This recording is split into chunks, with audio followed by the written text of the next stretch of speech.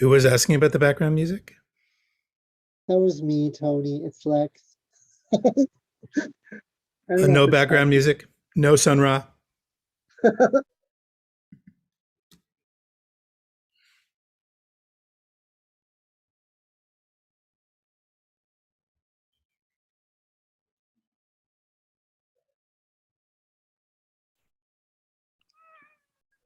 I thought he said yes, background music.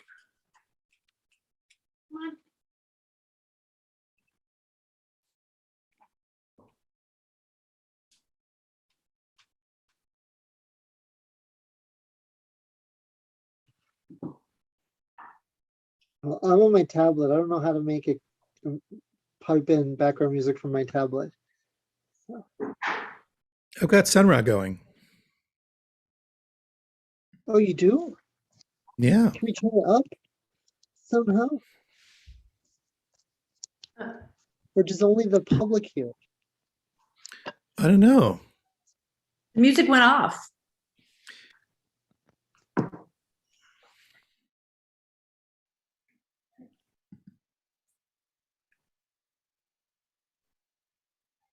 Yay, Sun Ra.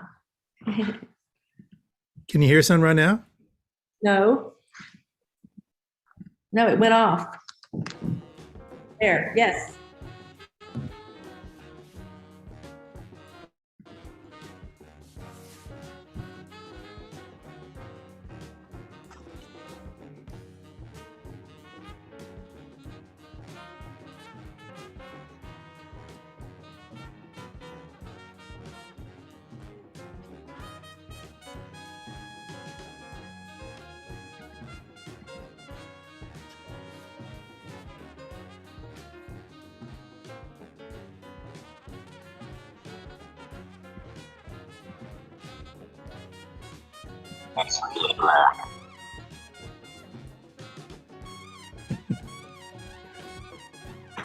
Hannah suspects that Sun Ra only plays when Tony is muted.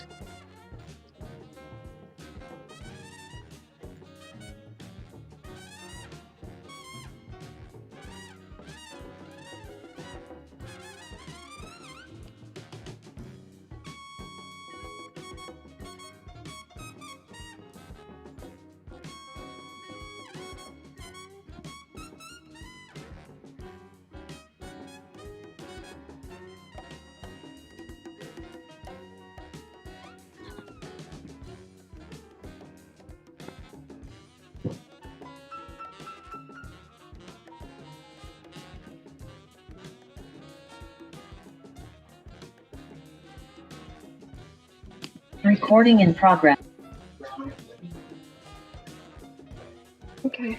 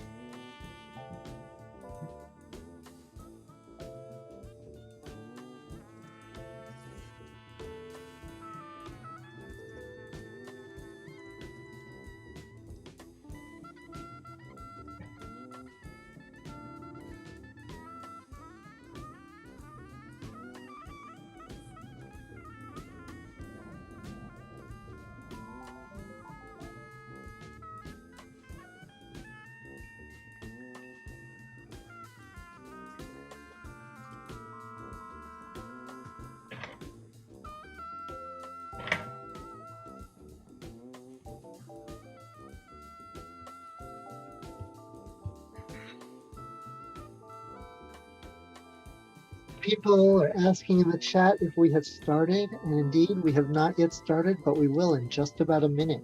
So don't go anywhere.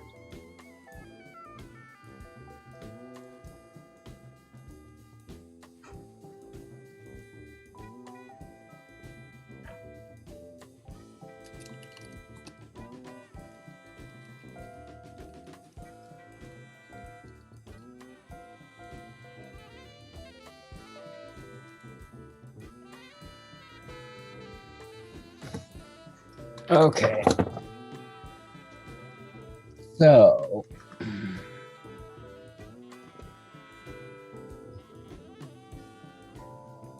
Don, could you please mute?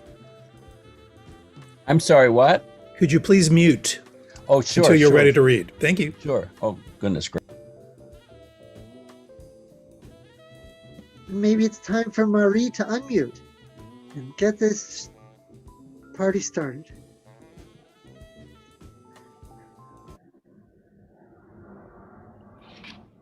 Hi, everybody.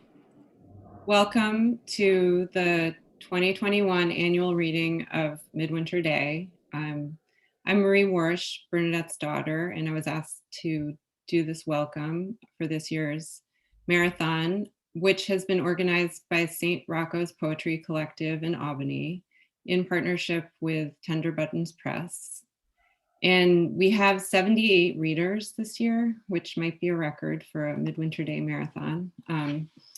We decided to cap it at 78 in honor of the year Midwinter Day was written. I want to start out by thanking St. Rocco's Poetry Collective for all their work organizing and emailing and coordinating, including breaking the book into 78 sections. St. Rocco's is Alexis Bagat, Kenning J.P. Garcia, and Douglas Rothschild. I also want to thank Leanne Brown and Katie Bohens from Tender Buttons for helping organize this. And a special thanks to Tony Torn for putting together the Zoom and the YouTube. He did an amazing job with that. And I think most of you know that this year's reading is part of a major fundraising initiative for Bernadette, which started a few weeks ago. And this effort's been going amazingly well. Bernadette and Phil wanted me to convey that they are just really grateful and just even overwhelmed by the outpouring of support. And I just want to mention that a few people who've really helped with this, but there's just been, in addition to people just sending donations, there's been people organizing their own fundraising events, organizing promotions, making t-shirts. It's really been incredible. And we're gonna, see how we're going with the event at the end of this weekend with the initiative, but I think we are gonna just keep going after this, and we'll do another update at the end here. But I want to give a special thanks to Sarah Sedman, Erica Don Lyle, and Leanne Brown for their work helping with the fundraising. I also want to give a special thanks to the Poetry Project at St. Mark's Church, who has also done a lot of help and promotion, and Lisa Pearson of Siglio Press. As I mentioned, and we'll put this in the chat, we've been trying to keep people in the loop on all of these different events and initiatives through a newsletter, and we'll put that in the chat, how to sign up. And then also we created an Instagram where you can kind of hear more about this stuff. I also wanted to mention there was supposed to be another Midwinter Day event tomorrow, which was canceled because of the COVID surge in New York City, but this is hopefully going to be postponed till late January. But I did want to shout out the organizers of that event as well. And they are Sarah Jean Stoner, Kay Gabriel, Rebecca Tyke, Imogen Christian Smith, Jillian McMenamin, Leanne Brown, and Erica. So thank you everybody who's helped so much for this amazing event and all of these fundraising initiatives. And I'm now going to hand it over to Douglas to introduce the first section of Midwinter Day.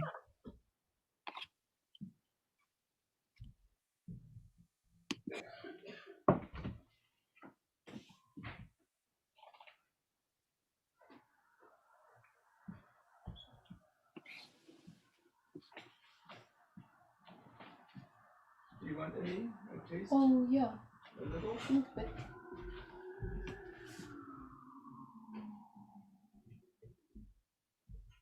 Okay. Passing the baton to Douglas.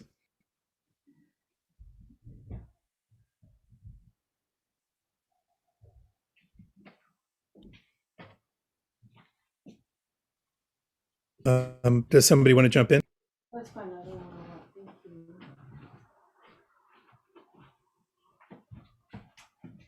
Tony, do you want to do it? Do you want to just say the names? Yeah, Um, Douglas is there. It looks like he's having a sound problem. Is that right? Okay. What I'd like to do is just start with doing the video, and then we can announce the other readers after. We're going to start with a video of Bernadette that was shot last week, reading the first second of the marathon. Is that okay for everybody?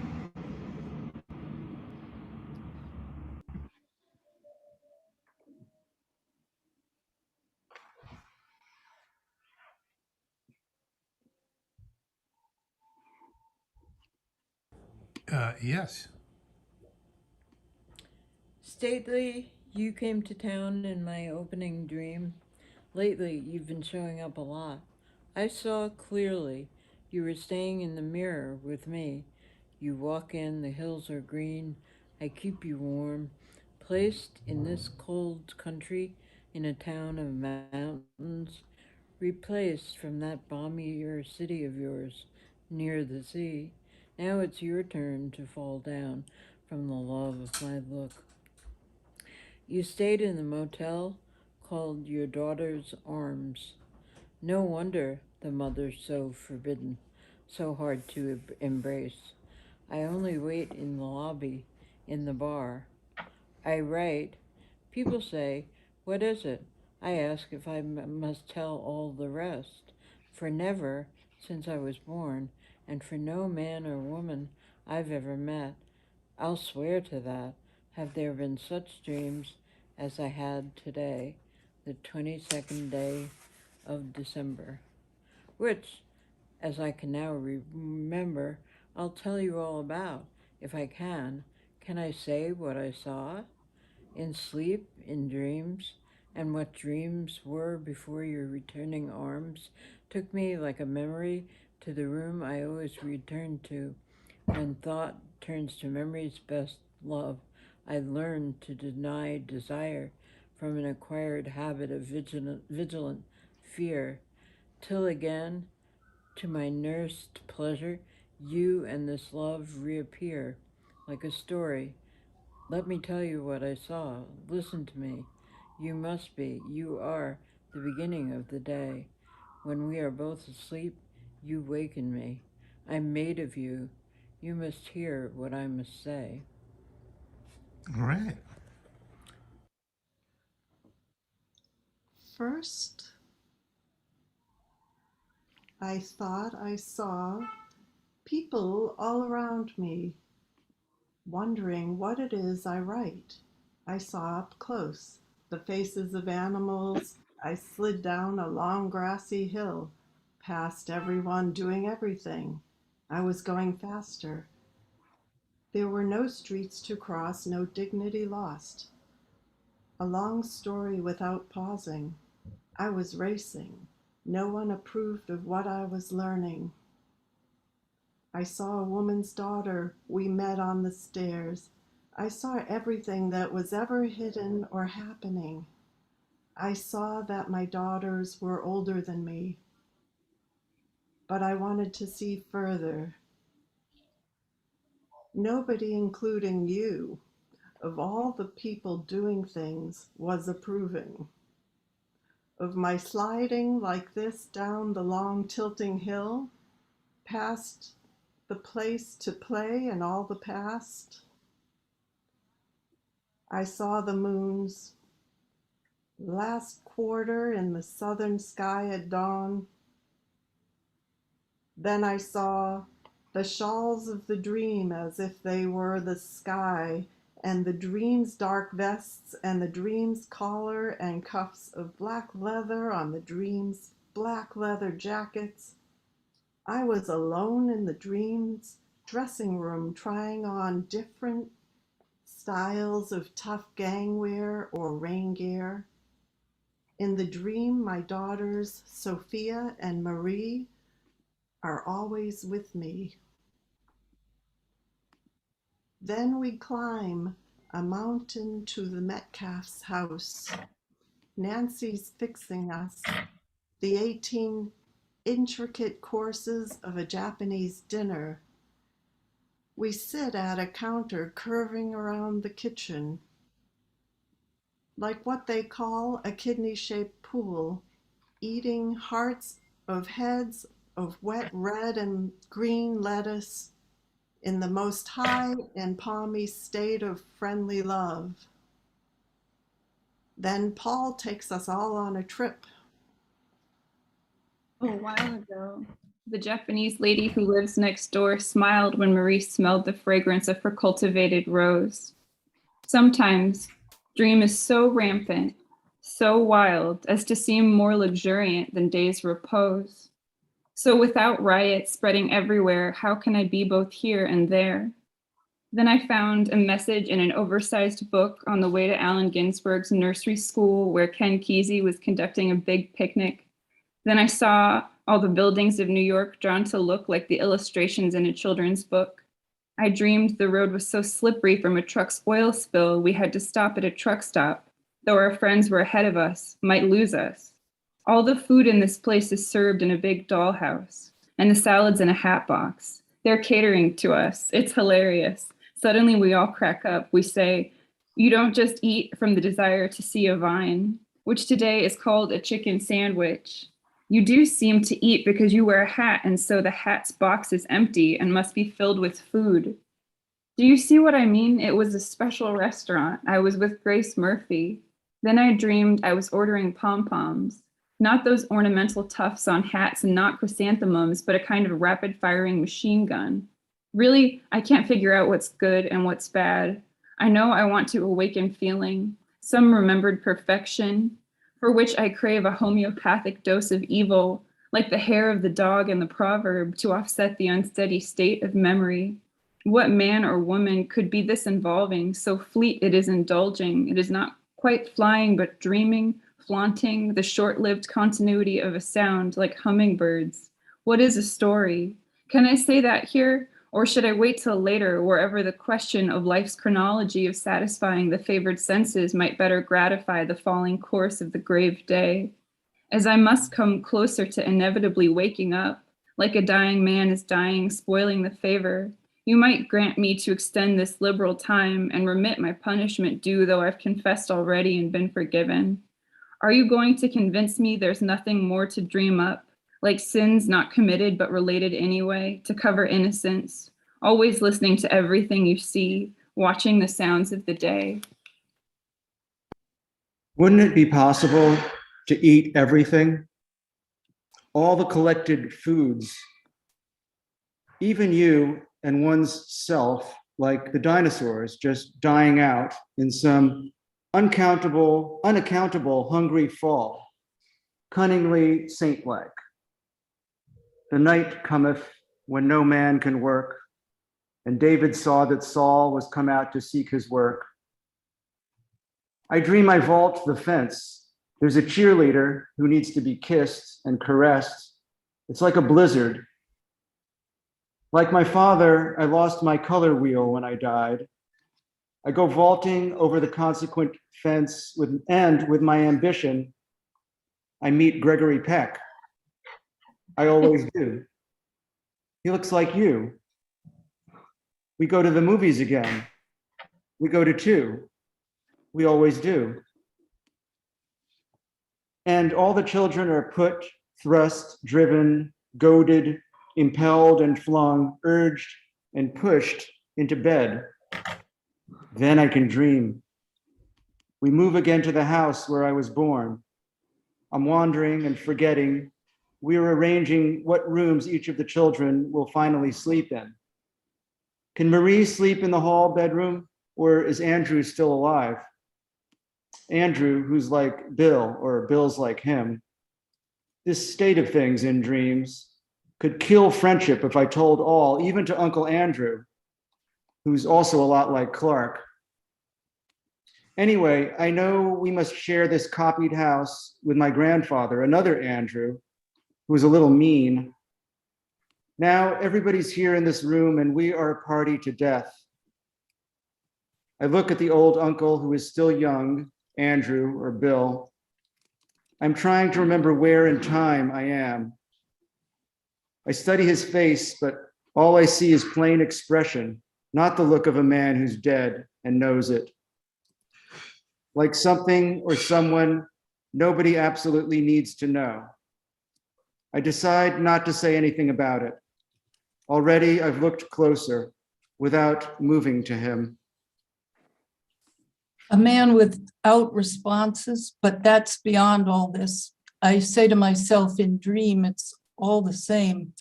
All the people in this room will surely die sometime. Who cares which ones are already dead? I'm just here now in my dream, like I always am among the charms of sweet Andrew, charming Bill. I can't go on. Is there an end to such love and the duty of dreaming? Things seen, eyes closed, not seeming to be dreams. Like the blackest edges once I saw outlining each leaf in spring one year, or the jewels I saw with grace lying together before a thunderstorm.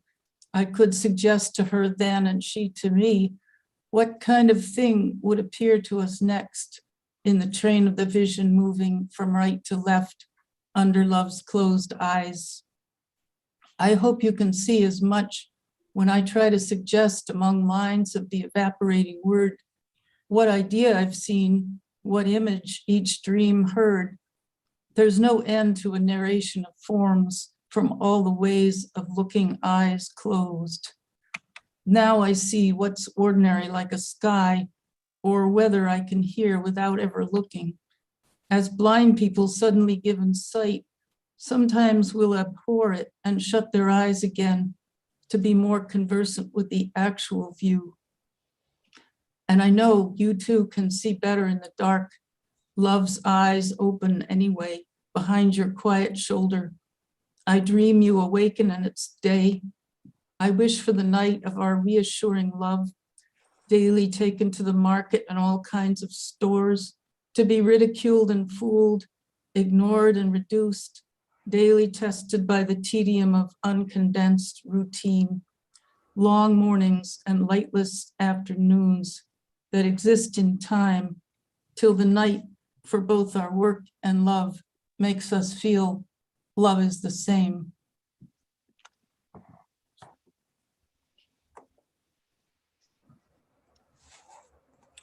Before we had children, we used to work all night, eyes open, then sleep. For the day, eyes closed to people's mornings. If we could, we'd walk out independent, seeing everything so benefiting us, the sun and moving, then sleeping among our bright love, the path of the sun becoming a modest warning of something we were studying. Now that our days are full of normal parts, it seems we have all lived forever so far. Eyes open, eyes closed, half open, one eye open, one closed to the coming day, past insistence. Dreams vivid presence, no one knows why. Though you can see all I say with half an eye. I always have an eye to fascination. You catch my eye. This meditation, not on sleep, but on awakening, with dreams with everything quickening, you and I survive this work and rest, not so much lost. We only seem to dream as quickly as we live, one for the other to make up time. And it's as if today I had someone else's dreams. Everything's the reverse of what it seems. Alone at last, I'm also with you. The weather's fine. The sky is not only blue like long preludes I dream. I don't want to get into this, but it's soothing and exciting like weathering this desire for you. You're being blown away, being blown maybe away, maybe from me by two men. Maybe they're women. I don't know. At Ted and Alice's house, it's like love. I was mad. I was jealous. It was like love. It must be. that dreaming has its effect on dreams. Lying on a bed in the dream, Ted is on the phone like the Thomas Edison, Tom, Ed, or even John Thomas, or the anonymous electrician. That he is, he said. And Alice said, it's silly to be dead or jealous either, but I feel mute, dumb, and mad, and thus alive to those two women, or are they men, who are giving you a blowjob or at least repairing you, which has to do with something Alice said and something Bill said about the dangers of another. The other is two. Is this a clue to wake up from dreams and see what I'm forgetting? Then a woman I was watching was laid, forgive me, on a table for something medical to be done, like the glimpse of a scene I innocently noticed in a movie on TV. God, please let me be released, like all the song's version of all loss of love. From the movie version of any of my memories, let me go, incident in San Francisco, let me be. I've seen all this before just as innocently. Do I have to add that in this sense, I'm an incestuous, guilty whore? Please love me anyway, even if I dream my blood must be exchanged for the blood of another relation before your eyes made new like my old reputation. Something was introduced into the system or taken, an operation no clearer to me than I've made it to you. Sorry, that's how it was. I was watching a woman and something was being done to her tentatively, then recovered. We sat down together to eat. A large, flat, dull, dry cake, like awful life. I broke it into pieces in my adolescent plate. Mothers and fathers, beware of these bereft dream cakes. Not like Nancy's mother's milk potato pancakes, but dry and without salt and fat preserving life, desultory and unleavened like communion, as pleasant to taste as the host eaten at a funeral mass. I do take in this sadomasochistic ceremony, obviously not medical, but cannibalistically sexual, primal and hereditary. It reminds me of Marie's fascination with watching Sophia's response to pain. And in this revolting sextet of dreams, where there are two of everyone in every scene, I am watching and hungry to wait while something's done to someone. Not me or Bill or Nancy or Andrew, but Lewis, who, if I need him, can stand in my dreams for my entire past. Not to speak of his love for Bill and Bill's for him, Nancy's mothering, my love for that pleasure, for her, Paul and Bill and Lewis and all their parents, formidable Adrian, not Paul and Nancy's daughter of that name, but another one who's dark. The dream's not exactly fair. Their other daughter's name is Anne. Nancy's had two girls, so have I. So did my mother and Beverly. That's Bill's wife. There are two Bills. And so to take a breath, if Bill and Paul and Lewis could be fathers to me, because each is a man who has had two daughters, then they could also be the two men in the dream who became two women. Must I go on?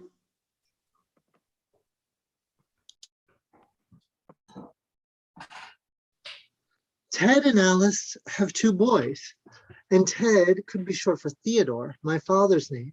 So even if the two men were Ted and Alice's two sons, it's clear the women they became were my two daughters, seducing their father. Do you see what I mean? No wonder I was so mad, and that's why the women had to have an operation. Bill said an old Greek woman he used to pass on the street saw him with his two daughters and said, a big man like you, why not produce sons? If Lewis is my father and my daughter is my mother, after whom she's named, then all this confusion in the dream legitimizes the scene, and it's not incest.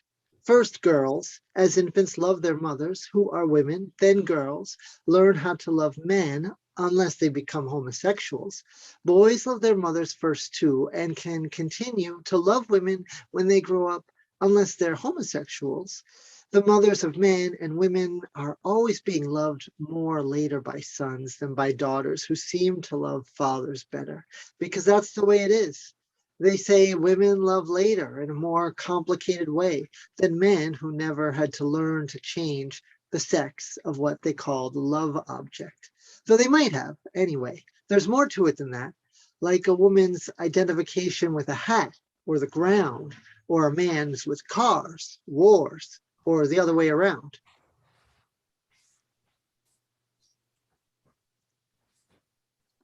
Oh, Bill said his brother, sorry. Bill said his brother belongs to the Hare Krishnas, who only want to have sons, not daughters, like the old idea of throwing them in the river. This dream unnerved me. Famous Lewis isn't Theodore, gift of God, nor is Ted.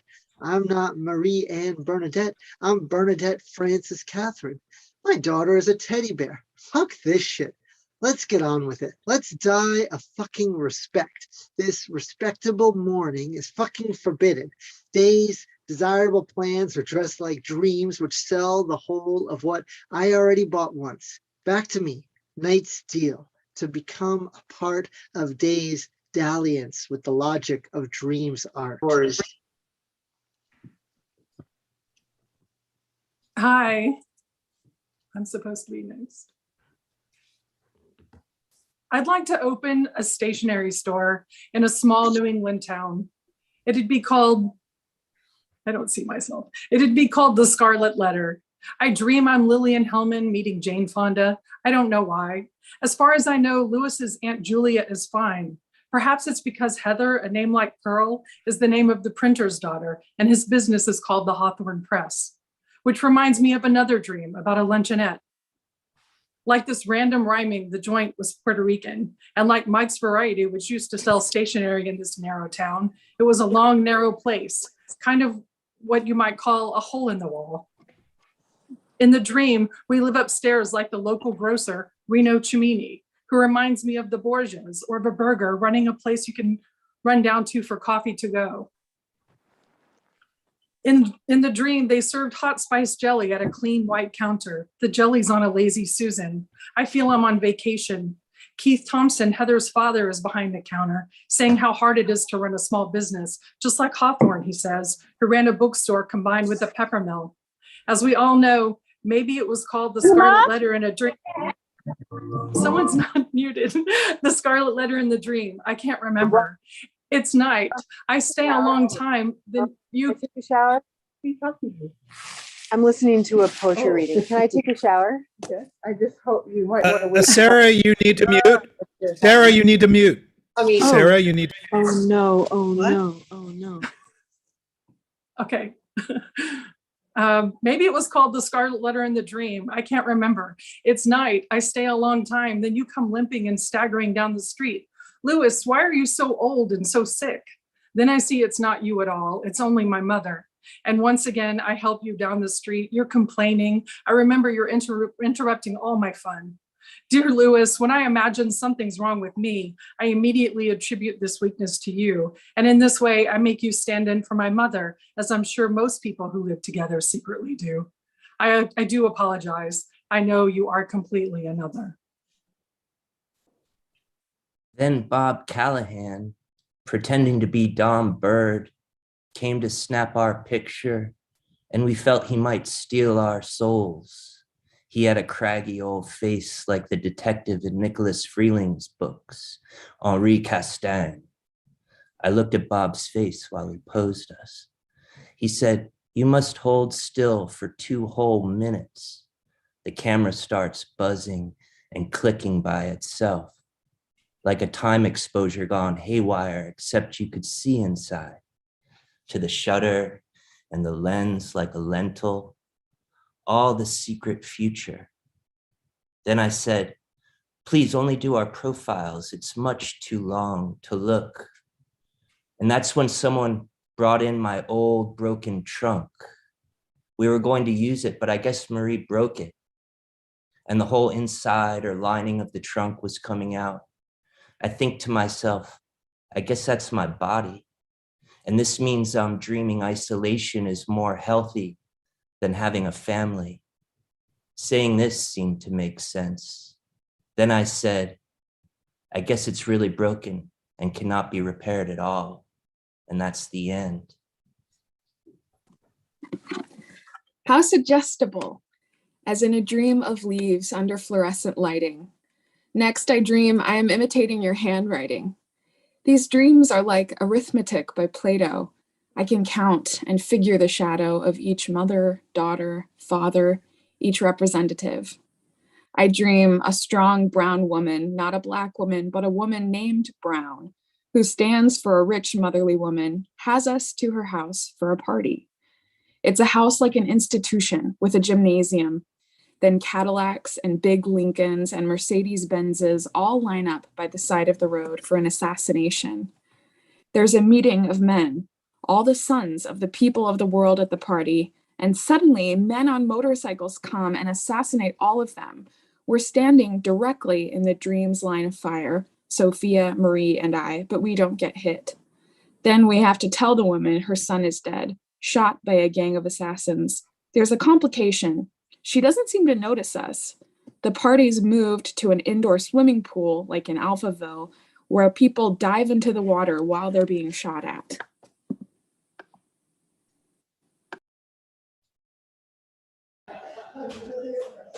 She says it's a happy occasion today, and we all say she must be a strong woman to deal in such a way with the death of her only son, the way daughters-in-law in books murder the rich mothers of their husbands, to steal money and property and love away from them, like in Sabine, where an old woman poet is murdered because of her house. This is the mathematics. I'm the mother and the poet. Something is inferred about an artist who died. The daughters are intact. The dream sons are murdered. What's the equation? When the mother of the fear of daughters is the artist, not the patroness of double sons, has she lost less? Is she the opposite of strong? They say it's a happy occasion when a baby's born. They say about the weather, what we curse, we bless. The rich woman now stands for the father, and the only son who died is the father. I can't continue with this. Then Gregory Peck sat in the front seat of the car and kissed his girlfriend. She was only 10 or 11 years old. He reminds me of you. We were at another party, and he was on the phone to Hollywood. Who are the sons of Solomon? I denigrated the wine as being too sweet. Then the maid pointed out each bottle still had a price label, $26.75. How prodigal all these rich people are, like the trees. I tried to find a way to get free of the indulgent rigidity, which made me resent good wine in a dream. I poured some more, but the room was so crowded the glass overflowed. Then we went to sleep. And I fell from my innocent bed almost in time to be caressed by a desirous Gregory Peck, you again, who used to be my mother's favorite actor, the man in the gray flannel suit.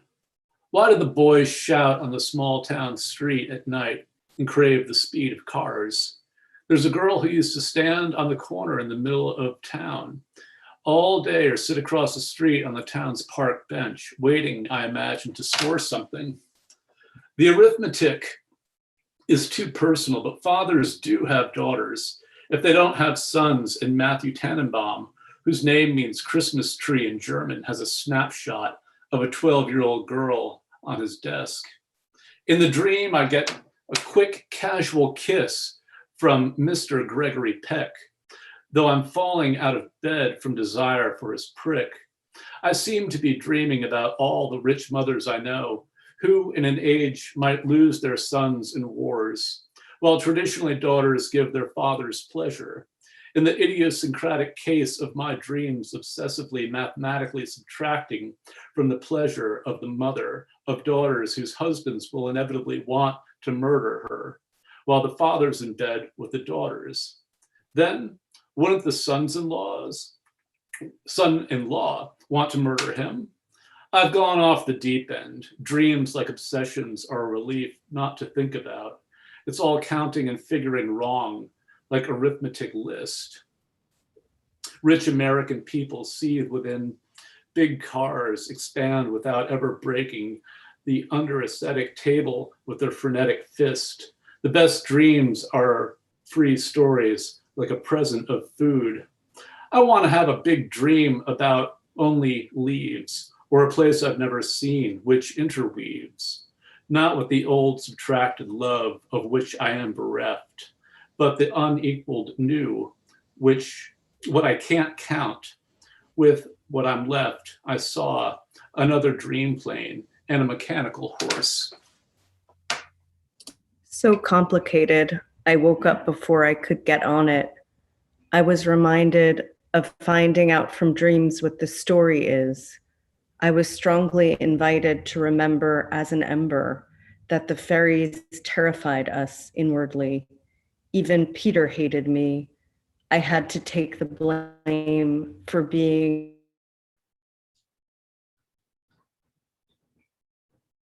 down around the corner from the mountains at the beach.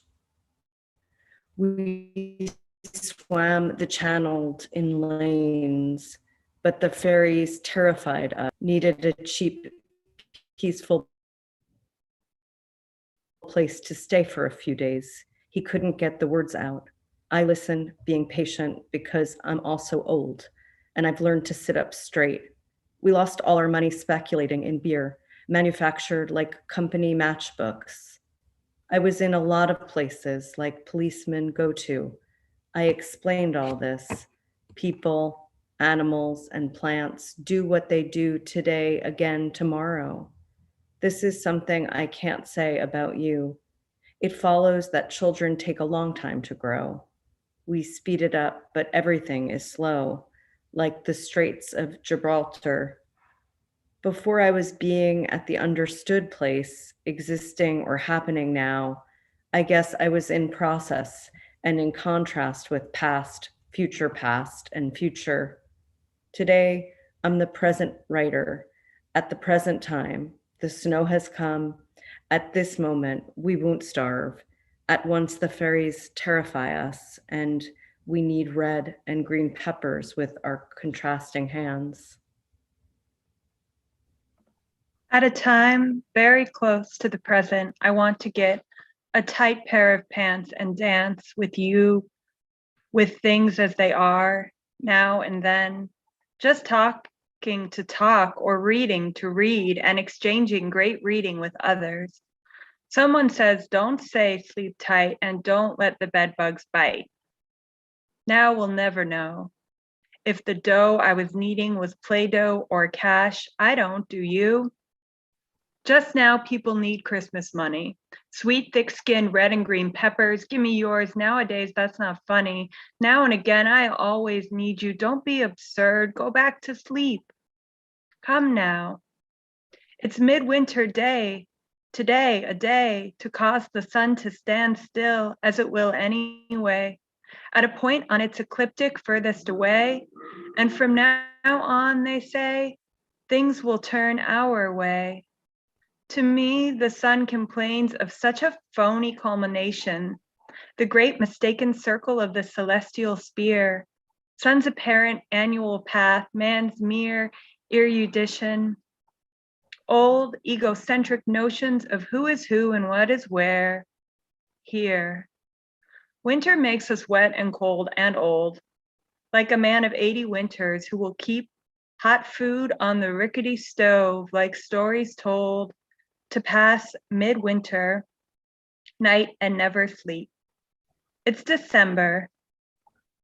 It's the dead of winter, remember? Sun setting red on the hills, on the hill of red trees, cold dusks, blue clouds, white skies. I count the days, I dream. It's okay. So much stuff in dreams seems to come from books. It's as if the sun does revolve around the earth, and everyone is writing about you. All the authors are my neighbors, and everyone is still living in a restaurant. On Madison Street in a trash novel locale in Ridgewood, Brooklyn, Queens, New York. Where I grew up, my mother never drank no liquor at all, just an occasional social highball. Morning mist, grasshoppers, I read everything upside down. Who could I trust to hold the babies now? I follow the map. I can't remember last September. Words, please be quiet. These ideas are like beans and peas. Wash upstairs, below a behaviorist, next door a Porsche. Everyone puts up a sign with a name on it. Don't malign others, so my mother might say. I never know what she might say. She won't go away. We all hear voices if we talk during the day. Can we trust words to hold the babies now? Every day is a holy day of obligation ends. Speeding jets to jet ports is now allowed. I'm getting old. Or even thought beneficent, deemed efficient, like a voguish misspelling. Hurry, hurry. Get your penultimate forbidden Sunday. Or else your mother tells me people still dress up for some occasions. I try to give the reading, but I miss the words because my poem is a map. Marie, there are just no words in this book, only pictures. I stumble for love while whispering to cover yet another version of Pilgrim's Progress. I've cooked up to dress my thoughts more primly, to grimly undress myself. I drink more big bottles of obsessive beer, bush beer, or butch beer. It's mother's milk, bitch beer, sweet sugar milk. It's touch beer, German bush tribesman beer, beer left for me by my loud and thoughtful students. I'm still whispering, or is it forgetting? All the words, just the names of some heroes and heroines of the past to whom I thought I could safely entrust the baby's mysteries. Who is Constance? Freud, Pound, and Joyce are fine-feathered youth's fair weather friends. I take that back. Better not to mention them, or it's the end. In my childhood house's hall, she is a feather, and I'm a mother. There's no real words on paper, that's all. And if I seem to write them, I'm another. Then came the movie stars. This father weight, I was told to go rest up in a whorehouse for a while, then go and think, but not like a train, where to put the penis.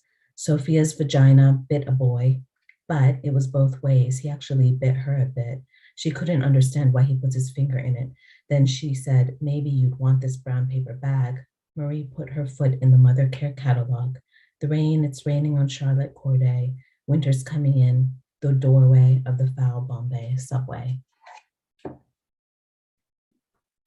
And on the ships at sea in Spain, child's garden of verses, worse things could happen. You could have married me, and I'd turn out to be Ava Gardner. Then you'd see a double murder. David said, you see, I'm a half poet in a child's detective coat. My instinct is to sleep in your old or that man's cellar. You see, I'm man, woman, or boy, girl at once.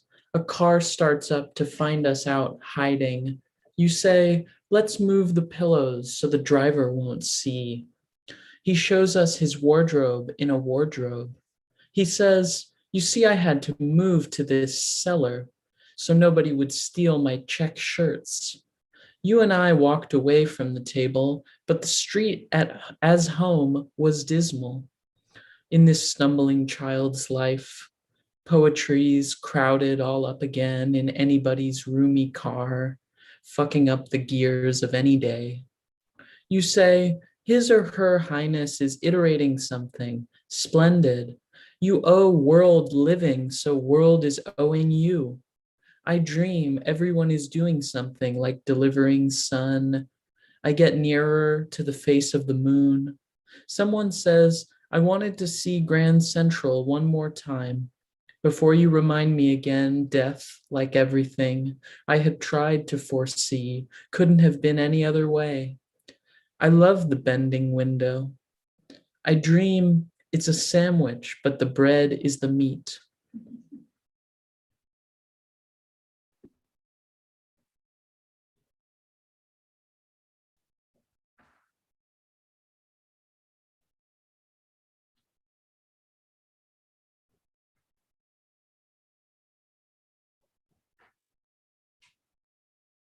Is Michelle T. present?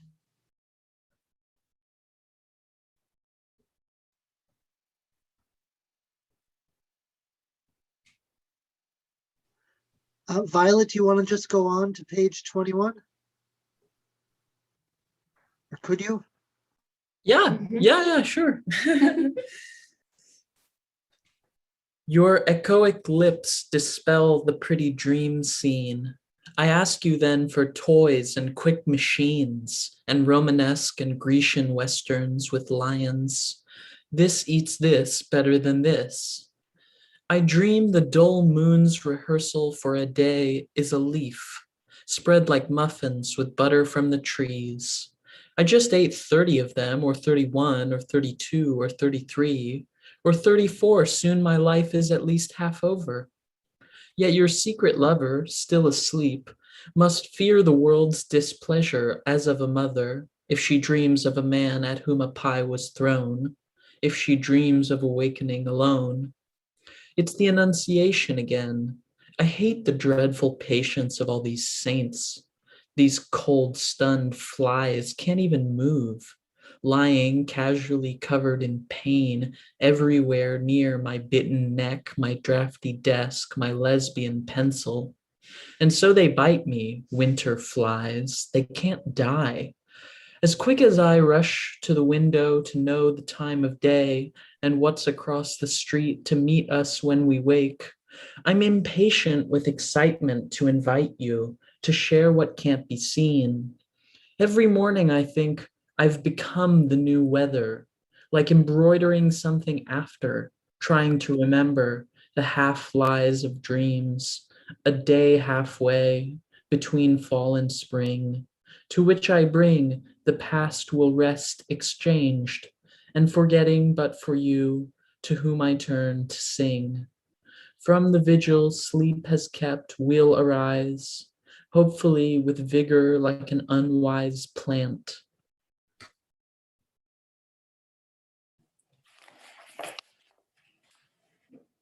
We'll come to our senses, excited and lively, like a watch kept on the eve of a festival. My devotions are held by such an eye to you. If I'm going to die, I think I'll paint your portrait formally to make us feel important in a style filled with messages and learned as if we're famous. I wonder what I see. Children cry at everything. They don't know logic, like a habit you hide, though another admires it. You're bent for secretiveness or mystery, gratuitous benefits, like if humans could fly. I think sheet for sleep not being learned yet at all. Not only did Stein write at night, but for mornings she's forbidden remembering. I remembered to put out a new pencil for myself. Otherwise, sweet Shakespeare, I did want more. Sense of senseless helplessness, if fear's not reformed like a Catholic before he can begin again. Better for her to forget it. What was it? I said nothing. I said surely I would have to change from being this drunken, unreformed sybarite to being a more sober mother. It was nothing forbidden, just fruit for more sleep, the way sleep can also be ideal. Hawthorne never wasted paper. His hand so cramped by the Berkshire weather, he fit more words in. Remember when William Schreier put cherry gelatin in my drink in the dream? And then the mail truck came to his studio and lurched and pinned me down. I was involved in creating a soup with pickles in it. It was the perfect soup. There's no end to these dreams. If only I could remember to solve problems. What does hot pickles connote? I dream with the streetlight on my face. If only loss were less exotic. What time is it? I used to feel one way as a child awakening, and do they once went on forever, now athletic in the seasons, like poetry? I'm refusing to understand what I mean. But you're doing some kind of moving too, insensate concatenations of two minds banging things in bed. Bed's a solid word. What's this lethargy in limbs? I don't stop to prove I'm not so old. I'm somewhat old. The winter is old.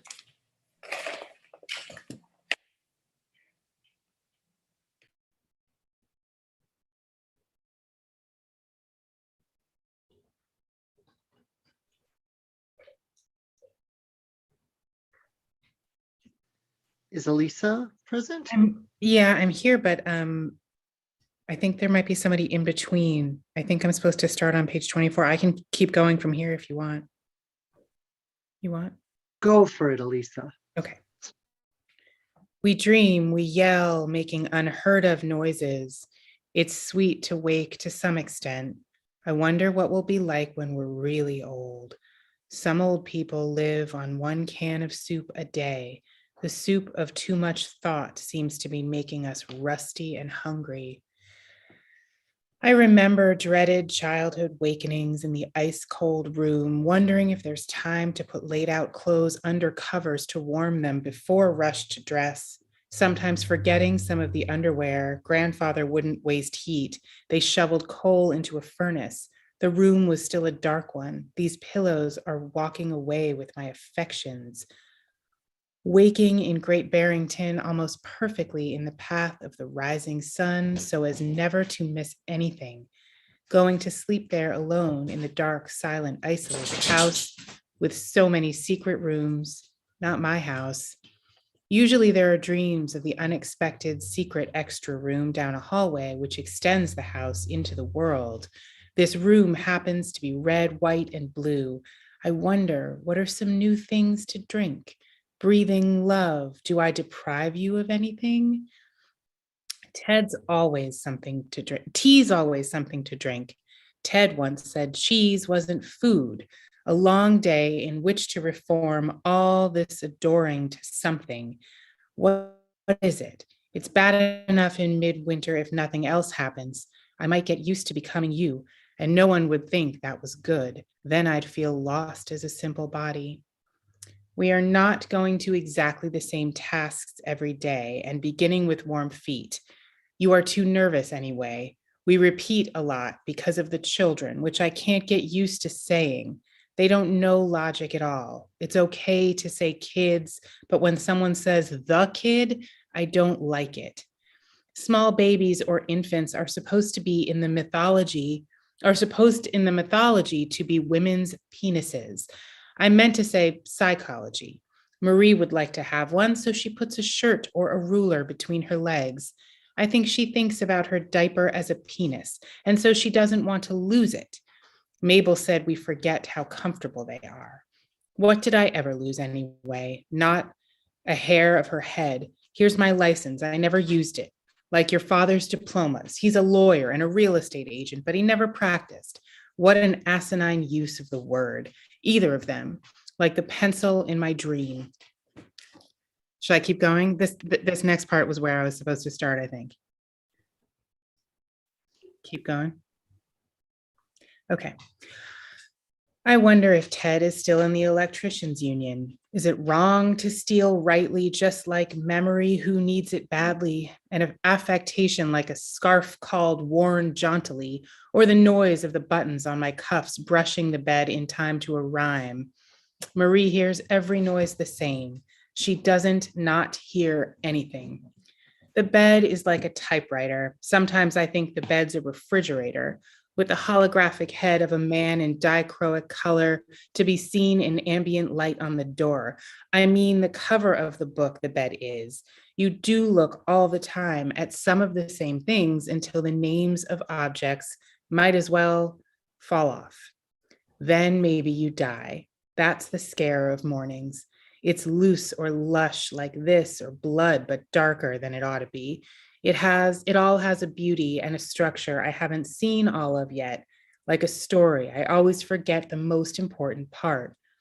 Go back black to sleep's gray. Who'd ever read it anyway? Only the ones who already know me. It's no great mystery at this rate. History might pass us by as a group of unrelated people, ordered out of the same house.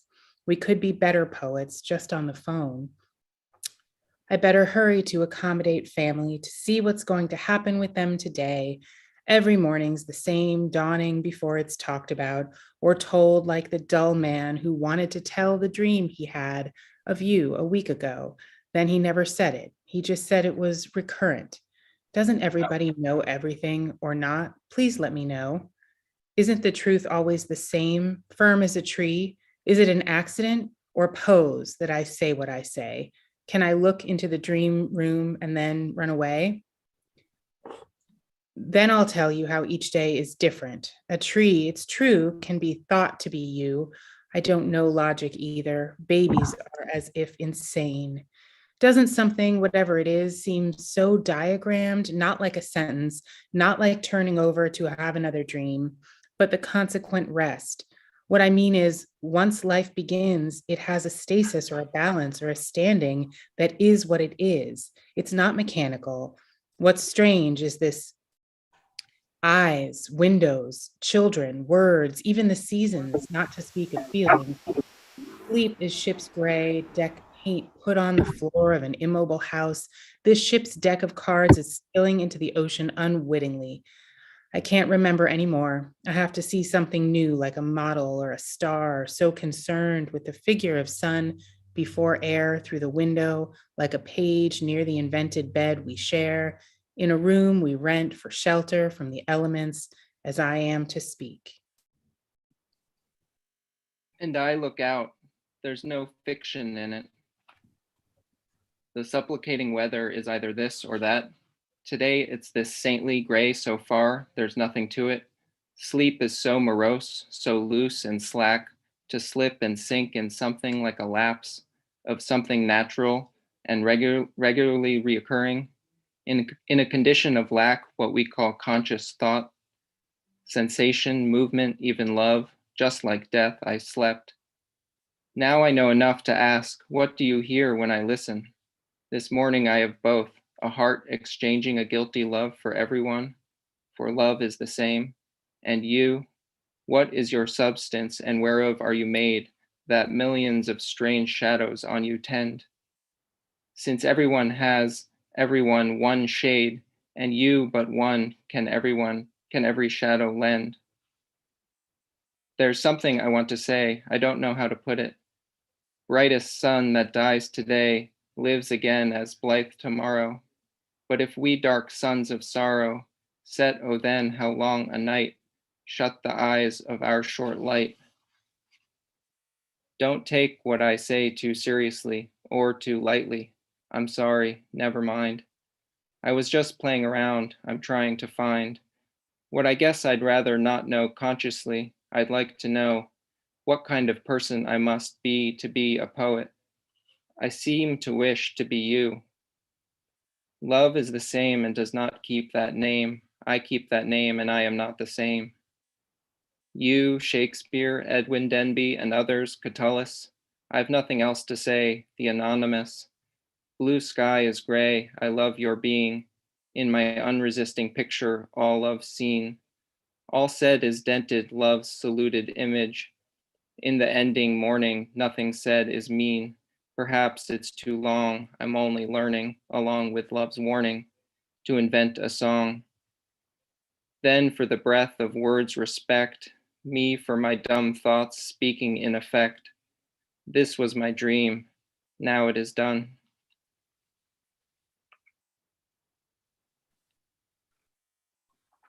Thank you, everyone. Douglas, can we hear you? Do you want to do a little test to see if we could hear you?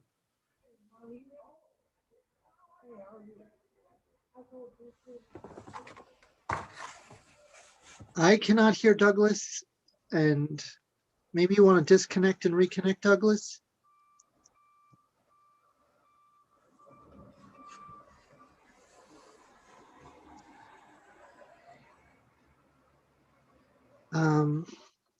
So while Douglas reconnects, thank you everyone for joining us for the Midwinter Day Marathon. That was the end of part one.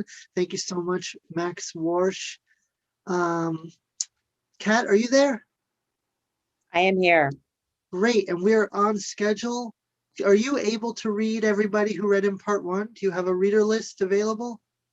I can. Okay, so do you want to just thank everybody for part one and then lead us into part two? And Douglas will hopefully have a better sound connection when you read. Who's that dog? This is Agnes. Joining us. Right. Thank everyone. Yeah, I'll pass it to you now. Okay. Hi. So hi everyone. Thanks everyone for reading in part one. And now we're about to start on part 2. And sorry, she's been dying to Zoom bomb, waiting for my big moment to do this. So just need to get her out of the way so I can see my phone. So first up will be Brenda Coltis, then will be followed by Matthew Klain, and then Julie Patton, and then Christina Strong, and then Marcella Durand will read part 2. Wait, but aren't we gonna thank everybody from part 1 first who didn't get their names named? Oh, sure. I'd love to If do you don't that. have it though, I can do it if you don't have it. List. Yeah. Then I will do that unless that. Douglas, let's give Douglas one more chance because we had so many wonderful people. We have to thank them all. Douglas, do you have sound? Still no sound. Okay. So I will just briefly, so in part one of today's Midwinter Day Marathon, we had Bernadette Mayer, followed by Shelley Marlowe, followed by Laura Henriksen, Vincent Katz, Lydia Davis, Kat Tyke, who is introducing our next section, Jennifer Firestone, Laura McLean Ferris, Alexis Bagat, that's me, Shanna Compton, Oliver Ray, Emily Brown, Hannah Vanderkolk, Kyle Schlesinger, Luisa Giuliano, Tess Caroline, Sophia Dolan, Yasmin Shama, Violet Spurlock, Eleni Sikilianos, Elisa Albert, and Max Warsh. Thank you everyone for reading in part 1. And now back to you, Kat, or back to you, Brenda, however you want to do it. Thank you so much.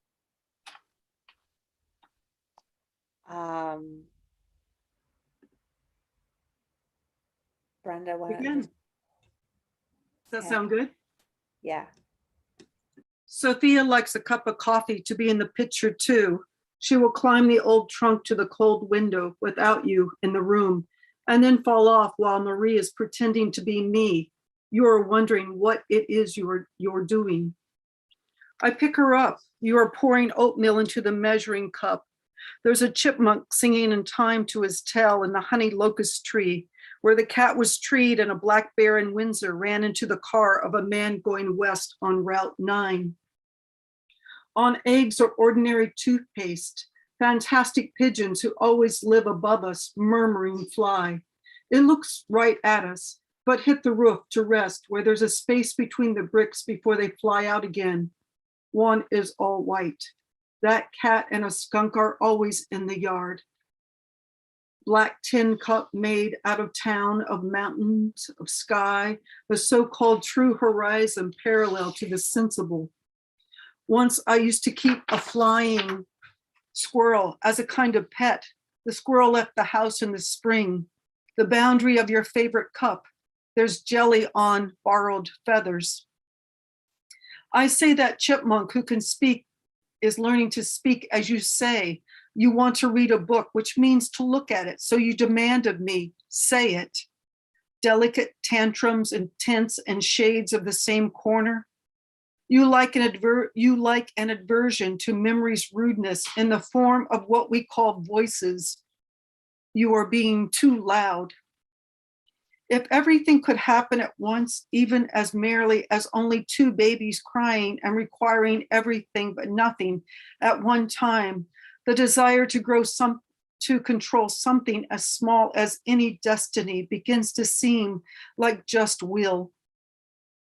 Or what world doesn't have religion to pass us off as ruling, if not by law, then in the morning, at least for a while, we're only thinking of ourselves. My absorption in your clothes is only sensible. Why bother to toast the bread? But I'm willing. It's to make the bread warm. Here's a royal blue shirt and red pants put into the words of your eyes, not as dark as mine, but darker than his, whose eyes are impatient for a moment to see more than that. You will still need so much to be done in detail for you. We can never seem to get out of the house. Winter flies are dying by the window. We are never without at least one, as if we still know something. So we still know nothing, just passing the time because we can't seem to finish. They repeat after me, a mood like you shout moon or mom as loud as you can. It's all the same. You and I are like two transparent wings. The person and the people are these mouth-sized toys. Broken Mother Goose Jack in the Box with Old King Cole on it clutters the hall with proper nouns like Donald Duck orange juice and Mickey Mouse Halloween masks. A real cow that milks. You say, no, look, and oh, first, though other noises came once before to be better as sounds than nouns, as memory or more than one of those like these clutters, which are made of all this in all the rooms today, which will be cleared and then will have been a mess like a person I'm fond of who's changed, not like a diaper. Look at this, see, you do. Which one are you? The book is said to be a duck, the coloring wheel reflecting you hiding, the bus, empty green swing for people, smiling tiger, nothingness, puzzle, empty-eyed monkey mask right there, battered stolen musical egg, look, bright old playgroup, radio playing raindrops and so on. There's something about a thermometer you wouldn't understand yet. Silly, identical grounded queen bees. You put things into things now. You empty cups and trucks on your own, articulating oh and no, the same. Grabbing for the 15th century Dutch woman who looks like chiding. That's why I put her up. That polar bear won't go into that nesting cup. The potato masher in Marie's bed, as good to eat as prone Cadillacs. I might want to give to friends if I could, if they were given to that. You're conversing. Sudden kisses make you try to bounce without getting hurt by it. But then hurt anyway by my observation comes as a distraction. You fall and get tired. And since I'm anxious to be done, I entertain the theory you've already forgotten for putting more of this into that and begin to take the first steps. Divided in the light, a length of day is measured more in numberless meals. Each of two children needs to be offered 2 breakfasts, but the tone of this tradition seems to mean today one of you needs more to eat nothing. She just isn't hungry, at least not yet. Grandmothers and books will say they have days like that. Other mothers also do not wittingly give salt. How many eggs could be bad for you if you're only 1 or 3, like a bad one, not that anyone should use the word bad right away. You say, do you think she hates her bib or is she finished? Some foods are tokens like the cold round cereals once in the bowl. At least she stopped standing up. Now tell her again to please sit down. The trees are getting cold. You wear a band of red velvet before the old kind of milk standing sentry in between 2 daughters. Did you feed the fish? Hold still, the short light is old already. Everything for you is momentary. You may even whistle for a week or so. We've rearranged the day again into another formal order. I'm hungry at the wrong times like you, but I can't remember to stop to eat because you, like the light, are almost done. Formidable, ordinary order to present the day with at least a little concentration on fierce love, working like slowly building a house, only adding to it in the seasons where there's extra time. More for that than this continuous keeping us warm, which the finished house will eventually do if only we had time to raise the roof. I did put the rest of the clothes away, though I did and didn't want to, in straight regular rows in an arrangement of peace among a series of thoughts of the chaotic rank and still position of ourselves and where we fit in the system of the news of the day. A portion of which was submitted to the typesetters last night while we were sleeping and planned and laid out on the big pages in order of importance, which begins in the upper right-hand corner where the I goes first. The rest is editorials and speculation, some sensation, but no color to hide or uncover feelings like the mountains and so on better reflect. Old Harry is another name for Satan. From the bedroom, curtains blue as ink I stare at, red Godard floor, white walls all crayoned, from the bed raised on cinder blocks, a doctor in Sal's midwife's request so Sophie could be born. Fake Indian cover Ray gave us for Marie, American Indian and Ray's old real wool blanket, and all our sheets her gifts. Lewis's Aunt Fanny's crocheted Afghan, and Tom's old sleeping bag, the mimeograph machine and its cover, diaper rash ointment.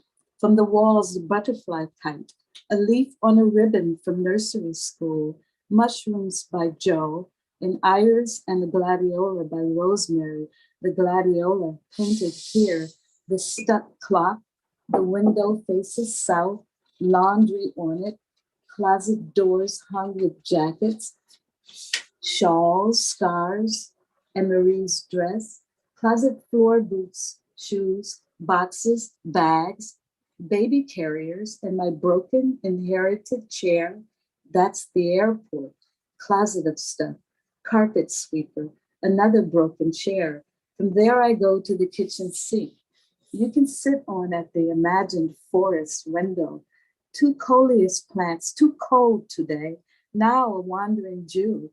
2 related spider plants. One is hanging, stones, dead branches, and collected pine cones. An old ghost and a Boston fern on the spooky refrigerator in which is the food. Drawings of the tinted faces by Marie that look like Cy Twombly, the dumb electric stove. George's red shirt calendar. Soon it'll be over. The Linux Savings Bank historical calendar. Pilgrims landed yesterday. Winter begins today. Shortest day of the year. Lewis and Harris with Marie in a Bronx corridor. Little light. The African woman backpacking a baby. She's talking to a totem figure. A street scene by Raphael and a German altarpiece Rosemary sent. A crude drawing of a nude woman by Paul, a poster of a panda on the door to the former pantry, now a house, for 2 heaters, one for air and one for water, and the vents, ducts, and pipes for each.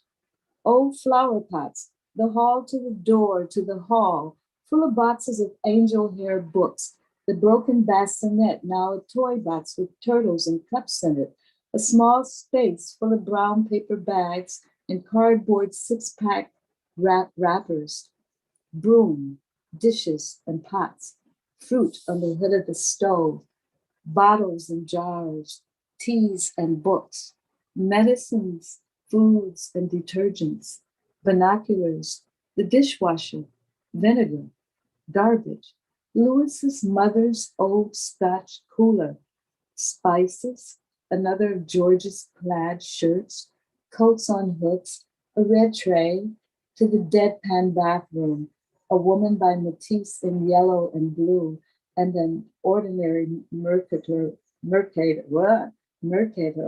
projection of the world, Mercator projection of the world, potty chair, diaper pail for cloth diapers, plastic bag of used plastic diapers, toilet sink tub, bathtubs, an alligator that swims mechanically, and a shark with teeth that is a mitt and a sponge, hideous old curling rug lying in the tub after yesterday's flood, hooks on the back of the door, layers of clothing hanging on them, a mirror, ointments and pills, razors, poisons and soaps, shower curtains, to the main room, the living room, 2 leaping goldfish, cornflower plant, jade tree, wandering Jew not doing too well, another spider offshoot, Purple weed I don't know the name of, accidentally growing in a pot of sedum.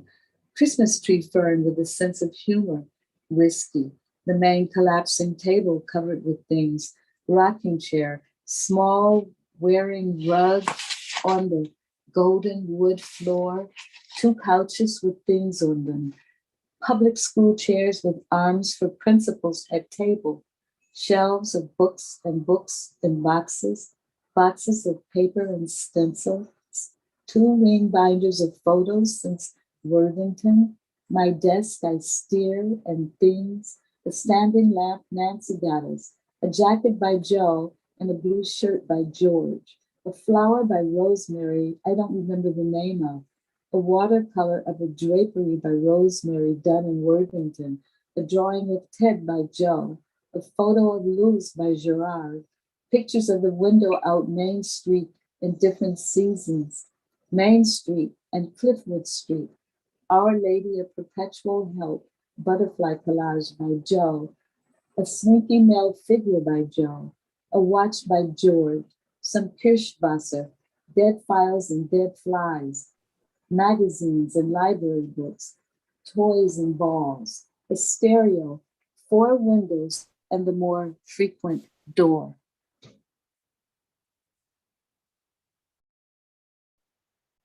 An idea I have is to spend days, waking nights, writing, never eating, sleep only when it rains, and have an occasional beer. Instead of dressing in a striped green suit, you put a sheet between your legs and drape yourself upside down over the side of the bed, becoming hysterical. And then I know I can't rush you, but I see you can't sustain it. I change the subject to something I know you want to know about and get the clothes on while you're still thinking, but it only half works. Now 2 are done. Below us, the ardent hairdressers are beginning to welcome customers like spoiled children by pretending to be decadently faggy to please, though they are not, but they do please, I guess. They must, their business thrives.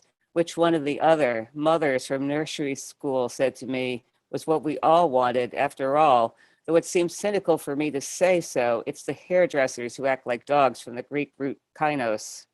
Next door, the real gay men have already left for work in different local restaurants as waiters and chefs, but one of them tired of his lover and recently moved out. Then they put a wrought iron grill on their apartment door, which you could see through unless they choose to close the little hatch behind it from the Anglo-Saxon Hagen.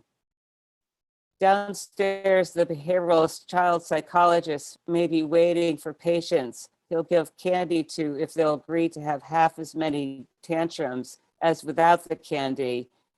And next to him, the old-fashioned Eagle Scout type young man, woman bakes some kind of mail order pies for a living with different roommates. You could smell the smell of the pies mixing with the chemistry class rotten egg smell from the hairdresser's permanent waves. It's a 3-story turn-of-the-century red brick apartment house where rich men's coachmen used to live with their families in the 30s in a small egocentric town. Your drawings look more like faces with 3 eyes now, no mouths yet, and occasionally an airplane or a low flower or the moon going from banana to carrot to orange every day and every month, red, green, and blue like TV, or what you seem to be wearing. Where's the chair? It's in the pail. Put the person in it. Is it the teacher's chair? I used to go to New York yesterday and have my hair shampooed. Maybe it's a sparrow, maybe not. Maybe it's just a bird. Maybe you could get me a big watch when Peggy comes. Look at that moon. It's the middle of the night again. No, it's not. What an associative way to live this.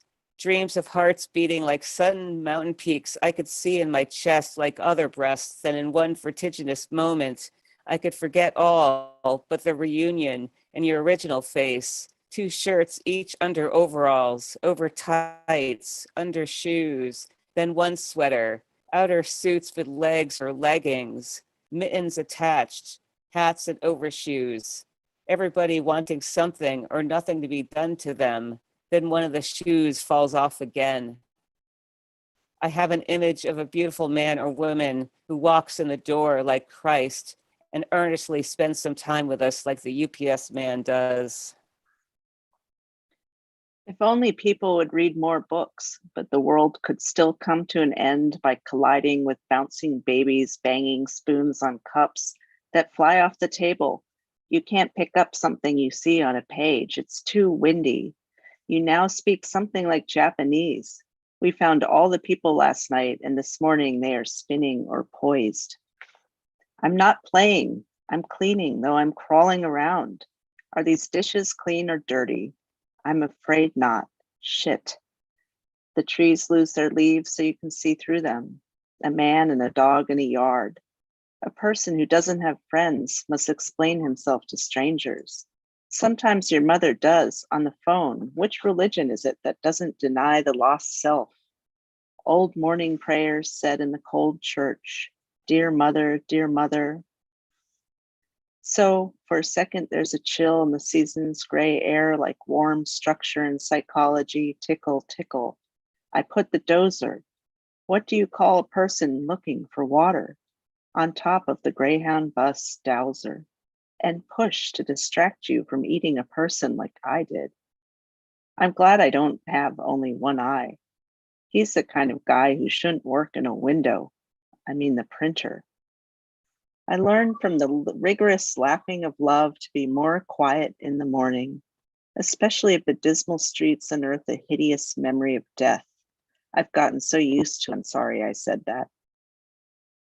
If we're all wrong about everything, the life's so short and the craft so long to learn, the assay so hard, so sharp, the conquering, the dreadful joy that passes so quick, and then being left alone again.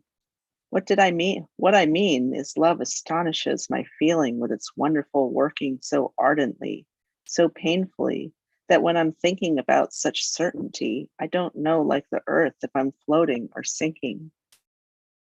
I don't know why we sleep or wake, or why one dreams a fast, bombastic image, and the other memory's faintest trace, which anyway haunts the day. If you look hard through the flawed window glass, you can begin to see the lightest rain or snow, but it's not there. Now I can see it on the books and on the walls. It's in my eyes. I shouldn't even mention it. Yet do you see it? The paintings are finished so fast they are nice. What makes you know one is done? I can't see my eyes, but I can see yours painted blue this year, and I am in them.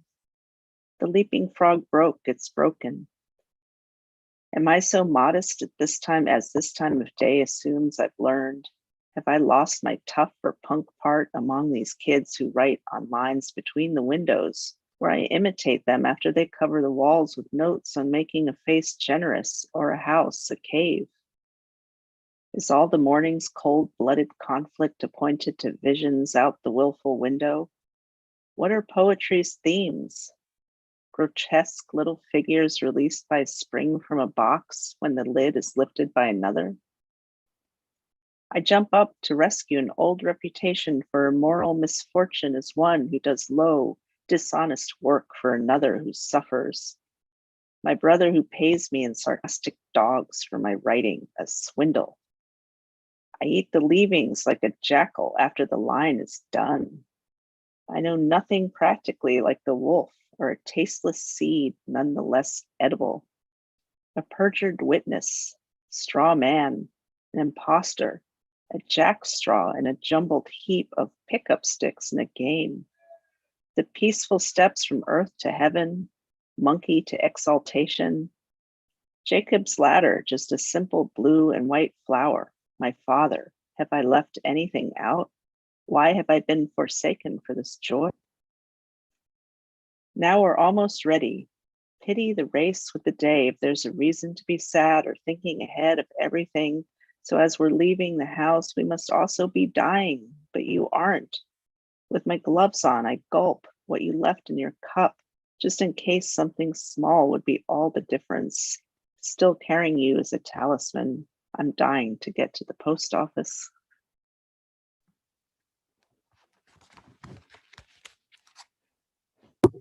Thank you, Marcella. I haven't solved my sound problems. That's good. Well, we're on break now. Oh,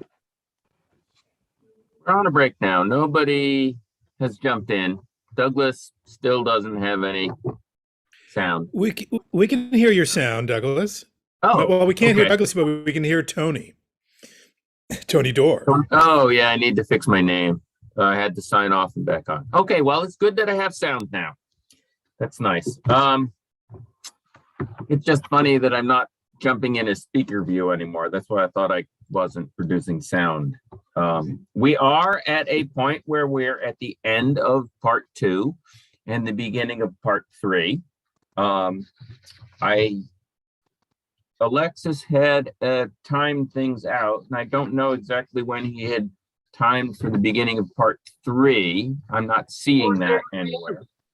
4:30? 4:30 p.m. Yeah.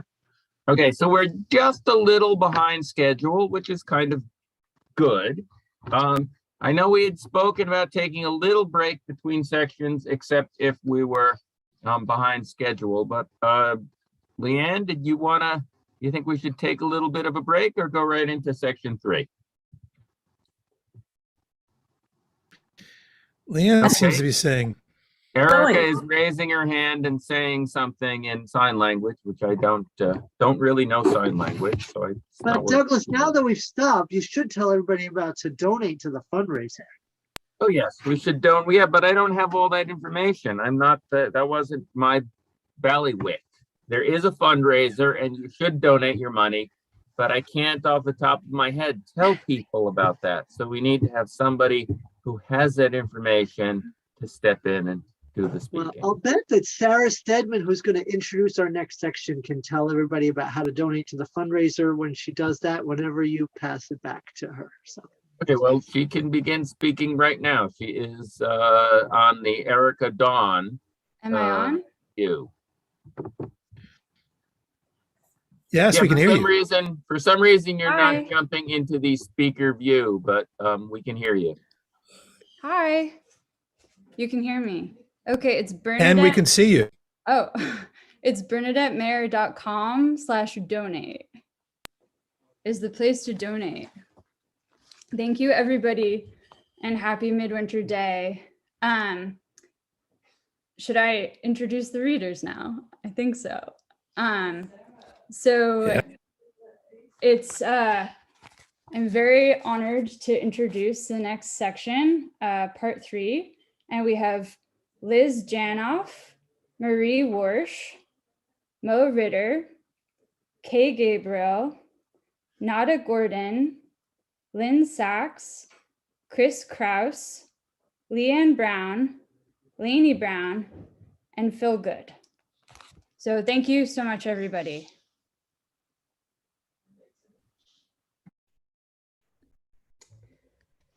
Okay. Am I in speaker view? Okay, great. Yes, you are.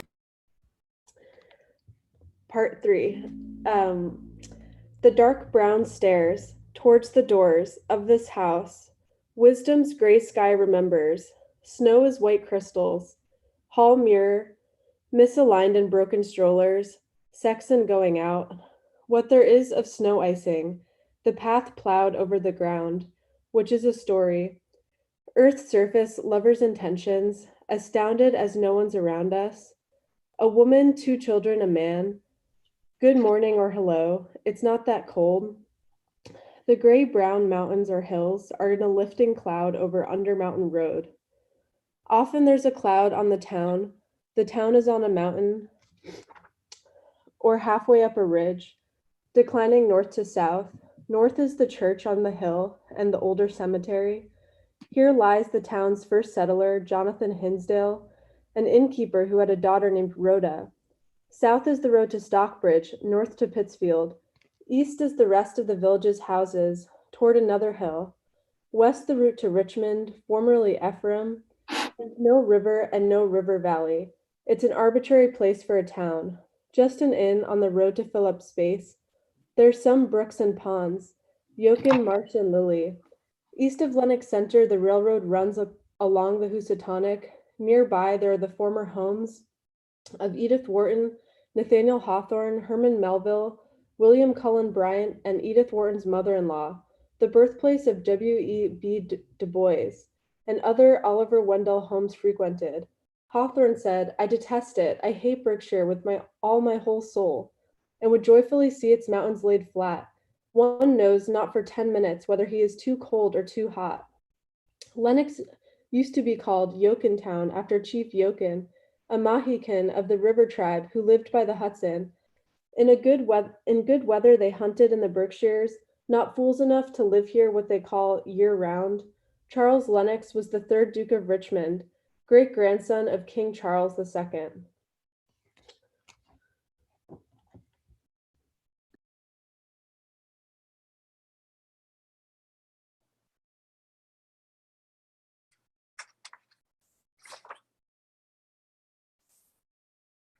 Wait a second.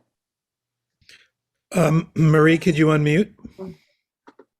Sorry about that.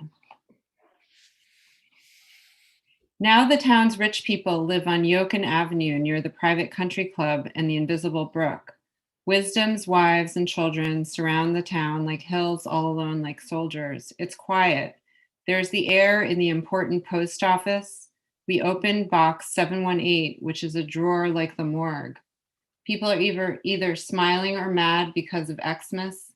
There's another birthday card for Sophia from Julius and Julia, a penny saver, a bank statement, a bill from Melita. No letters, checks, or invitations change the world. Louis closes the mail drawer and drops his glasses. One of the lenses flies out. He throws up his hands and says, "What's the use?" Then Marie trips over her own boots and hits her head on a brick. Sophia's mittens come off.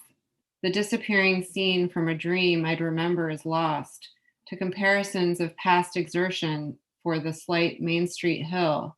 I blink at seeing, being seen a little. I wonder why we write at all. These trees have seen all of this before, but they are glad of an encore. There's the gray sky above Lilac Park to the west where the weather comes from. Someone stole the lights from the town Xmas tree. Often memory lends images to looking past the town close to the trees. Into the forest I saw while rehearsing for this narration. It's a piece or a dream or a story or book, exciting invention. We cross the street getting a line for a poem from right away. But the neat, dry bank is always the same big loss, even today. Though the pigeons from our roof feed in the yard next door, we are still as poor. A little courtesy won't kill you, it says on the Commonwealth of Massachusetts 1978 car inspection sticker. Lock it, pocket the key. In winter, you can see into the library yard from the street. 3 little kittens, and there's a walk-it in my pocket are overdue. We go in. There's a sign on the door that from the first of the year, library hours will be curtailed due to fuel prices. I feel the library should be colder and open longer hours. But I'd rather see the downfall of the Shah. Everybody's autobiography is in this library. There's Noah's Ark. I go down the narrow Victorian hall to find Alone and Alive. 2 ladies talk of Bible classes. The man who tends the yard goes out by the locked gate. The loud noon siren sounds from the town hall. The library clock chimes 12 times. We borrow Pepe's diary and Drinkwater's book on Pepe's, Bit Between My Teeth by Edwin Wilson, Alone, The Little Lamb, and Curious George. Tantara! It's a sound echoic of the trumpet's blast. Maria Callas is having a tantrum in the library. She won't surrender her books. She won't put on her coat. It's a violent, willful outburst of rage and annoyance, like not having a room of one's own or the love of another. It's a fit of bad temper caused by the extremes of temperature. Nothing is mixed properly in her. She is excessive, rude, full of drama, intense fits of pitched proportion, freaking out. She is hard and soft at once, hot and suddenly cold, mad. She needs water, she needs kneading. She is not at all proportionate to the energy expended. How resilient is she? Her frame of mind is readily angered and enraged. She has a temper. It's a bad temper. She's really mad. Her disposition is bad. Her humor is excitable, volatile. Her temperament is choleric. Hence, she indulges excessively in this fantastic outburst of kicking and resisting, in which the pitch of the tones of her loudest screams is like an electrically driven car to the consistent sun's hottest spots. She is fiery and dark. Nothing tempers it. It's her nature. She is bored. She's magnetic. Her elbows won't bend into the sleeves of the dumb coat. She has the strength of 1,000 women and men, opposites. The veins in her neck bulge with rage, rapid and combust. She is exhausted, forced into the coat because of the cold. She begs kisses and loves collaboration with some remorse. The best thing is to take her away fast, make the change. She looks a mess from her bout with what's intense and what's not. She flies into a charming contrariness, which totally belies that for her down was up and water milk. Breath unallowed and language, the false start to love it is. How unknown it is. Leaping and flying into the cold we breathe. In winter, we are nearer the protecting mountains. In love, we are obviously close to rage. In another civilization, a simple temper tantrum might not seem as threatening as an isolating storm. Still, why not?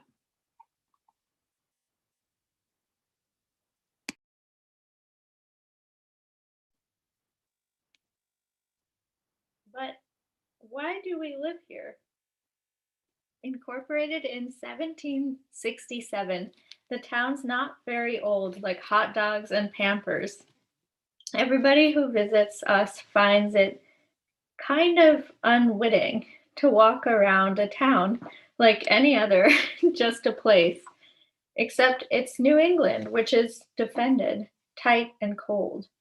I'd rather live somewhere higher, warmer, and a little freer, where money was like matches and words were wine. But as it is, Lenox is okay for us as a family. 2 writers and 2 babies, each of whom have each other, still somehow beyond the community of local people, some of whom are limited, bigoted, stodgy, or mean. Others among them love nature and certain kinds of art. And a man we know who lives alone here says he's lonely. He just reads, drinks, keeps a journal, and sniffs cocaine. The town adolescents shout and skid across their cars and leave half-empty bottles of Jack Daniels in the park. The high school imported a black man from Harlem to play on their championship basketball team, the Lenox Millionaires. And the rumor is the schools are so bad, the students don't always learn to really read and write in sentences. Hockey's a big thing. I don't know anything about it. A lot of cars have Lenox Scholar Dollar Day stickers, which means they want to give money to the unathletic kids. Zoning, sewers, and taxes concern all the owners of private property, and the town is run tightly with an eye to tourists' money. But there's no other industry except for GE. Lewis's mother says we're snobs when we only think about poetry. It's true. There's something about America that's unthinkable, like the style my mother thought she ought to be accustomed to, because her mother had convinced her she was better than all this, whatever this is, but not good enough to slough off the religion of the simple joys of poverty, humility, and fear. And so she gave my economic father the business religiously. They both died young, having said, if we didn't spend this money to go on a vacation, we might have to spend it if we got sick, without understanding that once bereft, we've more to lose. And energy in the world mainly comes from the hearts of the homeostatic people in it, who hopscotch around, either picking up the stone or kicking it, and should be left alone without invasions or savings. Though there are masses and classes of people, I don't deny it. What but the impulse to move and speak can change the world? Where should we move? Who is this person speaking? Who am I speaking to? to you whom I love. Can I say that? I can't stand to watch the people leaving Sheer Design, that's the hairdresser's place, looking like the man from Atlantis or Farrah Fawcett Majors, or like men who invidiously wish to be like the unspeakable Shah of Iran in their dealings with the world. Now withdrawing, now attainable, rich with a drastic face for the hopelessly bitter people, or the old story of the ludicrous young man in business, flattering the aging woman with the greed of his attention.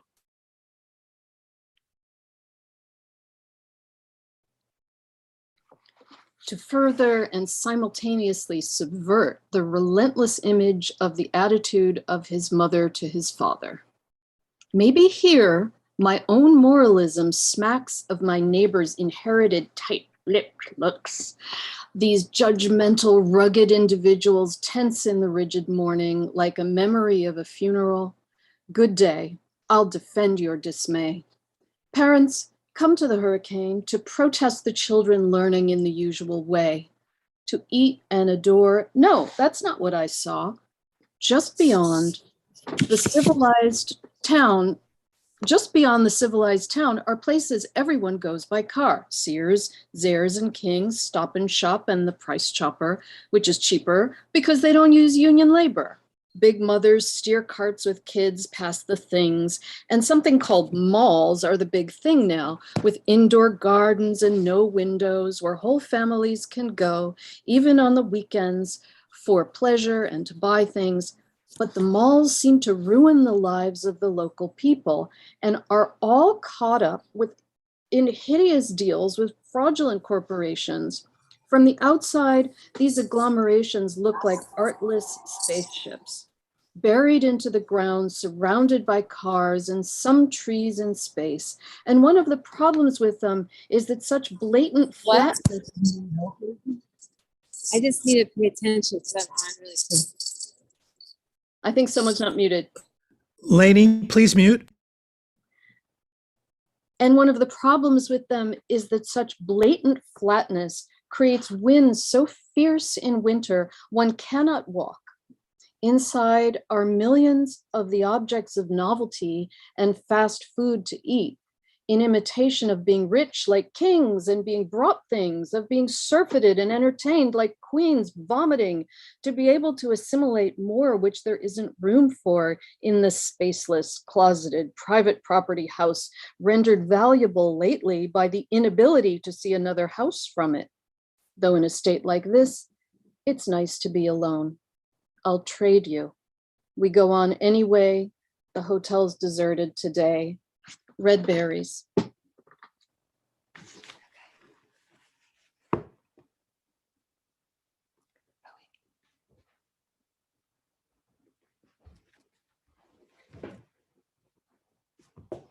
Tony, we need to put Erica on.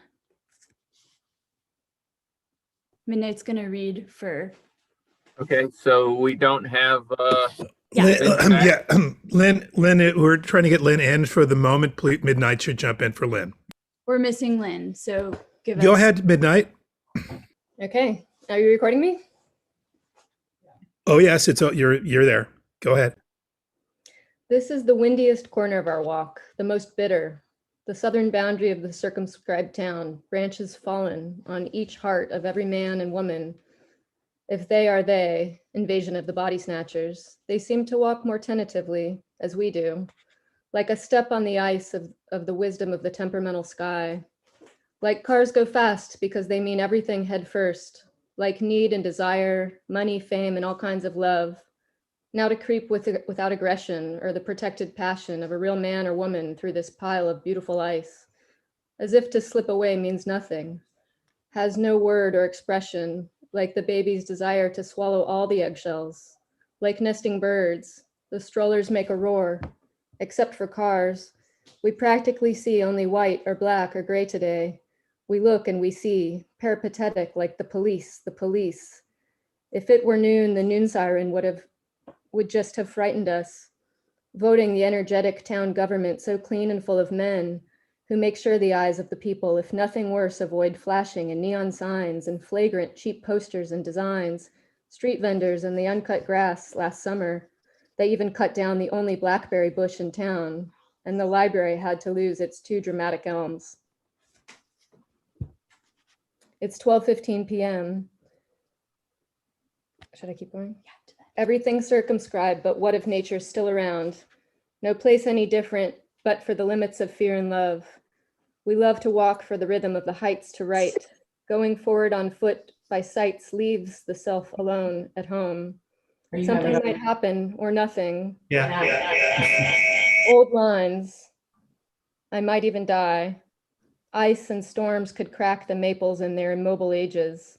Sentimental telephone cables are buried in the center of town, not with a view to Mount Greylock. You've done all this before. Nothing happens. Let's go over it again. You've walked around, returning nearer home. We meet the librarian who's got an interesting hat. If it's not too cold or hot, we see the whole town every day. 2 square blocks with alleys, shortcuts, the town clock and 2 weathercocks, the lemon tree, chimneys, the crazy horse, Lilac Park, the first dentist, the dramatic post office, the Academy landmark, Amico Station, Dr. Tall Slope's Food Mark, Haggard's Drugs, Mullen Mull, the Lennox Library, Whitestone Photo, 2 AC fire plugs, 2 banks, Curtis Hotel, Town Hall, Firehouse, Police Station, Deep Department Store, 4 Seasons, Travel Bus Stop Combination, Different Drummer, Coffee Break, Candlelight Inn, Gateways Inn, Community Center, Callie's Irish Inn, Patawicker Village Inn, Nora's Little Anthony's, David Herrick's, the Pizza Place, the Arcadian Shop, Lucy Lou's, the Second Dentist, An Empty Space, Spiritus Mundi, Clearwater, the Greasy Spoon, Michelle the Baker, Buxton's Hardware, Elm Court Florists, the Bookstore, the Shoemaker, Heritage House. Just a second, I've skipped the churches in Church Street between Housatonic and Franklin, where the 2 package stores meet. The Golden Needle, Mainstream Woodworks, the former Yogurt Rhapsody, Glad Rags, the restaurant, the laundromat, and an art gallery. I skipped Hawthorne Press, which is off the main route, and the nursery school that we often go by foot. In the animistic city, we saw the street was our hallway, and in the country, the house, the mind. But this still village is an embarrassing relative.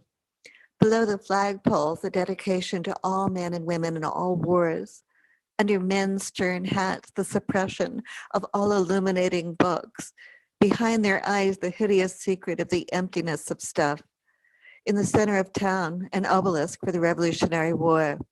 Under the counter, Playboy, Trojans, Tahitis, and contraceptive cream.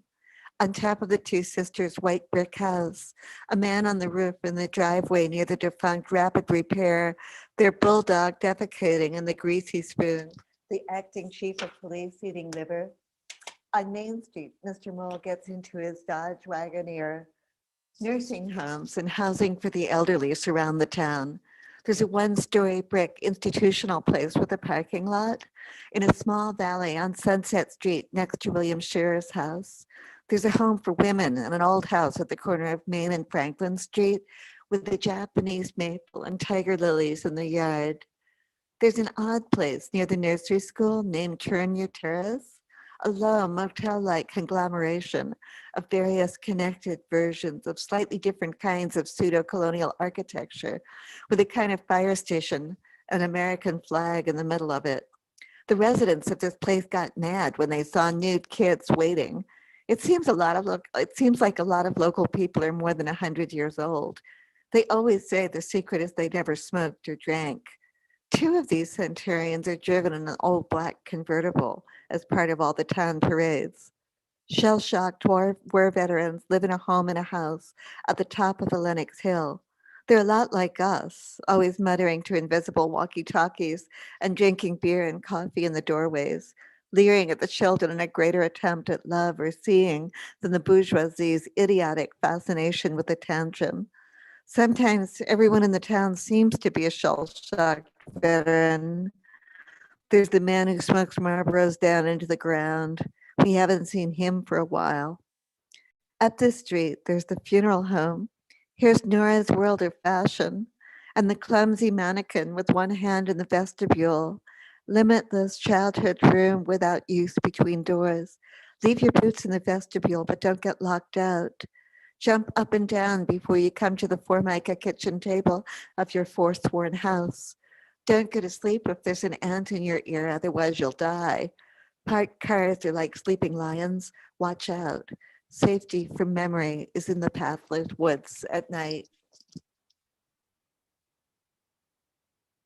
One day is one dark day. One day it's foggy. One foggy day's ice storm. One fog's rehearsal. One faster fog's threatening. One better snow. Snow's rehearsal midwinter day. One midwinter day's gray is better. It's 5 o'clock. Winter one better do me one better. One faster, one ice, one day. One faster day. One fasting, one winning fast. The snow is streaming, ice cracks, even to evening's unstable snow. Moon past midnight. One night we went out for a minute in winter to see the fog together, and a deer or a bear made a noise like a horse next to us. We ran away. Once there was a banging at the door and a raccoon was hanging outside upside down. Once when I was a girl, I answered the bell and Fred had put a lobster on the steps and ran away. Once I had a dream. I went to the door and there was an American Indian and a lion. I used to dream it all the time. And in the middle of the night in a room full of shadows, I used to tell my sister, I'm not me, I'm someone else.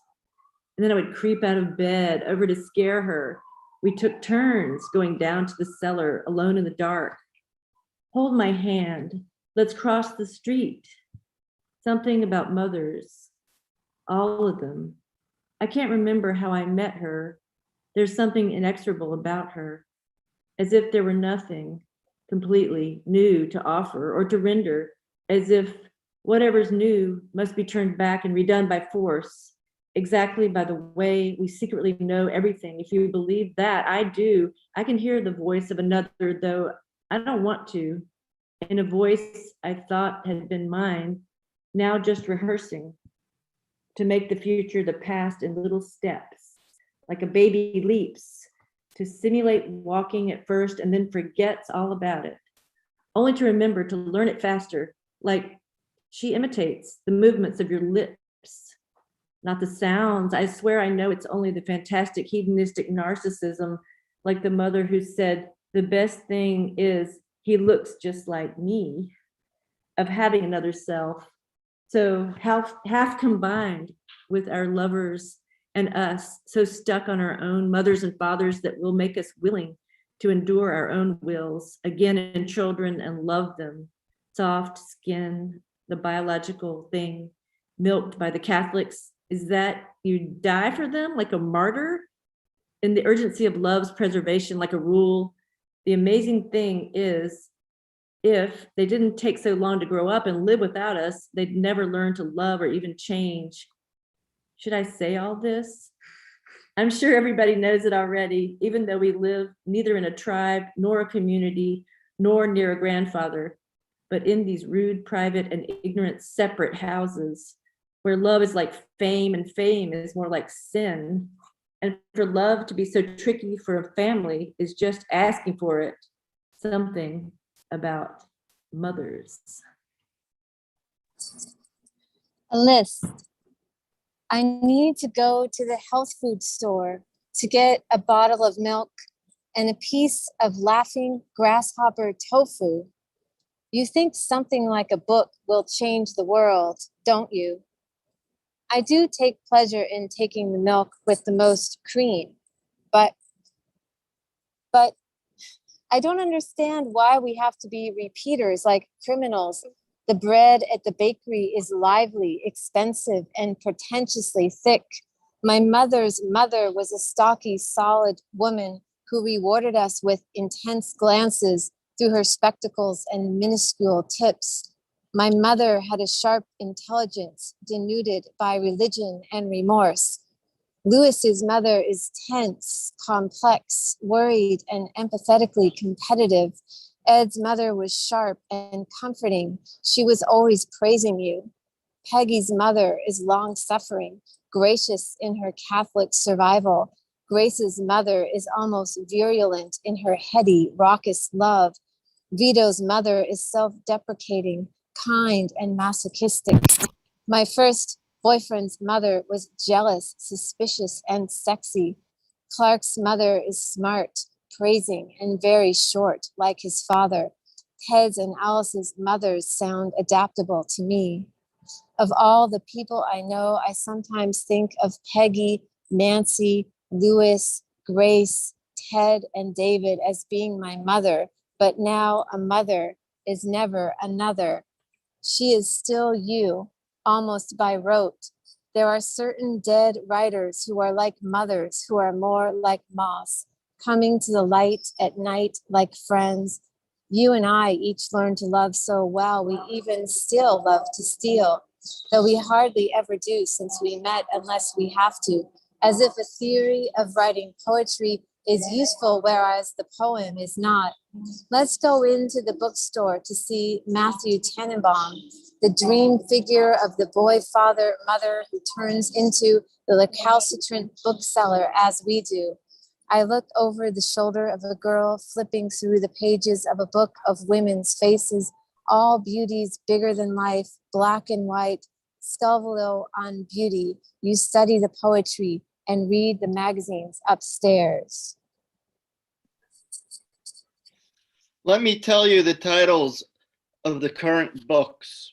The Suicide Cult, The Ends of Power, The Origin of Ernest's Invasion of the Body Snatchers, War and Remembrance, The Winds of War, The Dogs of War, Dog Soldiers, Mommy Dearest, My Moby Dick, My Mother, Myself, By Myself, Uncle Mortal, Friends, Nappy Edges, Tender Miracles, Song of Solomon, Delta of Venus, The Woman's Room, Ladies' Men, Six Men, The Water Method Man, Watership Down, The Night People, Shepherds of the Night, A Dream Journey,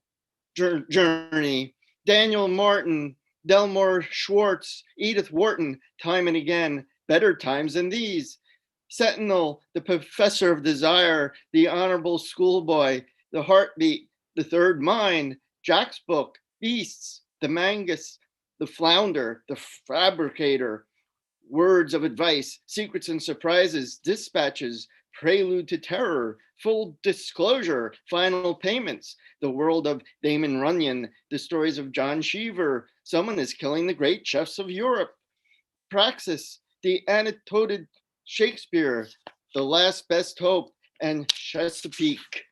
Now Marie says her boots are getting too hot. We run the few yards to the market in the deep, cheerful snow, to be insulted in our love by the proficiency of so much stuff, to market, to buy a fat pig, home again, jiggity jig. There's the state line potato chip truck. We all go in the door of the mausoleum store lit like a jail cell to get spaghetti, oranges, juice, yellow peas, and some cheese. Someone stops to say Marie is growing like a weed again, and they can't believe how recently, it seems, Sophia was born. I can't get Marie in the cart too well with her Korean boots on. In the back with the butcher, a woman judges a long slab of pork. Now I get to see it sawed in half under the buzzing fluorescence. Could you saw the bone? She buxom says, Mister, don't you have any bones? What are you, man or a woman today? I think I gave your husband the wrong cheese yesterday. That's okay. We live in a society where clean independence of the past seems best, and the ability to eat all that filthy meat is more prized than love and poetry's family, which is hungry and impatient for magnificent dreams and stories. Marie's had 3 oranges already. The checkout woman is surly. She throws the peels away and packs my bag. I write a check, $3.34. Louis, who is loitering near the lentils and peas with Sophia, meets us at the door. Today, our combined ages add up to 71 years. And all together, we weigh 350 pounds. The temperature is 28 degrees. It's 1:15 p.m. We're going home with what we can have to carry, having had to pay for it, and the sun comes out.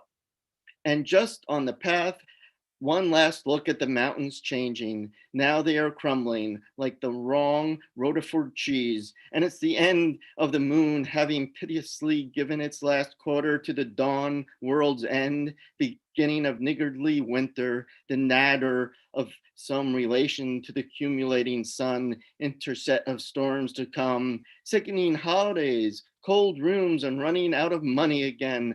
Nothing to do but poetry, love, letters, and babies. Hope for spring, coming to please us because now we are parents. That love shoots mechanically from our automatic eye to the length of the line, the distance to the subject centered in the field of cheerful snow, past to the deep, transparent trees, the sharp, sensible horizon of the celestial sphere from which we will not drop off. And now, I've a wistful desire to stay outside. It's not really cold. And roll with babies in the snow till I get older. Maybe we could be outside almost all the time, like sex and lists of music to hear, to remember, to laugh. Whatever's forgotten doesn't have to be gone out again for staying in. And sex is memory's intensity. The year's least day lost in the house of love's safe locks, movement's chance perfidy. Thank you, Phil. We are now at the end of section 3, moving into section 4. Lex, what is our time frame on when we want to start section 4? We are fully 5 minutes ahead of schedule. Perfect. Well, we could, everybody can unmute and we can chat for a little bit, or I could, who do we have introducing everybody for section 4? And Leanne will do our next intro in 5 minutes. Yeah. And will somebody do a recap of section section 3, thanking everyone who just read? I'm ready to do that in 5 minutes. You ready to do that? Okay, Leanne, do you have the change where Steve Dickinson is not going to be reading in section 4, unfortunately, but will be replaced by Tyler Vile. Yeah. Right. I will remember to say that. Everybody gets some. I didn't say the last name because I'm not certain of its pronunciation. Okay. I thought it was Tyler Vile. Yeah. This is Tyler. Spelled that way. Okay. Okay, you ready? Let us thank the people in section 3. Let's wait. We're on a break. Oh, we're on a Hello, break. everybody. Oh, we're on a break. Yeah. Everybody Yes, unmute we're on a break. and start chatting about how wonderful the reading has been. Yes, we will on the chat. Thank you. Love y'all. I'll put the donation link in the chat. Oh, good idea. And on the YouTube, if anybody wants to go over to the YouTube and check out Leanne, everybody there is like showering you with hearts on the YouTube chat, just so you know. Oh, excellent. Welcome, Eileen. Thank you for joining us. It's so great to have you. Yeah. Calling in from Texas here. Oh, Texas. Very nice. Yeah. Oh, that reminds me. A big shout out to Kyle Schlesinger for reading from the first edition, original printing. I noticed he had the large format original version of Midwinter Day that he read from. That was pretty fabulous.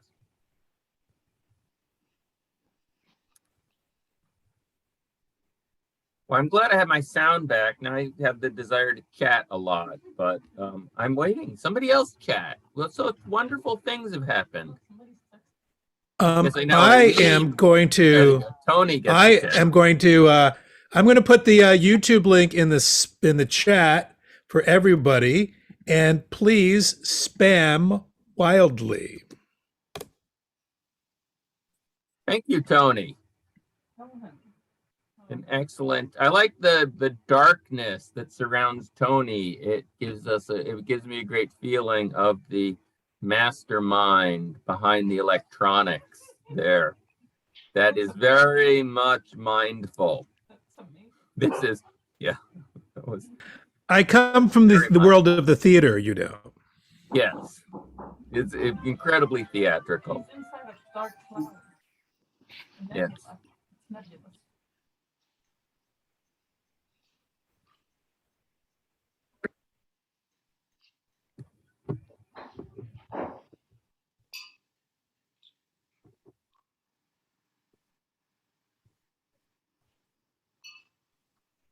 Yeah, thanks for all the production, Tony. The YouTube's really great.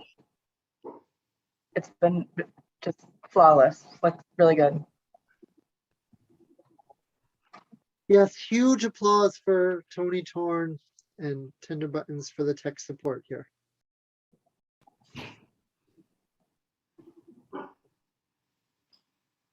Hi, Katie. Hi, Leanne. We're all here. We're the parlor guests over. Kay Hi. Gabriel, Hi. Patricia. Hey. How are you? And I'm good. I'm really loving. Oh, hey. I'm really loving. This is like, you know, Venus is conjunct Pluto right now, and Pluto's retrograding. This is like just spot on. Like so much love. My heart is full and warm. So you're ready. You're gonna read first in the next section, right? I am next. So whenever y'all ready, I'll do it. Y'all let me know when I'm supposed to intro, or I'll just do it soon. Yes, thank everybody in part 3, and then introduce us to who's going to read in part 4, and then Katie will return us to the text. Okay, I'll do it. Oh, for future reference, the original is the same pagination, actually, as the. Fabulous. Yeah. Oh, I didn't know that. Thank you. Okay. Well, it's my pleasure to thank the beautiful readers that just read. That was Liz Janoff, Marie Warsh, Lara Lorenzo, Kay Gabriel, Nada Gordon, and then we had Midnight in for Lynn Sachs. Then we had Chris Kraus, myself, and then we had Lainey Brown, Feel Good. Thank you, Phil. Ending up section 3. And for section 4, we're going to introduce Katie Bohens, Bethany Ides, Tyler Vile, Ida Blue. Sorry, Ida. You pronounce your name. Michael Ruby, Sophia Warsh, Jen McCrary, Julie Carr, Laura McLean Ferris, Alistair Julian, Eileen Miles, Kennedy Coyne, Hannah Menard, Raymond Maxwell, and ending out that section will be Kenning J.P. Garcia. So take it away, Katie Bohens. You got it, Booberry. Home. Clark's waiting for us. The last time Celia was at our house, she drew pictures of all of us and put whiskers on Lewis and Clark. The whiskers looked like small pins sticking in their chins. Getting Marie to climb the stairs is like the time I tried to drive to Nova Scotia in one stretch, and the wheels kept flying off the car, and we'd stop every 100 miles or so to have them soldered back on. It wasn't that the wheels flew off exactly, but we kept getting flat tires, and when you took the wrench and tried to unscrew the bolts, the whole thing, like a pin that kept the tire on, would snap off. By the time we might have been almost in time to make the ferry from Portland, we were so tired we had to lie down in the grass in some rest stop under the horrible sun. And later we got seasick and couldn't sleep on the boat, though we'd paid to get a cabin to rest in. In Halifax, they sell miniature meat sandwiches in the butcher shops. Marie says her boots are too heavy for her to drag her feet up the stairs, but if she has something to carry like her sheep or a branch or a toy, you can offer to carry it for her and then she'll walk up. Or like today, one of us has to make 2 trips because of Sophia and the groceries. Clark has bought us a bushel of apples. It's already on the table when we come in.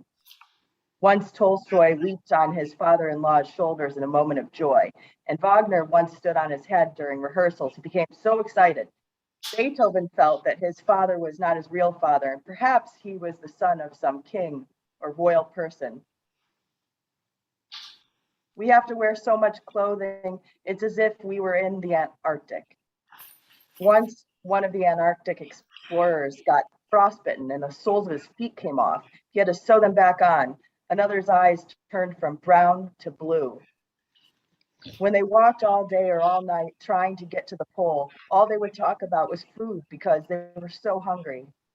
They would vote on whose idea for something to eat sounded best.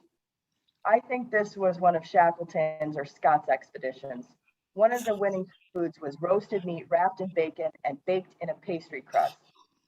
It must have been Shackleton's because Frank Wilde invented a sauce for it that became known as wild sauce, but I can't remember what was in it. Maybe it was something sweet. They would dream about food all the time. They would dream the waiters couldn't hear them shout their orders, or when the food came, it was suddenly ashes. Clark sits down, but he can't stay long. He's on his way to pick up Susan and Celia to go to Providence for Christmas. Shackleton's men invented a game or a method of dividing up the food. They'd make equal portions, but everybody was so hungry that one man would close his eyes and say who each cup of what they called hoosh would belong to, so nobody would feel he was being even slightly cheated.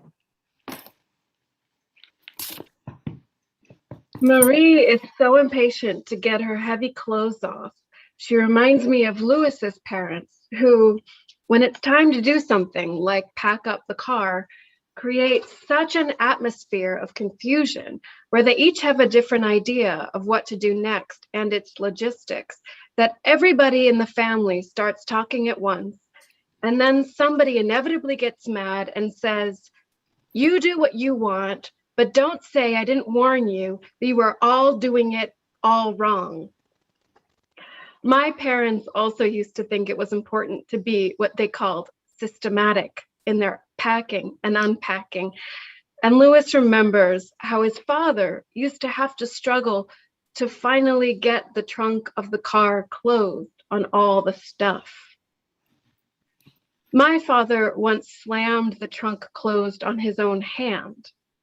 Then at least my mother got to do the driving without there having to be a big discussion about that.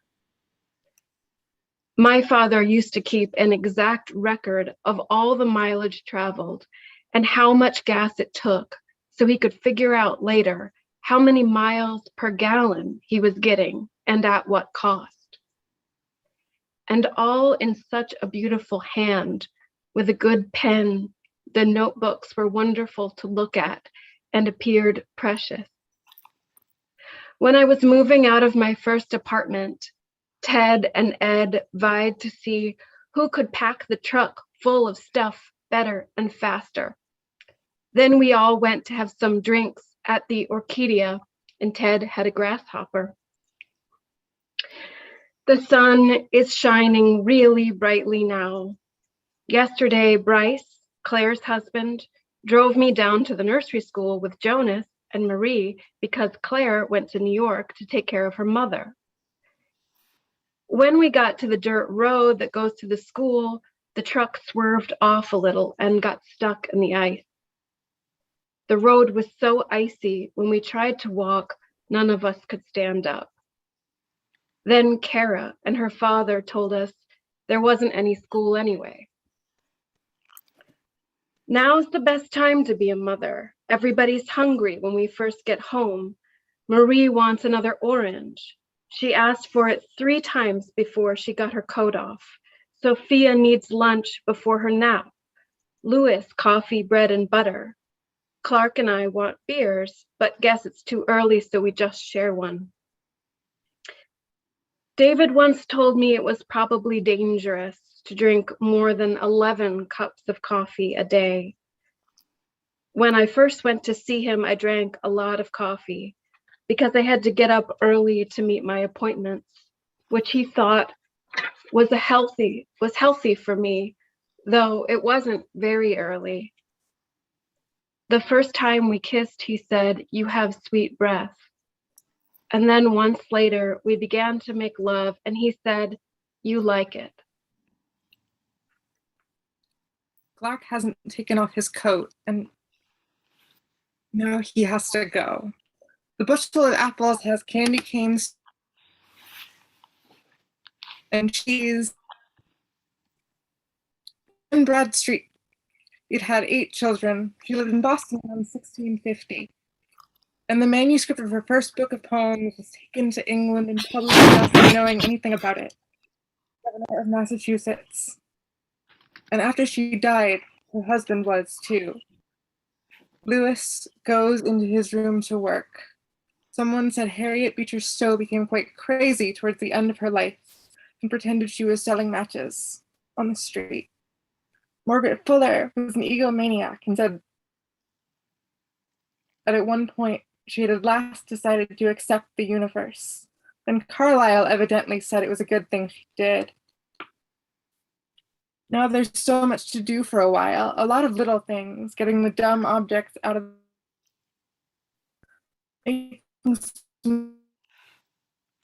bread, washing the tray, and to find a clean cup, and to have to deal with the awful sink. I don't even look up. There's a window in the kitchen. Rudy Burkhart says a lot of his photographs are all looking at an angle. Maybe who paints views looking down from way up in an airplane. He says his look down from about 5 feet 9 inches. It's so automatic at this time of day to do some of the same things. I feel like a machine. Ed loves emergencies. He says he wanted to be a machine. I wonder if he still does. One time, Barry's girlfriend, Britta, who lived upstairs, fainted dead away, and Ed resuscitated her. But before he did, he told me to get somebody on the phone, but I couldn't find the phone, and I panicked. And I didn't find out so much. Didn't have a phone because they were always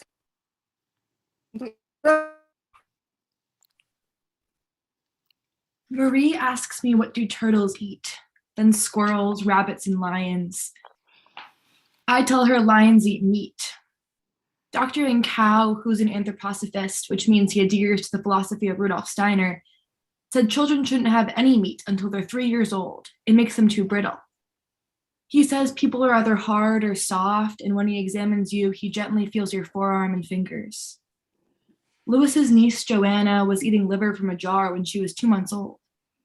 Margaret Mead says everybody's different ways of taking care of babies is a symptom of the American custom of never doing anything your mother or father did, which has something to do with the pioneers. It's a sign of separation. Giraffes are vegetarians and they chew the cud like cows. Sophia eats lunch playfully. She reminds me of a penguin or a porpoise or a whale or Buddha. A couple of weeks ago, a bird got caught in the closet that has our air and water heaters in it. Then when we looked again so we could throw a pillowcase over it and pick it up and release it, as we once had to do with a pigeon who walked into Lewis's room through the open window, it was gone. I don't know how it got out. At Clark's house in the summer, birds came in so frequently because there wasn't a screen door. I made a net like a butterfly net with a stick, and a bag of onions came in, and then I would catch the bird and slide a piece of cardboard underneath the net and take the bird outside. Clark's house has such big windows, sometimes the birds fly at them and dash themselves hard against the glass. Sometimes they are only stunned, but once in a while they get hurt. I stayed there a couple of times while Clark and Susan were in California. Marie pretends she's diving and swimming in a sea or pool of newspapers she's thrown around. She jumps from boxes of Ted's books in the kitchen. Once I was carried out by the current of ocean at Rockaway and had to be rescued by a lifeguard. While I was still afloat and hadn't had a chance to try to swim back to shore, one of the girls I was with panicked and began to go under. The lifeguard swam with one arm and pulled me back. I chop onions for the sauce. St. Augustine hated the Greek language. My sister was supposed to be a Greek scholar and get a doctorate in classics from Harvard. She had a Woodrow Wilson fellowship, but instead she decided she wanted to paint. I learned Greek from a nun at New Rochelle who taught us to sing the language in tones like Swedish. Once in Greek class, one of the other students told me I had always reminded her of Antigone. She said this the day John Kennedy was murdered. It was a Friday and I had a ride to New York after class from a guy from Astoria who went to Iona and eventually became a policeman. When Marie talks now, it sounds tonal, like Swedish.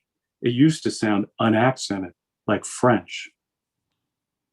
Marie's painting with tempera colors.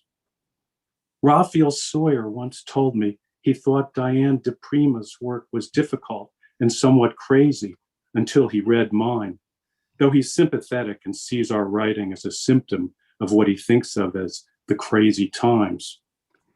William Shire surely wouldn't like my work. He says Gertrude Stein was a megalomaniac and the ugliest woman he ever saw, and that her writing is just silly. I wonder what he'd have thought of Margaret Fuller Asoli. Barry told Clark I shouldn't write about Lennox, and he didn't like Lennox. Someone else said I was no longer a true experimentalist. Alex once said my writing was rude, and Les thought my photographs in memory were too pretty. Marie's paintings are bright and done quickly. She is trying to execute a face. Susan said that after her father died, her mother seemed to change and to become more relaxed. I remember my sister and me trying to encourage my mother to remarry, and she would always say, "Who would want me?"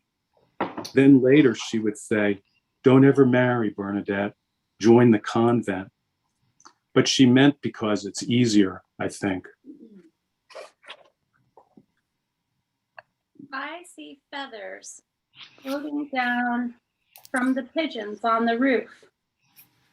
When Sophia was born, it was 6 a.m, and the pigeons were cooing like roosters.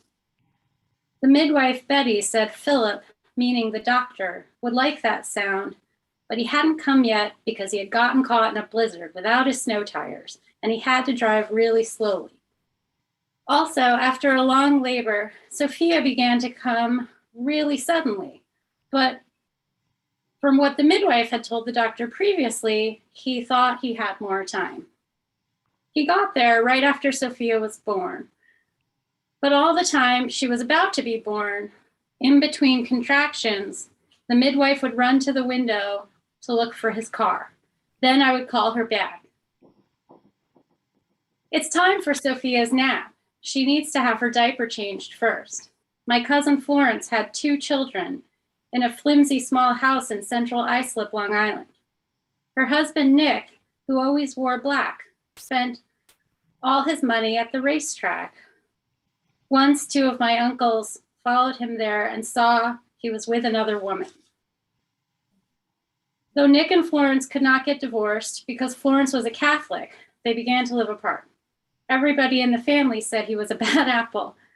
Up till then, the people who were whispered about were Uncle Charlie, my father's brother, who never married his wife, Grace, who was an alcoholic and bore the only son who had the mare name, and Uncle Ken, who was a Lutheran and who induced his wife to practice birth control. In Lewis's family, there are 2 cousins who fell in love and lived together, Jerry and Bonnie. Jerry had a wife and 2 children before, and his mother, Fanny, doesn't approve of Bonnie, but Uncle Sammy, Bonnie's father, says he thinks it's okay. But then Lewis's mother, who is Fanny and Sammy's sister, says, what else could he say? He must make the best of it. Sophia goes to sleep. She's attached to her pink blanket. Once Yuki called me up and invited me to go ice skating. He didn't know Lewis, and I had just begun to live together. I haven't ice skated since a retreat I went on in high school. We skated on a pond in the woods at night. It was a silent retreat, but when the nuns went to bed, all the girls would get together and sing Chantilly Lace. Marie says she wants to read a book before I fix the rest of the dinner. Verlaine had a terrible life. He was poor, a kind of vagabond. His wife forbade him to see his son. He had an affair with Rimbaud, and he died of many different diseases. For years, he was so sick, he used to spend the winters in the hospital. He was famous, and his son edited his works. Lewis was just reading a biography of him. We read Betsy and the Doctor, where Betsy falls out of a tree while she's at nursery school and hits her head on a stone. She goes to the doctor, and not only does she have to have stitches, but an injection in her head as well. Once an old friend of mine was driving me to the airport, and she crashed into a taxi at Broadway and Houston Street. My head hit the windshield, and when the police came, they told me I should say I'm a model and sue. They called an ambulance, but at the hospital, they only ripped the cut apart in a rough way and rubbed it with something. Then later, a doctor had to remove the glass from my head after the cut was healed, and it was only the day after the accident I realized it was my knee that was fractured. And my friend Kathy told me, maybe I did it on purpose. She said she was mad at me because she thought I might have slept with her boyfriend, who was my sister's ex-husband. You can't even see the scar. I love chopping vegetables, where you do something to make something that is one idiosyncratic thing into many things, all looking the same or identical, much like the vegetable's original seeds. How rapt attention is to doing this as if it were a story. I remember Bill saying how he and Beverly, when they began to be short of money, couldn't understand why, when Clark wanted to buy Susan a Cuisinart, she said she didn't want one. Everything is edible. It's a long story. Coins or cubes or tree rings of carrots like the slices of trees that are tables in the library yard. Canoes of celery like the clergy or something with strings attached. Miniature trees of broccoli. And if you are poor enough to want to cook the whole plant, there are inevitable tree stumps that look like primitive clouds. Moses used to have cauliflower ears, now covered by curls like grated carrots. Last quarter moons of onions or bloated apostrophes, crumpled papers with typographical errors of chopped spinach or greens, unseaworthy boats of rigid turnips in which the survivors resort to cannibalism rather than eat the odoriferous boats, railroad ties for French fries, sleepers, the third estate, the common people, Oldenburgs to go into stew, or a peasantish flying saucer for a meatloaf, or the flapping wings of the memory of rich pounded veal where I'm crushing flesh between waxed paper with a hammer in the kitchen if I can afford it, the commas of the cheapest small onions for the sauce, the olive oil drops on the mat of the pot of tomatoes, letters of the straight pasta and the poons in the soup with Twombly's, arbitrary split moons of the half peas, the camera lenses of the lentils, homogenized script of the massed rice, foreplay with the nice knife at butter. My mother used to have a pressure cooker, but she made it clear she was afraid it would explode any minute. When she cooked carrots in it, she had a habit of saying, "It's too bad, they taste earthy."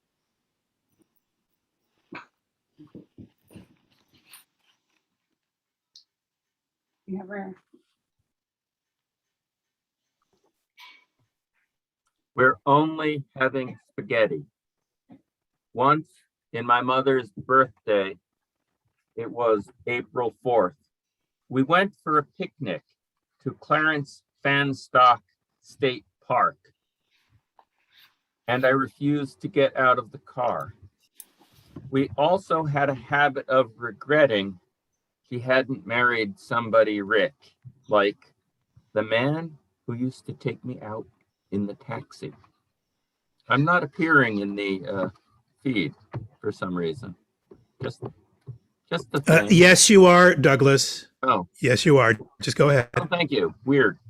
Not on my computer, but who cares? My computer's bad. Bright sun is on everything. It's on the ice, on the roofs, on the wet street, on Marie in the kitchen. It's making parallelograms on the walls of the rooms. I like to play poker. Poe was an incessant gambler, and Hawthorne got in trouble for gambling at school.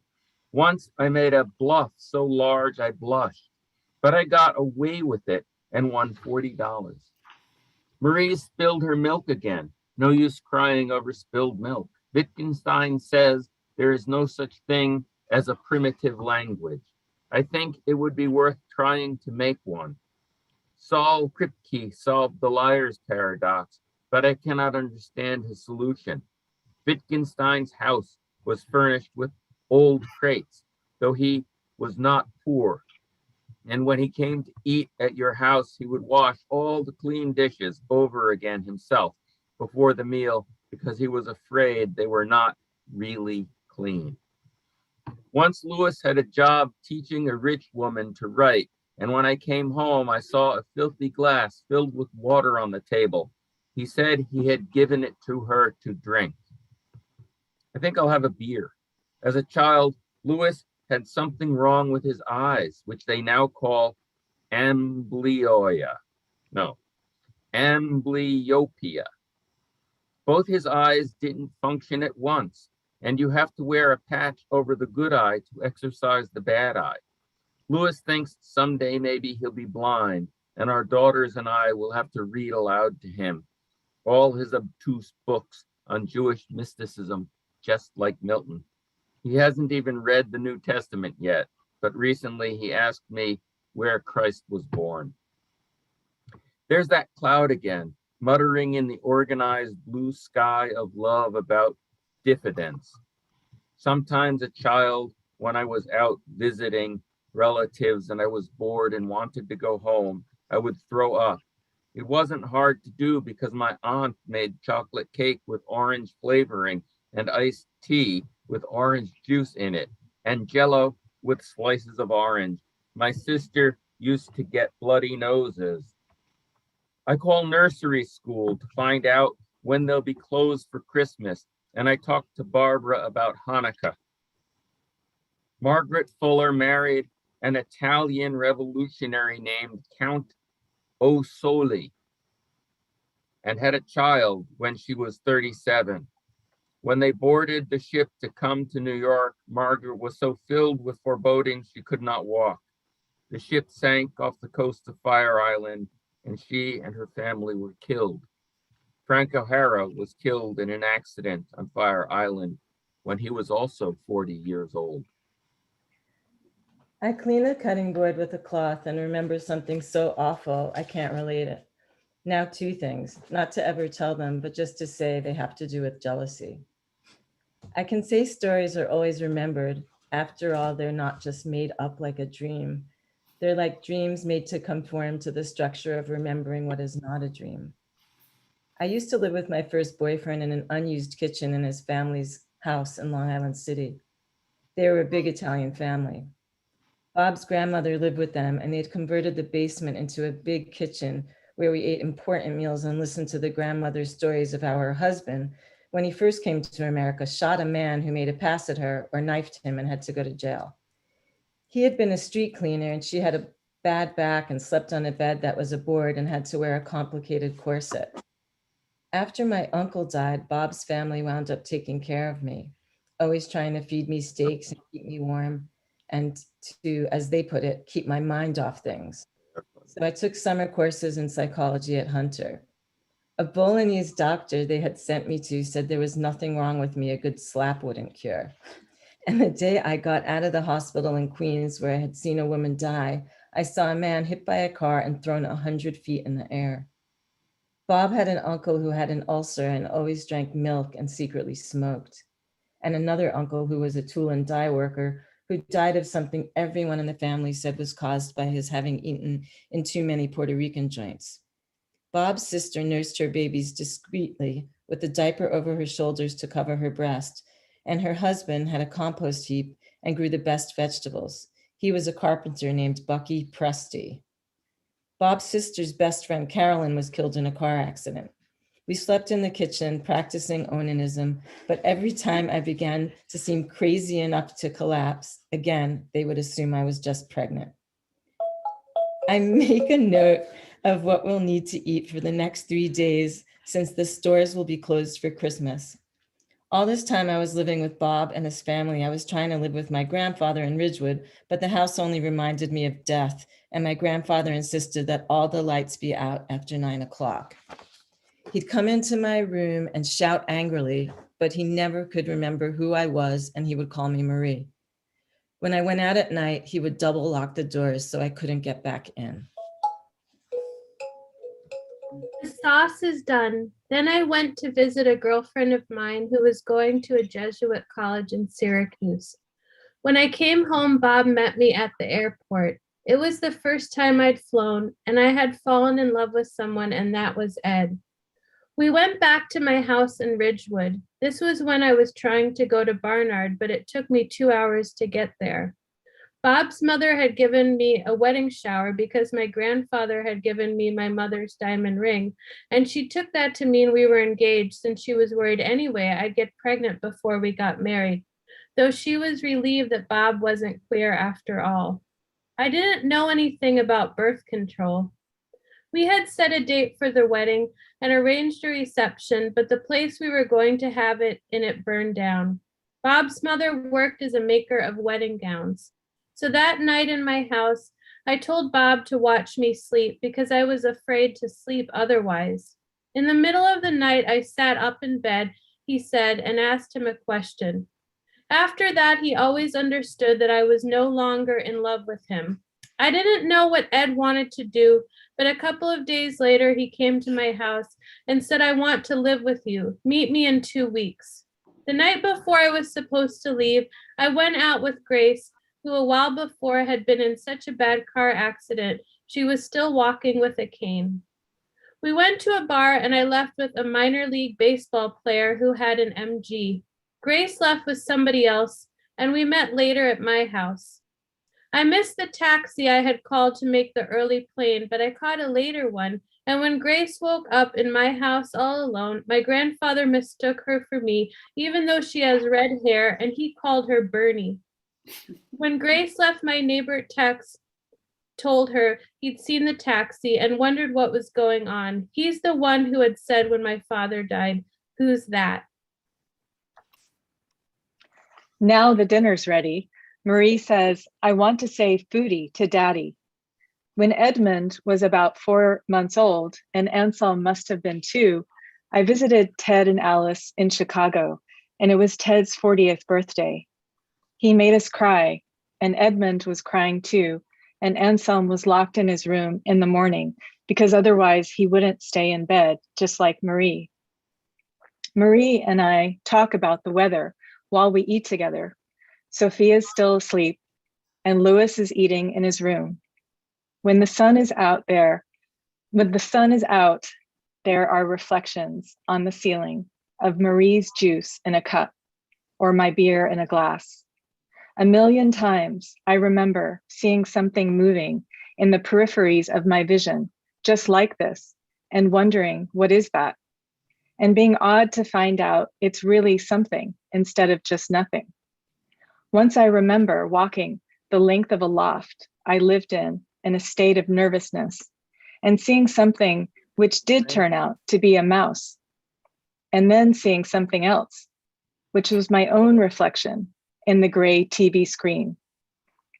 As a child, it was always interesting to go home tired in the back seat of a car at night, the shadows and the wash of other cars, which are still waves, even when I hear them now.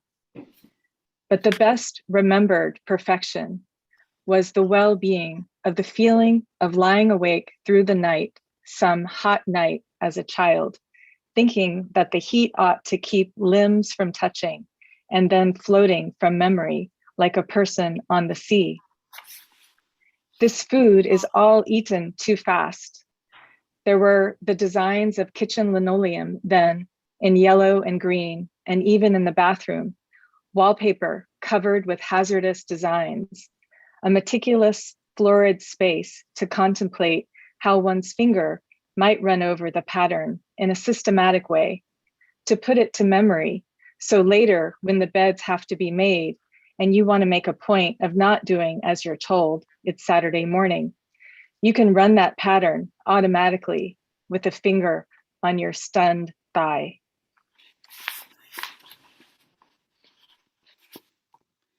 I ask, are you finished? You seem to want mine.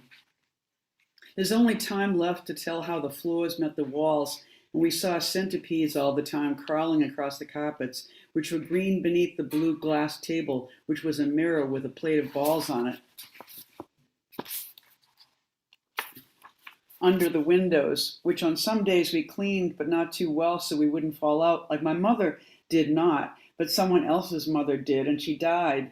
But my sister fell out once with a piece of cheese in her hand, but she was so embarrassed and ashamed she didn't tell anyone, and just got up after I had already tried to compare with her how sex for us might be different, but then we got into trouble again and resorted to the cellar to tear each other's hair out and teach tongue kissing. Marie says, let's read a book or something. Once I dreamed I answered the door and it was Ted and Charles Olson, who was black. Charles was black. Ted was Ted Berrigan. The hall was covered with broken glass from Olson's having bumped his head on the transom. We all went to see Bill Berkson. We took him with us to wait for the Robert Browning bus, which had brown and white checks on it. It didn't stop, so we walked to Bloomingdale's. I was pushing a carriage. Ted became a part of the carriage, and I couldn't get it over the curb because he was a person and had no wheels. The whole thing turns over, but he didn't get hurt. I buy a pair of earrings that are so heavy they make me dizzy. I steal $10. We read Beady Bear. It's a story of a toy panda bear who decides he ought to live in a cave, but he can't fall asleep there because it's cold and he's nervous, and then he just falls down and can't move because he needs to be wound up again by the child to whom he belongs, a boy named Thayer. I've had dreams that Rosemary becomes the editor of the New York Times and has a son, that I am a Marine and Bill Berkson is the head of my reserve unit, that Godard dies and comes back to life to make a movie, that Henry Miller shoots George Wallace, that Grace is in the Electoral College, that Picasso lives on Saturn, that Hawthorne turns into a white chicken, that Peggy has an aunt named Le Mouton Martine, that Ron trusted me, that I show John Cage the map for world improvement on my scarf, that Louis Warsh falls on the railroad tracks in 1969. I tell Marie a dream I had. I was floating down a river drinking Heinekens when I saw Grandma, who was patting John on the back. Then Louis and Peggy had to go somewhere together, and I had to go and give a poetry reading, but somebody told me it would take 3 hours to get there, which meant I would miss my dinner. But I didn't care because I don't like to eat alone anyway. I stopped some cars on the West Side Highway to try and get a ride, but the drivers were all mad, and then I realized it was California, where Moses lives. I had to get to, which would take 3 hours by plane, not by car. Then Patti Smith came in and turned off the TV. Someone made some remarks about women in art. I didn't tell Marie the rest of the story, which goes, when I got to the plane, I was told I had to be the pilot, but I kept postponing boarding because I didn't want anybody to tell me what to do. Then the stewardess wouldn't let me into the cockpit of the jet because she said, someone who looks like you could never be supposed to be the pilot of the plane. Then the whole cockpit with all the co-pilots in it started crashing through the nose of the plane. Somebody seemed to catch it by the hair, and Marie got scared and started running towards me, crying, Mommy. We read The Tiny Tawny Kitten next. It's a story of a cat who is afraid of everything.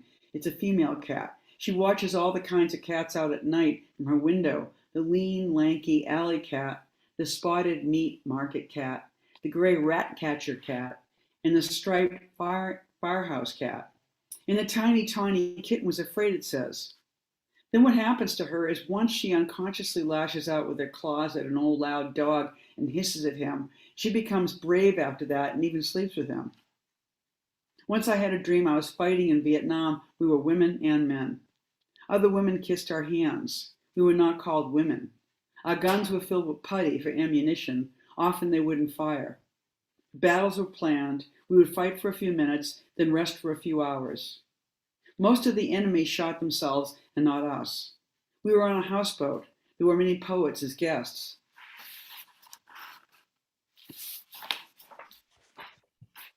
Big dog, little dog.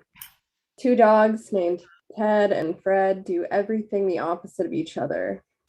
They go to the mountains and get rooms in a small hotel. The big dog gets a bed that's too small and the little dog one that's too big. Neither of them can sleep. The next day, a bird suggests to them they trade rooms. Both dogs go back to sleep for the rest of the day. That is all there is of that story. John Wayne wrote a letter to Barbara Walters saying Patty Hearst is being discriminated against because she is rich. He says if the 900 people in Guyana can be brainwashed to commit mass suicide, then surely one pretty little girl could be coerced to rob a branch bank. The three little pigs. 3 pigs who have hair on their chins are too poor to continue to live with their mother. They must support themselves. 2 of them get eaten by the wolf because they build their houses out of flimsy materials. The 3rd pig, who has a brick house, which he got by posing as a cripple, winds up boiling the wolf alive and eating him. Admiral Byrd was the first person to spend the winter alone at the South Pole. For a while, he did well and wrote a lot of speculations on the nature of the universe.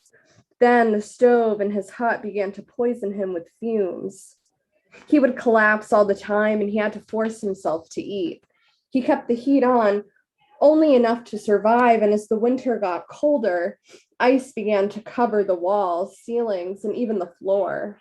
He told his men nothing was wrong, but his messages and code reached them as indecipherable gibberish half the time. So they made a trip in the dark to rescue him.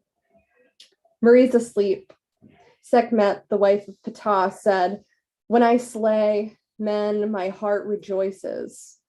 Depicted with the head of a lioness, she was so brutal and unrelenting that to save the human race from extermination, Ra spread across the bloody battlefield 7,000 jugs of a magic potion made of beer and pomegranate juice. Sekhmet, who was thirsty, mistook it for human blood and became too drunk to continue slaughtering men. The human race was saved, but to appease Sekhmet, Ra decreed that on the 12th day of the first month of winter, there should be brewed in her honor as many jugs of the philter as there were priestesses of the sun. Hostile, hostile is the 12th, says the calendar of lucky and unlucky days. Avoid seeing a mouse on this day, for it is the day when Ra gave the order to Sekhmet. Popped out of the fire.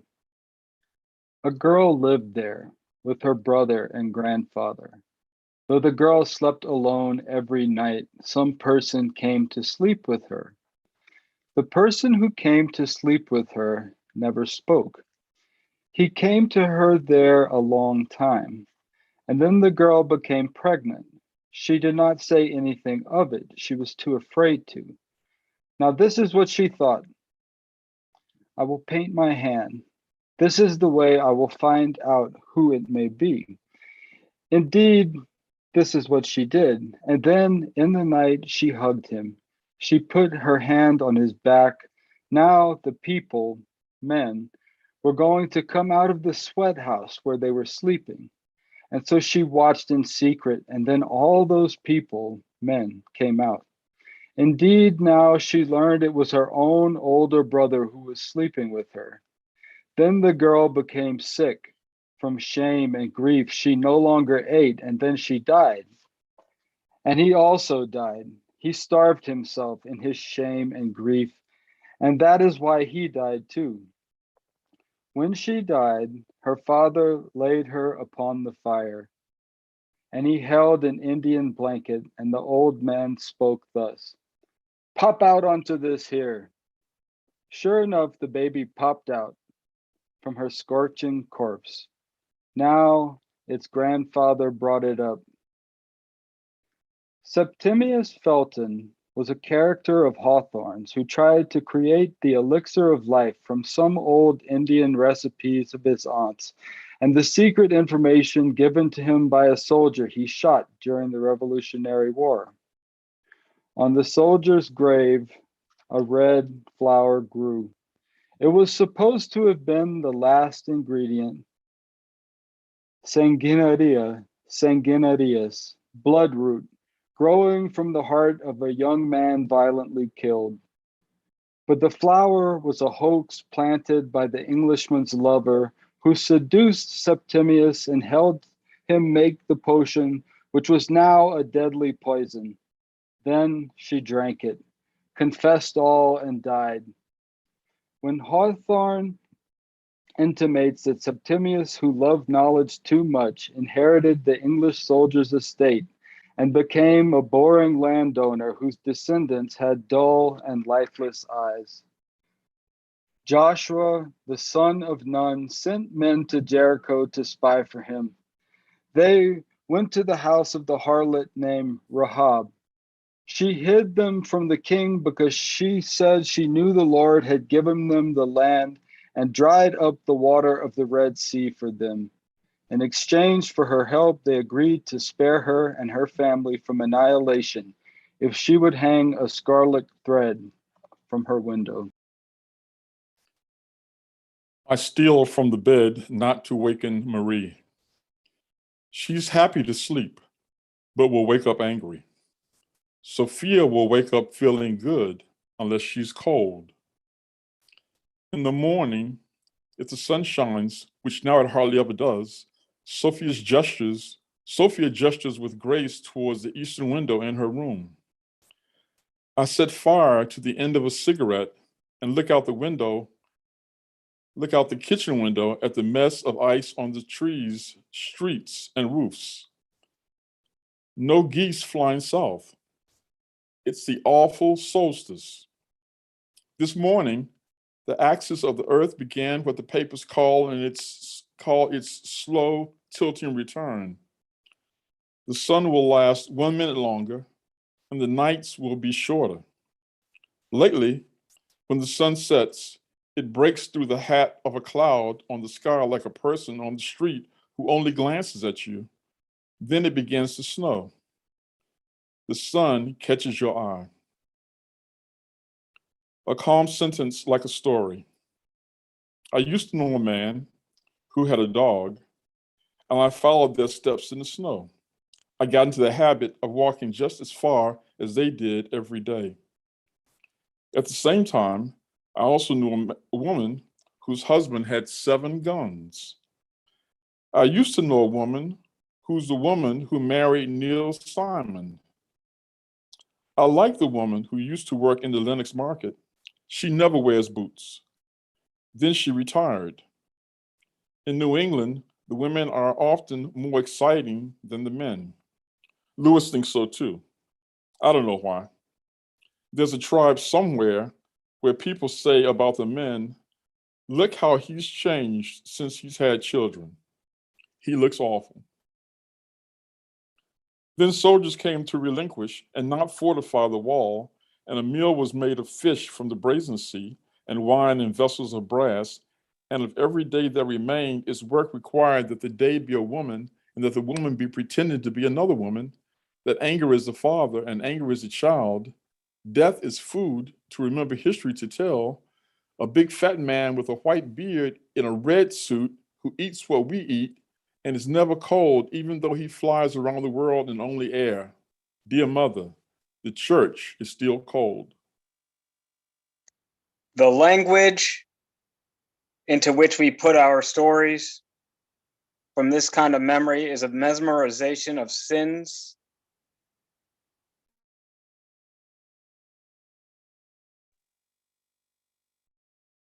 Sorry.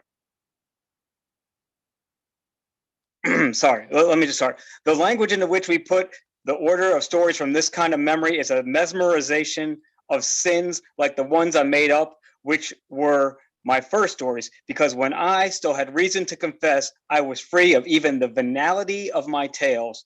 Though told with love, and I could imagine coming up with enough lack of perfection to commit them or even obsessively put them in writing like a letter to a judge when I'm in prison, rather than just to speak them to one man who was a story in himself of a kind of outfit of supposed love, which could turn to enmity or even lechery out of love, another love, in a minute, a story of the moment of the mystical body and cannibalistic frenzy laced with fierce and beautiful singing of songs in loud, strong, weak, guilty, and innocent voices below the organ tagging along behind the desire for a fantastic, transforming love of what is beauty or rituals, idolatry, of mystery among our historical family, all present in the church, though late, to tell us what to do next and how to have the pride to proceed. Not the pride of devils who are fallen angels, but the pride of angels who are faithful, who subsume all love of other and the hideousness of possession under the vaulted ceiling, which is standing for the life where the mind is like a sky over the earth, and men and women are the homeostatic expressions of a universe given for a while to their multitudinous ideals of fateful love, land as homes, and the principles of families and food, and the righteousness that activates the strongest of what's left of the men and women after wars are finished to excite the rest to some belief in gratuitous love and the inevitability of the sublime, because life for almost everyone has its moments, and but for that, the whole thing is somewhat dead already. This was my great confusion. The history of every historical thing, including God, but not including all men and women individually, is a violent mess like this ice. But for the spaces, even hunchbacked history has allowed in between the famous and loud for something that's defined as what does please us, which is perhaps this story of an intimate family, though you won't believe or will be unable to love it, driven to research love's limits in its present solitude, as if each man or woman in the world was only one person, with everything I've mentioned separate in him or she didn't represent any history at all, though he or she had stories to tell and was just sitting kind of crazily before an open window in midwinter, or thinking of celebrating supper, or sleeping on the independent bed or in the enclosed crib, which in history could only be relentlessly plundered in a story, a sensational death perhaps.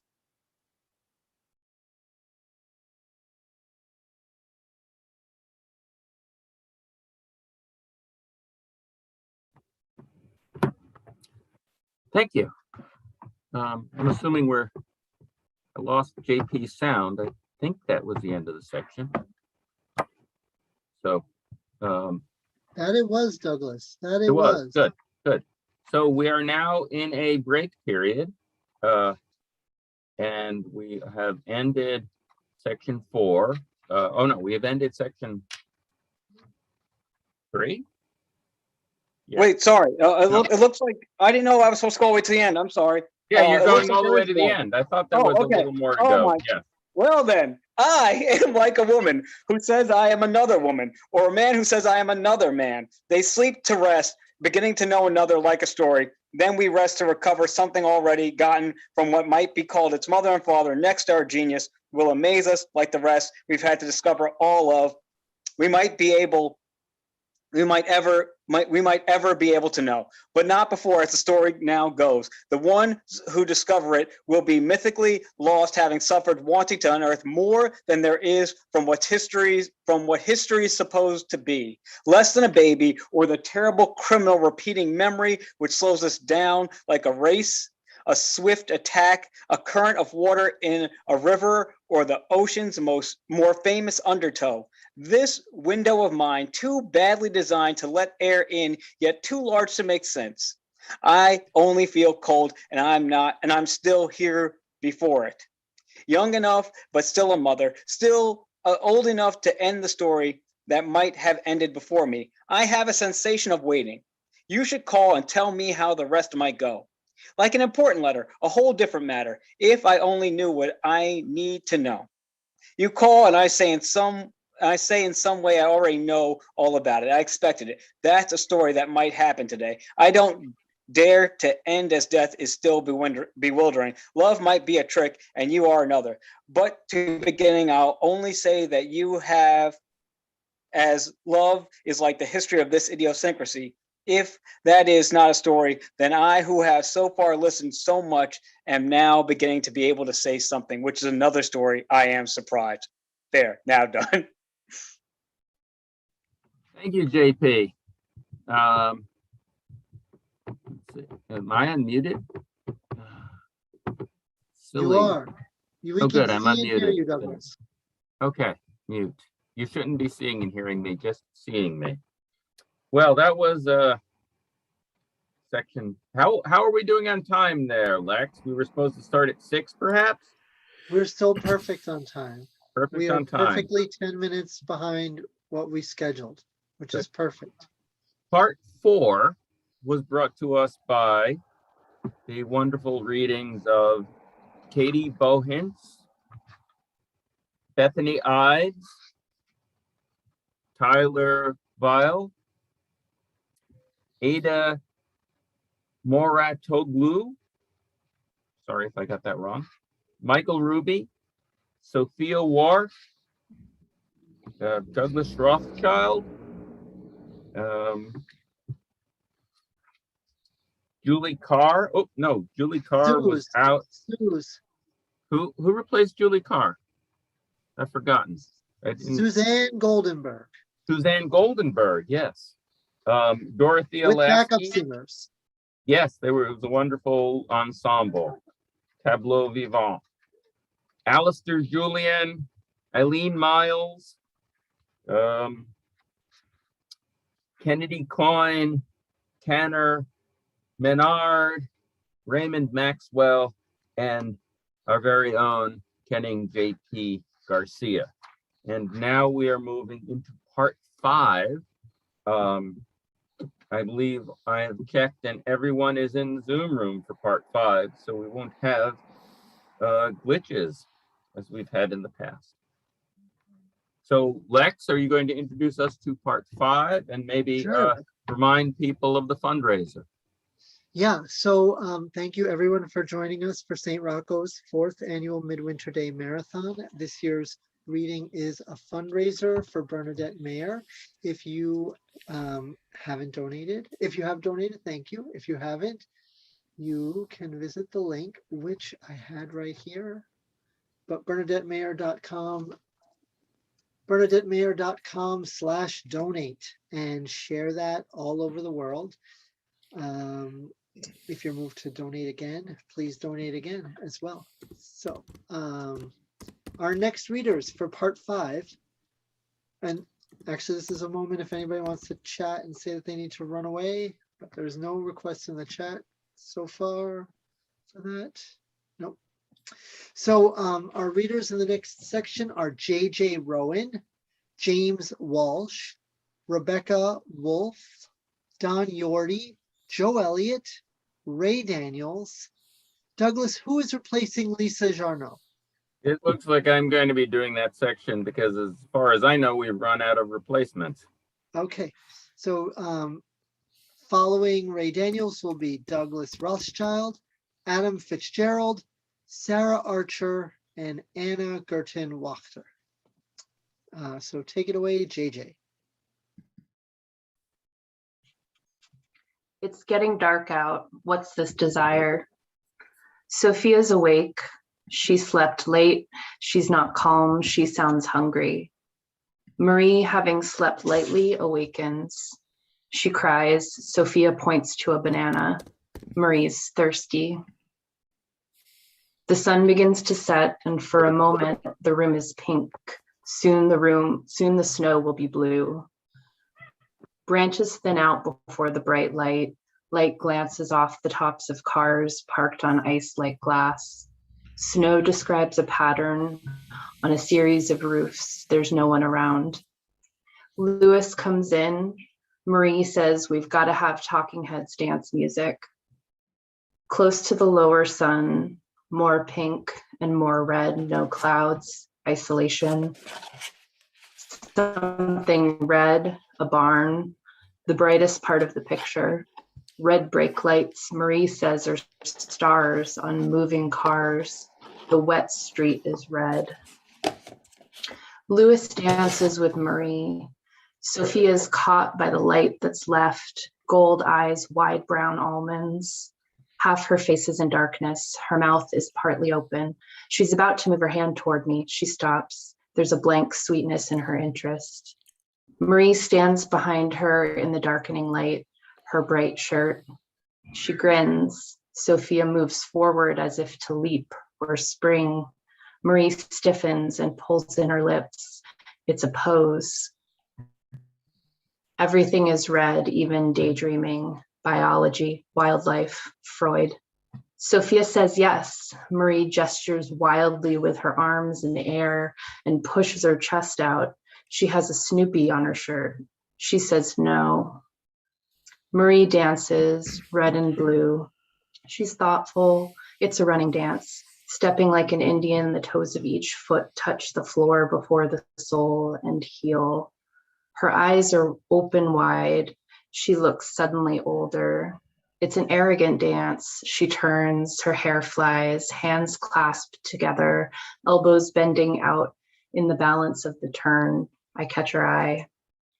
We eat supper. It's rye bread and cheese. Marie says, I want to cut paper. She grabs a candy cane from the bushel of apples. Sophia grabs her cup and handles it well. Marie sees herself in the darkened window. She smiles. She's lost the candy. We have a beer. We talk about a book and a grant. Sophia scratches at the wax on the cheese. Louis makes a face. She eats small pieces of the soft cheese with her fingers. Marie says, children have candy. My name is Betsy. You'll get sticky. She calls Sophia baby brother. It's from a book. She says, here's a mountain I made. I cut it sharp and thick. Sophia plays with the butter. Marie says, Jessica said nar for star, and I'm afraid of the light. Sophia sits on my lap playing with markers. She pulls them from a jar, opens them, and puts them back. She does it repeatedly. Marie falls down. Marie builds a farm from blocks. She puts 2 cows in a stall. Sophia takes them. Maria says, don't destroy my farm. Sophia walks. They shout. Marie wants Louis to read Curious George. He doesn't want to. She says, try it. What should we do with the bushel of apples? Louis says, I'm not a pillow. Then Marie does. They read The Little Lamb. He says to her, there's a worm in your shirt. I'll get it out. She says, now say a snail. Sophia tries to draw. She looks like a cat sitting upright, feet straight out, wide apart, arms extended to drop a marker in the jar. Marie begins to pull away. Marie bends over, her chin between her knees. Sophia looks supplicating. She leans over, holds up a marker, and stares at it. There's a single sentence, as if on the shade, that we have none. Marie, wearing just a shirt, one knee against her chest, her other leg folded underneath her, is concentrated on the jar. It was only a sentence formed of phrases left by a dream. Louis lies on the bed. He takes off his glasses. He looks exhausted. His hand mentions me. He looks at me. Marie makes a drawing of continuous circles, the floor strewn with toys. The words are coming off like a line on the outside. It's just an opinion, like a vision, royally wide. I sit on the bed, and for a moment I close my eyes. There's a butterfly behind me. This is the introduction to love. She said the snow was a buffalo. I want to take a picture before the yellow willow, but I could be seeing anything, not to despair. Marie says she's pretending to be a baby. She drops her sheet into the toilet. Sophia says something that sounds like, what's this?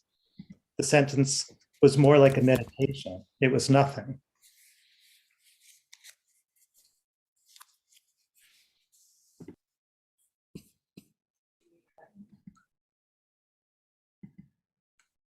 The dreams are so momentary. 2 weeks from now, the whole story would be different, but I can't say it would be a different story. I want to get high. Marie says she has both a penis and a vagina. She puts a ruler between her legs. She says, this ruler is a hunt, and it goes clap. It's summer, and I'm hunting again. When I kiss her goodnight, she says, that was a hit kiss. The sentence was, I don't want to stand around with you if you don't adore me. I read her a story. I'll stand, you lean your arm on my shoulder, full of camaraderie. Then you pull my hand down to feel your penis.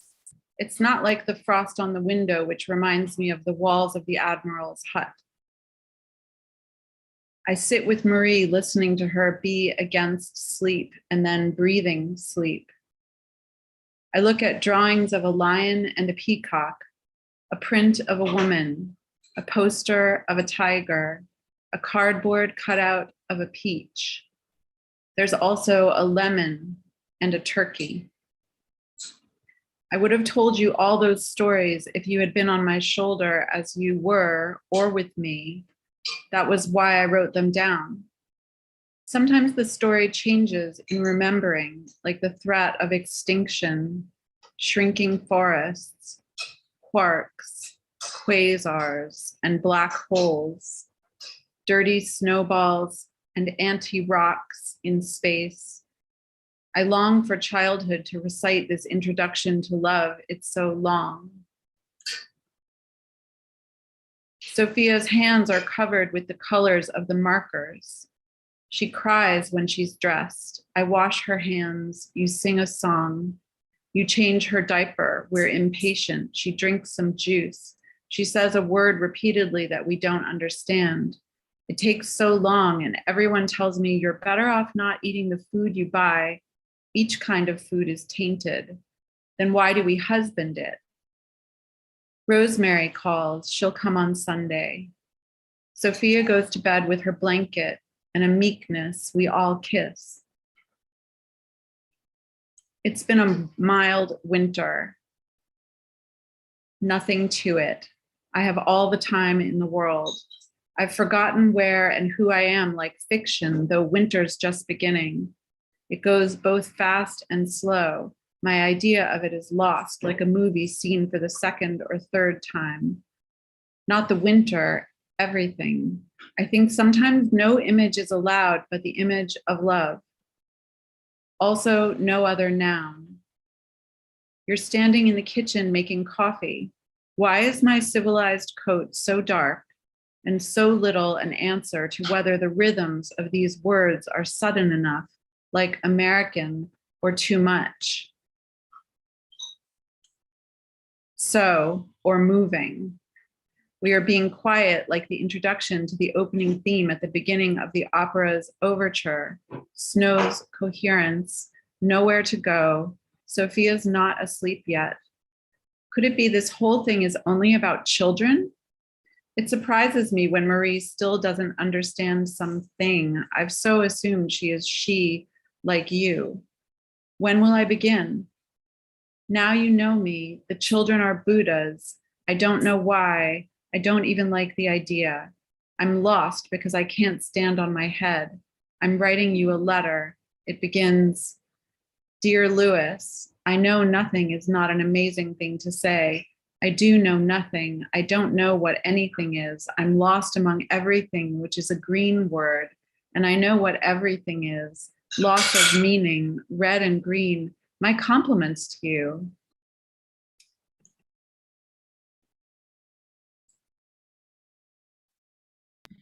Don, please unmute. Sorry, I didn't and I didn't. I'm going to do something. A yellow word with some brown and green in the sum and a main gray in the thing. Whatever I do, I will have done it knowing nothing. That's all blue-gray among everything, which is not always the same, like the sum of something. Always has red in it, and so does same, not so some. Red has green in it, and only blue is blue. Orange has red in it. Anyone will tell you that. I'm tired of being brilliant in this way, like a tree. So were Mallarmé and Rimbaud, the lover of Verlaine, whose name has all the colors. William Shakespeare has almost all the colors, and so does Bernadette Mayer. But I am a little bit darker. Clark Coolidge is predominantly tan, and Lewis Warsh has many brownish yellows and one primary. There is much charm in it, and it isn't dark at all. Ted and Alice are different. Berrigan like Bernadette, and Alice like the V of Verlaine, or like Alive. Each word leaps in this way. I dream I've forgotten all about it. Then I myself leap up. What shall I do? I'm not to do it yet, but I do it already. I cannot not do it. I do it all the time. It's always the same thing. You see, I see it all the time. There is a beauty in descriptions which comes before this detail as love. I can't wait to make creation apter to perceive. I want to celebrate. I know the rest of the night will be as devoted to work as love, as I'm now resting in this expensive sentence. And in the end, I'll spend it fast, writing to you anyway, addressing you, and a solution or night beginning like a letter, just a few words, more freely seeing everything, more clearly than the rest of life. And love tends to be like windows, facing mostly south, but surrounding us. I'm thinking of you. Falling down is a transition I offer you. I have a feeling I want adored. Is poetry a luxury? I won't defend it. I'll change my tone of voice to share the rest, but I won't end it. At the moment, everything seems to either fall down or stand up. Leaves have fallen at least in the past. No one gives credence to our lack of strategy, a placement in an indefensible spot of our random looking house, like the price of food or spices at the store. Though I don't defend eating like the true pleasure told to one's mother. Lentils, onions, and potatoes are not expensive, or carrots aren't either. I can take it or leave it like the paper I write on, lost like the bottle with the note in the sea of what they call oceanic feelings. I'm not romantic at all. I'm always scared of a fire. I'm as familiar as you are with romantic love. Listen, I had this idea before I met you, but after we kissed in the car, when I insisted on driving you right to the door, though you said you could really easily walk, it was only around the block. Someday become spendthrift of emotion as any girl or woman. No, I don't mean that. I have this idea now to imitate you. Though I do it in secret and attribute love to your idea of pleasure. But before that, I had an idea to write a book that would translate detail of thought from a day to language, like a dream transformed to read as it does everything. A book that end before it started in time to prove the day, like the dream has everything in it to do this without remembering, like a dream, and inciting writing continuously for as long as you can stand up till you fall down, like story to show and possess everything we know, because having it all at once is performing magical service for his Bible by the use of the mind like memory. To be existing, practicing as a poet. No, I can't say that. In the past of the West and maybe further, poets' stories. They sang, they wrote, they composed for occasions inherent in the history of our lives together, since I, all the while wanting to write this book, met you story. I don't know if I can pull it. I'll go as fast as I can on the agent of this day. Amidst the immodest disasters of our own hooligan times, you were born to a composed family in the Bronx in 1944. No, I can't do it. It's too much like This Is Your Life. Remember the time you threw Anne and Kathy out of our house and I threw a bottle and broke the window? Remember the feeling of being hemmed in by the snow? Did I ever tell you about how Nick used to say, if he saw two glasses on the table, who have you been sleeping with? David used to say, if you could tell the story of exactly what is happening, it would be amazing, but I can't do it. Besides, remembering is past approval. Even today, I remember when Sophia was born and she lay on the bed before. She made a sound like a warrior sprung from the ground, or Athena from the head of Zeus. We did dance, you and I, and go to anybody's parties. We would celebrate. We would be inside this house of not remembering. We would be shocked as innocence remembers where we used to sleep. We would gradually give nights recuperating balance to the day, not ever trusting to have enough time. We would obsessively count kinds of days. One of us would remember another version of a story about the other. We would sleep and dream. We're only inside this or that house. It would have an extra room this time. We would dream the same or a complementary thing. We'd wonder about this isolation. We would eventually begin to dance with our daughters. We would change to become less lost to the rest we hadn't seen, for all love's blinding. We would still lose nothing. It's in the ribbons of her hair.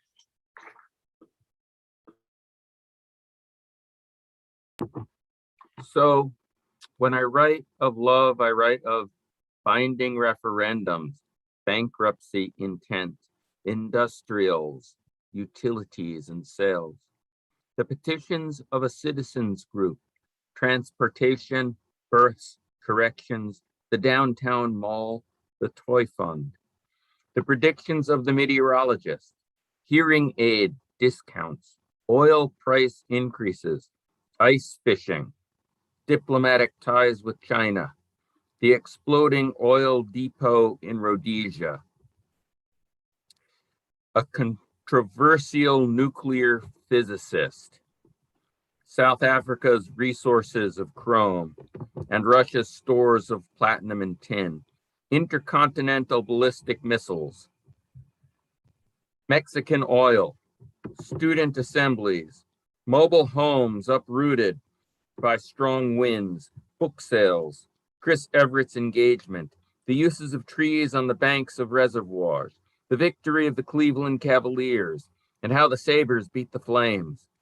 I write of artists, auto technicians, babysitters, bookkeepers, childcare workers, companions, conference managers, cooks, dental assistants and receptionists, designers, electricians, English teachers, hairdressers, maintenance men and women, medical secretaries, mold makers, night clerks, nurses, oil burner service technicians, program directors, program trainees, public health nurses, registered nurses, secretaries, ski men and saleswomen, substitute teachers, waitresses, and waiters. I write of bribery and surgery, changes of the sentencing of criminals, a plan to change garbage into industrial steam, the Pope's speech about his first trip, jet hijackings, price rises, a recession, the People's Temple hit list, the findings of the House Assassinations Committee, a high-level mission to Taipei, Taiwan, new federal oil industry regulations, freedom, freed North Korean political prisoners, the Strategic Arms Limitation Treaty,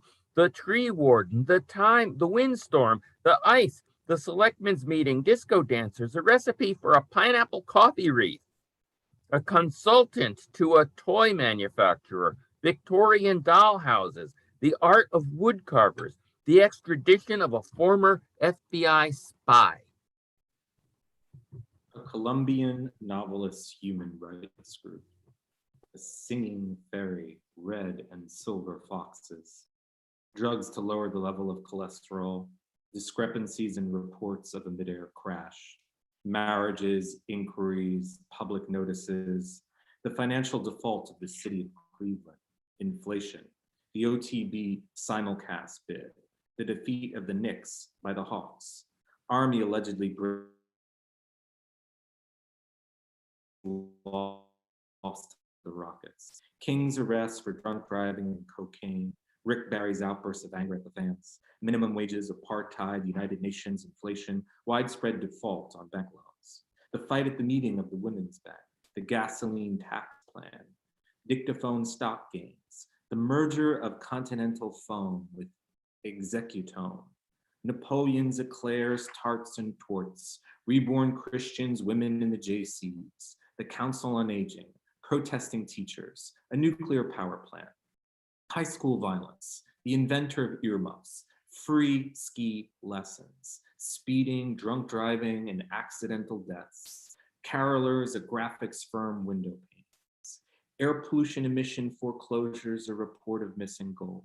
Gangs, crashes, frauds, bombed buildings, the crisis in Iran, information from the surface of Venus, a bus hit by a train, remade movies, a papal message censored in Poland, the murder of a Basque militant leader,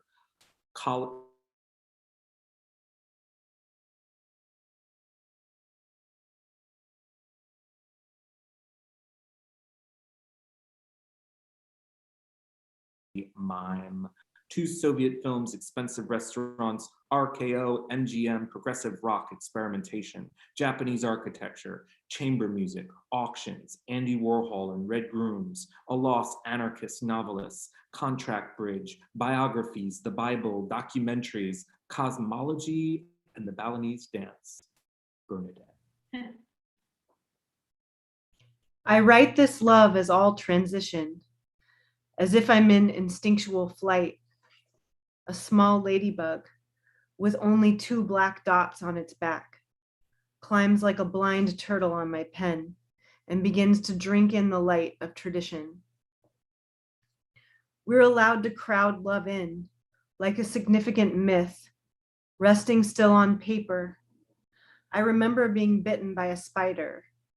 It was like feeling what they call the life of the mind, stinging my thigh like Dante, this guilty beetle, is a frightening thing when it shows its wings and leaps like the story of a woman who, once in this house, said the world was like a madhouse, cold winds blowing, and life looks like some malignant disease, viewed from the heights of reason, which I don't believe in. I know the place taken by tradition is like superstition. And even what they call the literary leaves less for love. I know the world is straight ice. I know backwards the grief of life like chance, if I can say that. I can easily say I know you, like the progression from memory to what they call freedom or reason, though it's not reason at all. It's an ideal like anarchism, though it's not an ideal. It's a kind of time that has flown away from causes, or gotten loose from them, pried loose, or used them up, gotten away. No one knows why. Nothing happens. There's no reason, there's no dream. It's not inherited. Like peace, but it's not peace. There's no beginning. Like religion, but it is not God.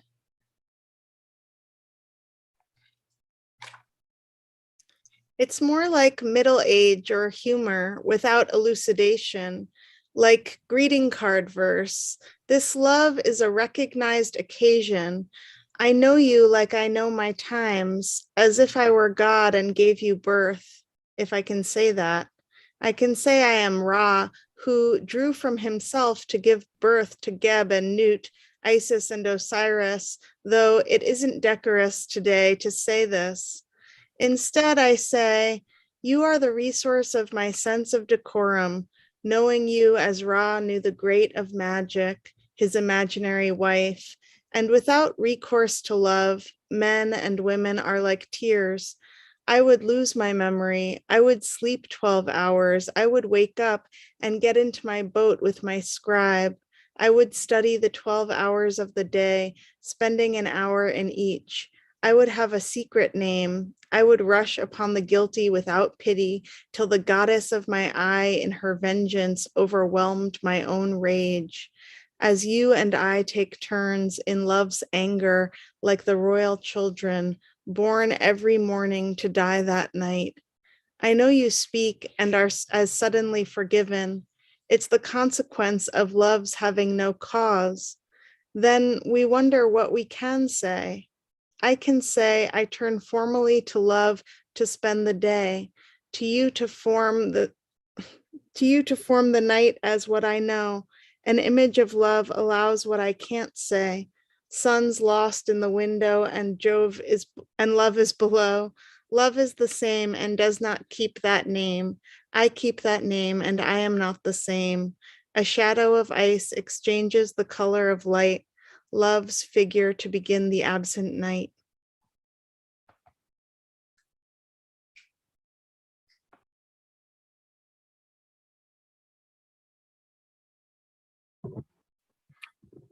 Hello, thank you. We have come to the end of part 5, and we're on a little break. I'm going to go back and thank everybody in part 5, and then we'll check our time and see about starting part 6 on time, or maybe we'll have a little more break time. I'm going back to the beginning of the list. In part 5, we had fabulous readings from J.J. Rowan and James Walsh, Rebecca Wolf. I'm going to go back and thank everybody in part 5, and then we'll check our time and see about starting part 6 on time, or maybe we'll have a little more break time. I'm going back to the beginning of the list. In part 5, we had fabulous readings from J.J. Rowan. Okay, I stopped talking for a minute because something was happening very strangely. I was on like a minute delay from what I seem to be saying. I do not know what is going on. Tony, Alexis, can you jump in and let me know how weird I happen to sound? It sounded like we were in the Matrix, Douglas, because you were talking and then it went back in time and played exactly what you were saying again. Marie is sharing all the links though in the chat, and she's sharing with everybody so everybody can go in. And Douglas, I will just let you know that we are 20 minutes ahead of schedule. So we either totally messed up the part 5 clock, or we read that way faster, but we're 20 minutes ahead of schedule. So I would just suggest that we do whatever, and we start part 6 at 6:55 instead of at 7 in 15 minutes. Let me continue thanking the people in part 5, and then we'll go on to tell people who's in part 6, and maybe we'll have a little bit of chat. Maybe Marie will say a few words about the fundraiser, or maybe Leanne will. Somebody will tell a little more about fundraiser. So as I was thanking people in part 5 before I entered the Matrix, fabulous readings from J.J. Rowland, James Walsh, Rebecca Wolf, Don Yordy, Joe Elliott, Ray Daniels, Douglas Rothschild, Adam Fitzgerald, Sarah Archer, Anna Gerton Wachter.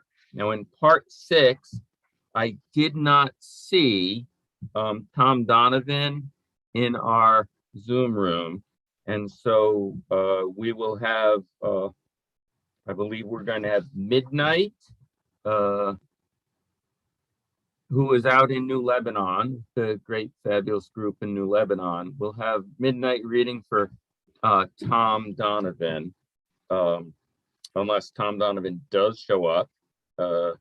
And then I was also curious, I did not see Tara Ahmadinejad signing in. So if somebody is aware of Tara being like in the room with them and like, oh no, Tara's here, please let us know. We do have, as Lex said, we have a few minutes. So part 6, we have Sam Truitt and Elizabeth Guthrie, followed by Sarah Stedman, and then Shira Dentz, Ryder Alsop. We then have Midnight reading for Tom Donovan. We have Tara Ahmadinejad, who did not seem to be in the Zoom room. Then Becca Claver, Erica Dawn Lyle, Sarah Jane Stoner, Kimberly Alito. Oh, I didn't see Sarah in the Zoom room either. So to let us know, Ryder and Sarah are at her, are with Erica Dawn. Oh, perfect. I see that. Kimberly Alito, Stacy Jemajic, who is also not yet signed in, Elizabeth Willis, who I saw just signing in, and Ann Waldman will be finishing up for us at the end. And I didn't see Ann signing back, so I know earlier in the day I did see her in the Zoom room. So Ann is here. Okay, great. I wasn't able to get the gallery view and check everybody visually while I was reading that. So, okay, that is what's going on soon. And now we're in a break, so I'm going to stop talking because apparently nobody likes it when I talk.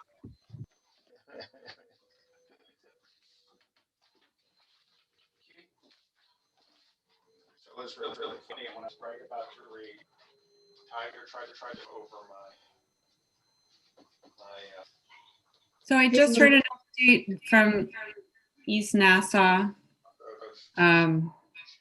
where Bernadette and her family are watching, and Bernadette is enjoying it. They've been watching the whole thing, and just want to thank everybody for participating, and also for everyone's efforts towards fundraising, both organizing the fundraising. A lot of the big participants in all of that are here in the reading today, and to all the people who've donated so far. Bernadette and Phil and the entire family are really grateful and just, again, very kind of overwhelmed with all of the support and everyone's efforts and love, and are very appreciative. And this reading, have I been muted this whole time? No, we can hear you, Marie. I think I'm not. You're muted at first. But yes, thank you, everybody. And it's great to see everybody.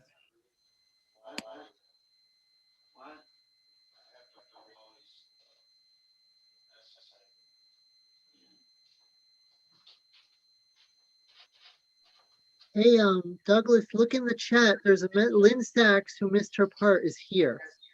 Oh, okay. Lynn Stacks missed her part. That is correct earlier. And she is here now.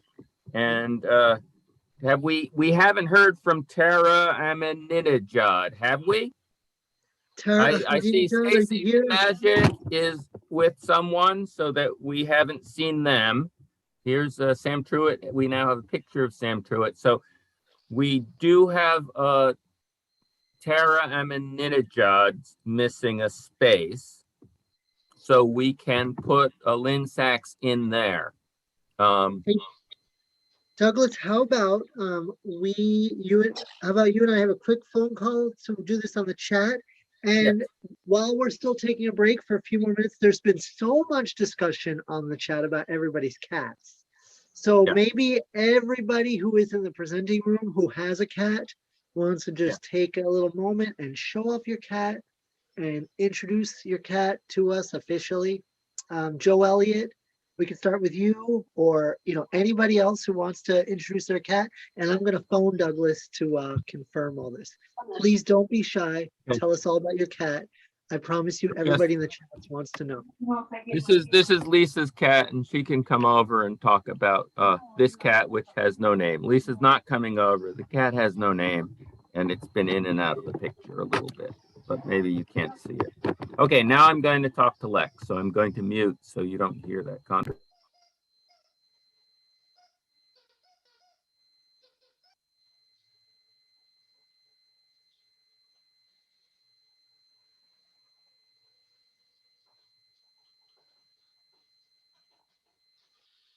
We can't hear. We're coming closer to a cat, but we cannot hear.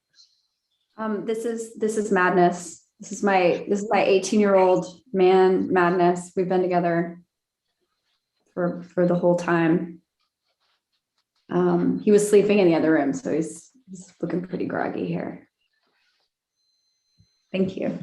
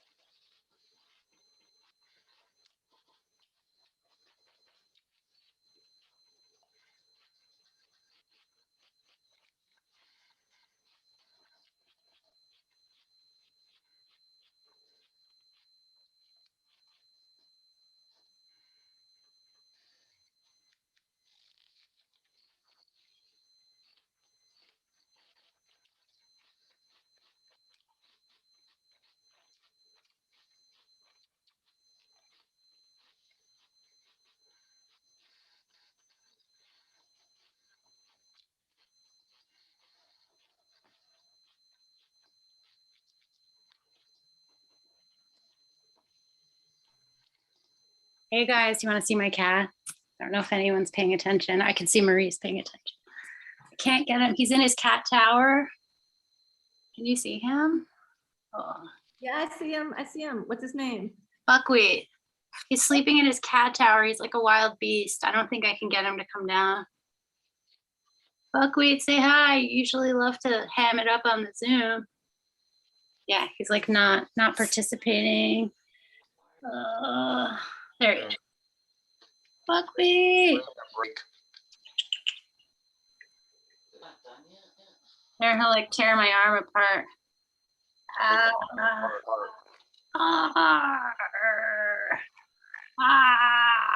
He's eating my finger. Anyway, hi everybody.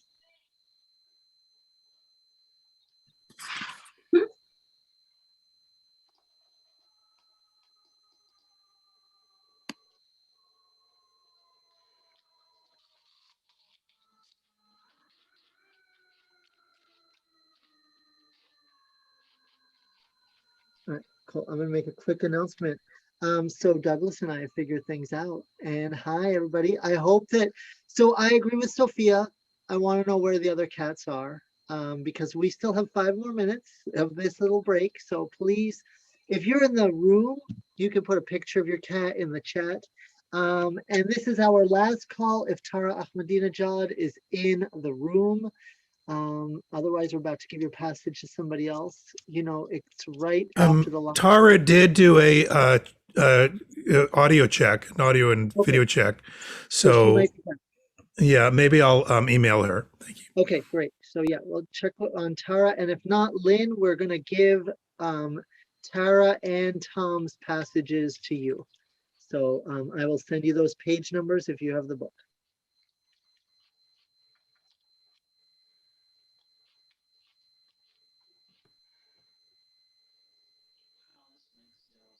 Happy birthday, Marie.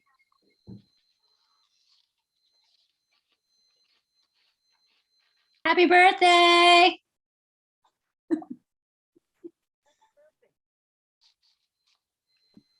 Thank you, guys. Birthday. It's very nice of you to make this reading necessary.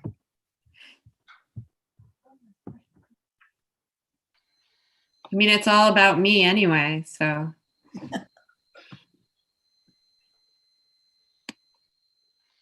Oh, wonderful. You were so verbal, both of you. It was hard to not give you the entire book to read, Marie, but other people wanted in, so. Tell people about Sophie. Oh, you could, yeah. Hold on.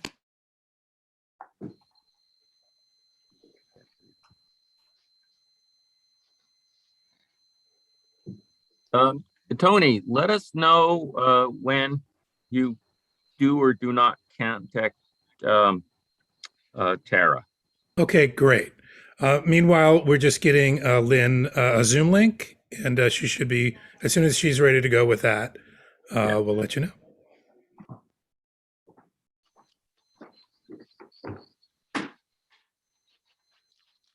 And starting again in about 2 minutes. So this is your last 2 minutes to go and get a beer or to show us your cat or dog. I'm sure that there is at least one reader here who wants to tell us about dogs that we should all give our love and attention to, and maybe there's more. The wonderful dog appearance earlier was very charming. Even the cat liked seeing the dog. So this is not a dog or a cat, but I just wanted to share this Midwinter Day spin-off project that James Walsh created a few years ago, which is called Midwinter Marie. And it collects all of the references to me in one place in this. There are probably 10 or 15 more copies of this left in the world if anyone is interested. For a large contribution. Yeah, for a large contribution towards the fundraiser, we can we have a few more copies. Lovely. I'll send one to you, Anne. Great.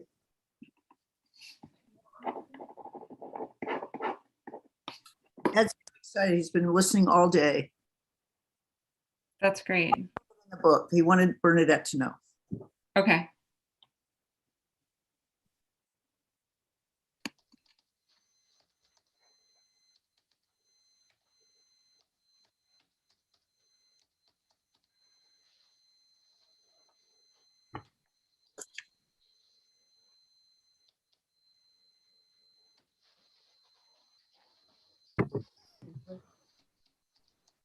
Lex, Douglas. I'm calling you. Okay.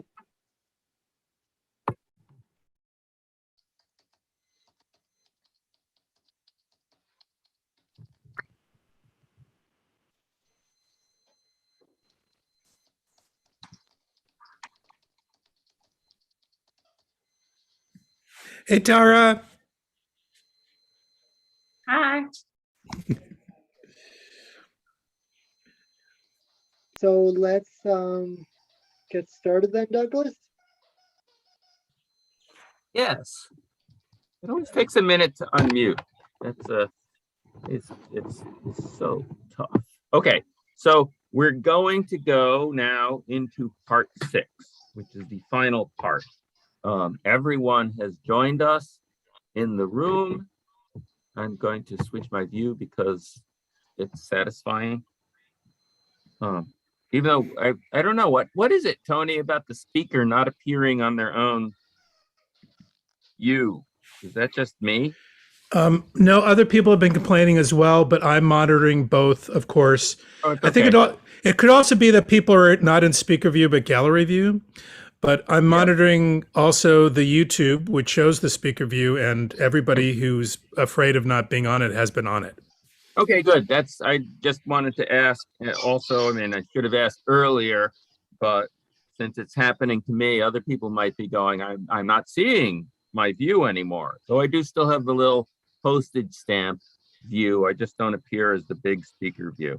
Okay, so part 6 will be read to us by, in order of appearance, Sam Truitt, Elizabeth Guthrie, Sarah Stedman, Shira Dents, Ryder Alsup, Tom Donovan, Tara Amininajad, Becca Claver, Erica Dawn Lyle, Sarah Jane Stoner, Kimberly Alito, Stacy Jamajek, Tony Torn,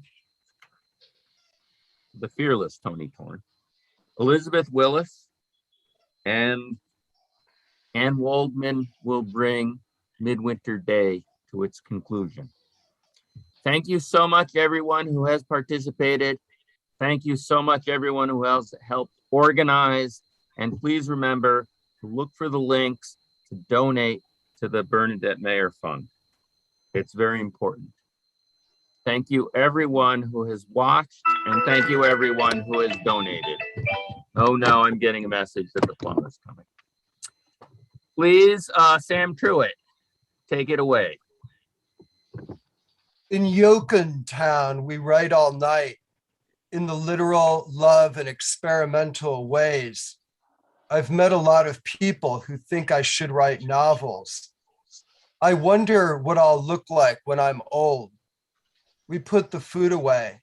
I lie down and think how we still need diapers and beer. I begin to dream I'm an undertaker. There are numerous funerals.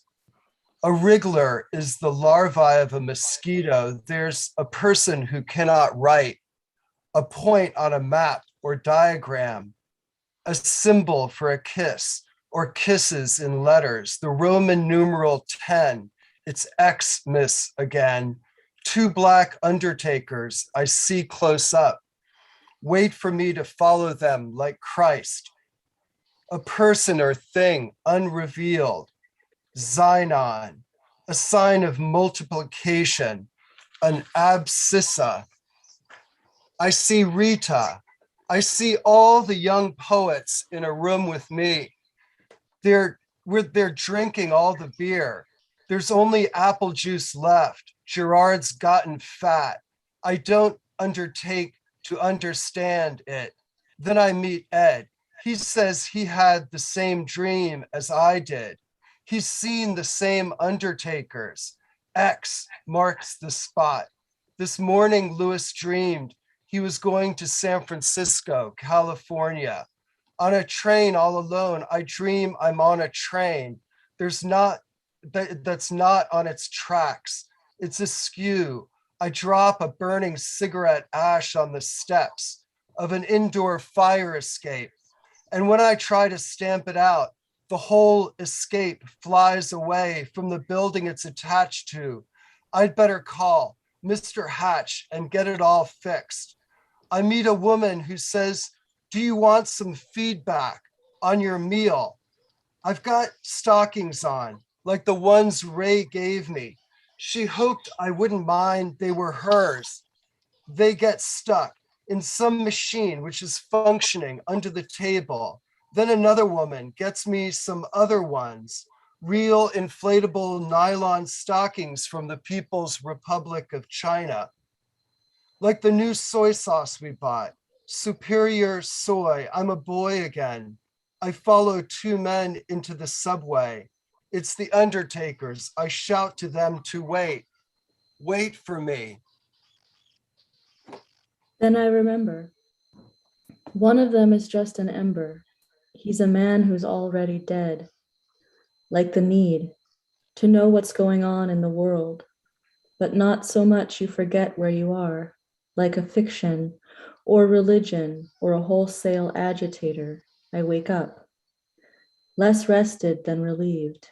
I'll never have to undertake to go through that again. I hate dates and their significance in death's memories, arbitrary yearly meetings with a pre-Christmas dream in life. I call up Peggy, it's her birthday, and she's had a bad dream. She's depressed about the holidays and can't remember anything. We have an enlivening talk about craving sleep and the clues in our dreams full of mothers and fathers. We feel better, we'll get together for the new year up here. What is reading and writing? I have to go to the cold grocery store. It's an icy night. The nicest man in town says, have a nice weekend. At the package store, young Mr. Wheeler is talking to a woman who says, I'm past the childbearing age. Then she says, just like my washing machine. She looks young to me and not like a machine. I see. One of the hairdressers getting into his American sports car. He says, getting ready for the holidays? Desultorily, I say, I see what you mean. I slip on the ice. Ice on the trees is lit by streetlights. There is no moon yet. I slip because I'm racing. By now for fear, will I ever get home? What is reading and writing?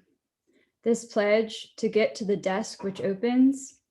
It's a piece of wood like a boat, carved and cut and hinged and screwed, to hold up the weight of my hands and arms, the typewriter and the beer.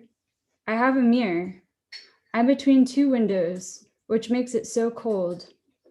I have to wear a down vest when I write. I'm lucky to have one. Wagner felt he had to wear satin dressing gowns in order to compose. I am ashamed that death obsesses me. But death is just the usual. The obsessiveness is something I want at poker. Where I'm remembering what's been played so I can play my hand so no one ever dies. How preoccupying is the wish to include all or to leave all out. Some say either wish is against a poem or art. I'm asking, is it an insane wish? To be besieged, beset with, to have to sit with, to be harassed, obsessed, to be possessed or ruled by. I am confused by fear, perfection and love, this poem, order, mourning, vigilance and beer, and cigarettes and directness, or clarity, words, truth, or writing, or the sublime. Every day, these apologies are what they call under control.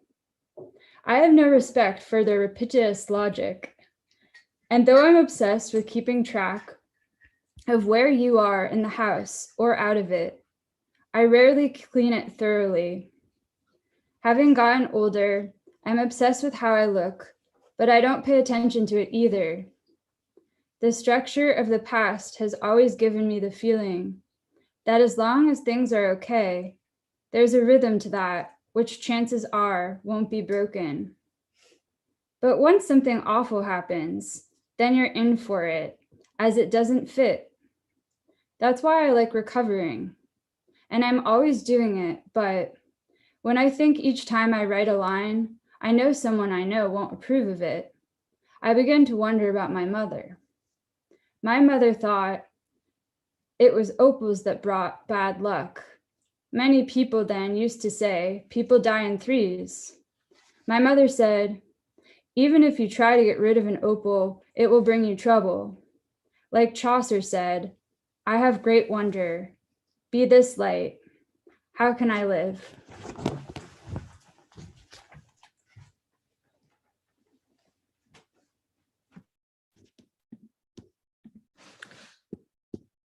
I was going to, am I visible?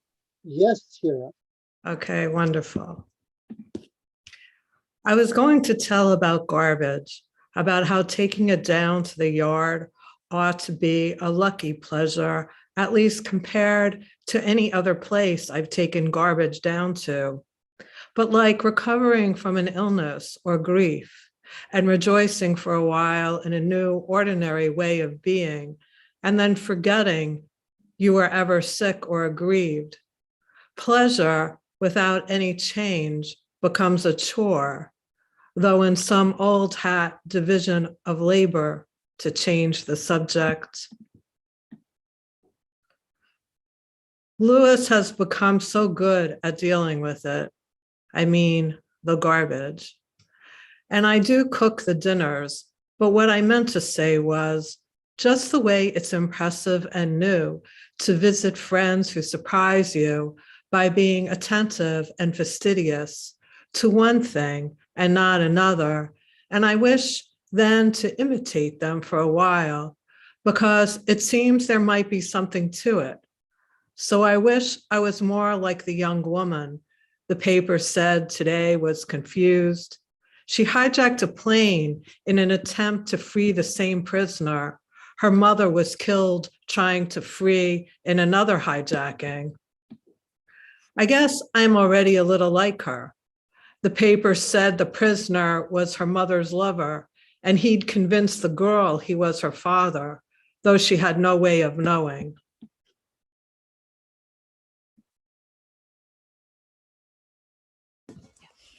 In the hijacking, she became exhausted and lost her stubborn will to keep the passengers prisoner on the plane. And when she was arrested in what the papers called her alleged attempt, she was alone. And there's a picture of the girl in the arms of the police. Before the cold Illinois photographers, she's put a coat over her head. Now it's inevitable. She'll go to prison, but for a plea that a person as young as she, with all the confusion in her life, had no idea what she was doing. So animalistically. I wonder sometimes if what I've got tied to my back is more like her harmless railroad flares than this anger. Of the explosion of real dynamite, which might endanger others, the innocent others who are always standing around. What in fact are they doing? Aren't they thinking enough not to be in the vicinity of a misled killer to be, like you or me? What does it look like? Lately, Lewis and I have been running out of matches. In Massachusetts, it's legal to buy strike anywheres. I'm exhausted, as the girl who is not a myth. I asked Lewis for the matches, and he says he ate them, like a hungry Iranian demonstrator on the Tehran streets, shouting death to the Shah. David once convinced me I thought I'd eaten my parents. To add insult to injury is a phrase that has always interested me. So I might say when my mother got sick with the disease from which she died, she said it was probably all our fault because in what they call in court our attempt to love, what they call in court our attempt to love, we had in fact punched her. I read some old writer who says to learn about life, you have to be in court or in camp. This is what obsessions are. For anyone who doesn't already know what it means when you wash your hands, you still have yet to wash what you touched while you were beginning to wash them. And in the end, there's no end but forgetting, or to die in a frenzy of unremitting love, or take heroin, or keep a stash of it for dying, like the Antarctic explorers, or like double agents in movies, or even plain soldiers, or emotions jaded hijackers. Though freezing to death is said to be euphoric, and Scott wrote 12 letters while he died at the pole, but not like the people in Guyana who died of cyanide and Kool-Aid and bubonic plague type contortions on the bodies of their children. Wait, I thought I was going to talk about reading and writing and not the desire to renew love to life in proportion to obsession by endless fucking. To reveal in Yoken Town, we write all night. Not that it's natural or even known about, just to fill up some space as existence is generous and frenzied, and to alight in a certain spot outside. To write like a bird migrating or returning. This town is now a feeding station, as it once was just a tavern or an inn on the road between two places more well known. Now the space is filled. What of overpopulation? We don't pretend to die, but we write invisibly, hoarding our time and cherishing our family. We don't even want to be famous, but we do hope to survive. We meet in the hallway, which becomes the road between the rooms in which we write. We publish books and a magazine, United Artists. We sell our letters, we apply for grants. Lewis's parents send us $150 every month, which is enough for food. Writing is a need, and when there's time, a pleasure. Living together on the schedules of babies in the country's luxury. Our lives are circumscribed. We lack distractions. At random, we have visitors, usually all at once. Some people don't seem to like the children, and when they come to see us, they ignore them, as if the sentient children were as unintentional as our presence in ironic New England. Some say this place is too pretty or too clean, not Marxist or Leninist or Maoist enough. Why live anywhere? Some people must live somewhere or cannot or do not want to move. Everywhere there is has everything there is to look at. Some are even afraid to move. I understand that. Perhaps I've thought a bit too much about it. It's San Francisco I always thought was too pretty, but not these small, cold hills. Often someone walks in the door and the first thing they say is, "Why do you live here? Among these tight-ass Yankees in the cold." I say, it's best it's me who does. I'm just as close-mouthed, secretive, and stodgy as any Yankee in my way. I love to work and pay the hideous price of seeking infinite knowledge in this orphaned place with its changing light, pure air, temperate extremes of weather's drama, beauty of the self-denial hills and sybarite trees, marshes, bogs, swamps, rocks, caves, and small towns, scenes of glacial happenings, still part of the world. Everywhere a somewhat like expression as far as I can see, though I'm not the type who minds the cold. And in the past, I've been told I'm just as cold and in winter dark and unchanging as these coldly charming hills, whose visages alarmed Nathaniel Hawthorne, a man, if we endeavor to speak thus, as nervous as I. Jesus, I don't mind the beauty of it at all, at all. Some say the life we have is wrong because we've been lucky and don't work in a factory or at a SETA job. But it's petty to spend poetry complaining, unless I were a pilgrim in the Canterbury Tales, and then I could say anything. So just because we're married, don't dismiss us. Don't forget to include us in all the gay anthologies as a family. We are still crazy and repentant and rushing the gorgeous past as the ice creeps into the house. If again I've said too much, maybe the rest is as if it were simple, but I can't defend our hearts tongue in cheek, as if they were recalcitrant to love and we'd already begun to look alike. We always were, as we've become, alternating in our habits, at once rushing to be loved ridiculously freely, at once hiding the place of love in the closet, the doors of which are never closed, so the children call it the airport. As coincidences, simple complications, decorum, and the order of meetings astound us more up or over here. Is all this too abstract? Just to clear some space as if in the kitchen and not really clean? Is loving to be outside the same as love? Just walking and inheriting plain movement from relative time, which is accurate, unlike volume and distance. For measuring even love, the way something in the distance stays the same, and you might say, those clouds are chasing me? It might not prevent me from ceasing to love only you. Love prevents my knowing. Some loves are overwhelming, like the unknown but fashionable perfection of an atomic clock. I say there is nothing, even a small town with nothing in it and nobody to talk to stop me loving you, a song. I'm bewildered then by death. We all read all about it like fear, as if every day we make sure, like another, to put in time being crazy for fear. We will not ever die. We won't lose our touch for death. And every time I think I've got it down, I learn I'm not for death at all. I'm depressed like a plant by midwinter's intransigence, as if it were a baby without any enlightening daring or soft skin. I know the purpose of human stubbornness because I know the person, but what's this unemotional, drastic nature of the place? The only answer I can think of is I know I didn't have to learn to love you. So I only see the headless winter as a spectacular or boring thing, not like saying fuck you in rage, the fallen tree, no analogy to age or disease, but all as explicit surprise, and if you knew all about it. You'd find in your emotion to excite plain seeing. You would probably left out the most important part, mistaking the sights for an audience. I think I know the trees will never love me, and we're here as accidentally to eat, sleep, and work in an ordinary way, to be astonished by will as time is slow, to be amazed by speed and pleasure. Frantic natures as fast and reactionary as writing in lines to learn what I once began to do and then left off, like a baby's talent for walking at birth. I still try to go too fast, as if the press of everything were identical. I type up a poem and head for home, clear letters on androgynous paper.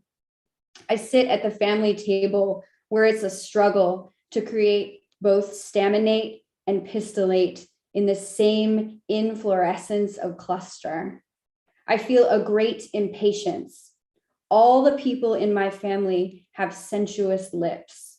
I say, like a man or woman who does head home with all that dirt under my nails.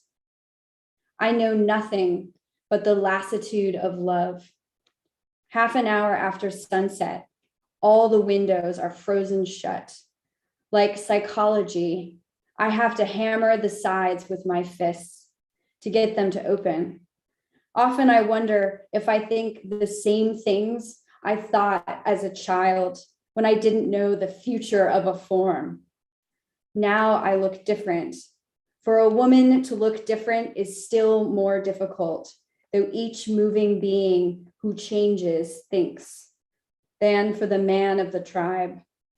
A tribe is one of three, from the Latin into which the Romans were originally divided: Latin, Sabine, Etruscan, and the tribe, together with families, slaves, and adopted strangers, meant a recognized community plus a form of the future, to become like the Philae of ancient Greece, or the 12 divisions of the Israelites, or any group of people or animals or plants with some of the same habits and ideas, like the futures of the women who may think they've lost their charms, or the men who think they've changed beyond recognition, like a community or a person who thinks, if only we could all get some sleep, like Chaucer, or a Latin Sabine or Etruscan mother who didn't have the time, chance, education, or notion to write some poetry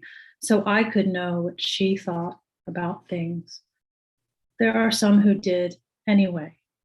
There's Anne Bradstreet and Tsai Wen-gi, Elizabeth Barrett Browning, Alice Notley, and me, Adrienne Rich, Sylvia Plath, Anne Sexton, Eleanor Wiley, Louise Bogan, Denise Levertov. There's Barbara Guest, H.D., and Harriet Beecher Stowe, Maureen Owen, Nikki Giovanni, Diane DePrima, Murasaki Shikibu, Fanny Howe, and Susan Howe, Muriel Rookizer, Mina Loy, Lorene Niedecker, Gwendolyn Brooks, Marina Tsetvitayeva, and Anna Akhmatova. There's Rebecca Wright, and the saints. I read in the papers that women live longer because they don't do all of this. And as they begin to become more like men in all these ways, they'll die equally soon.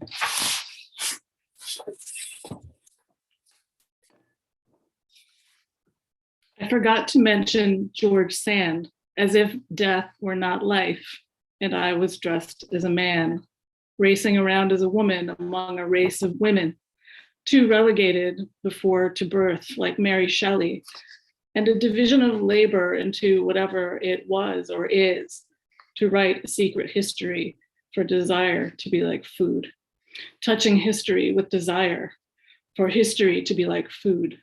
On the table in the light of the window, it's shared. There are some things we cannot say. No, I can't say that.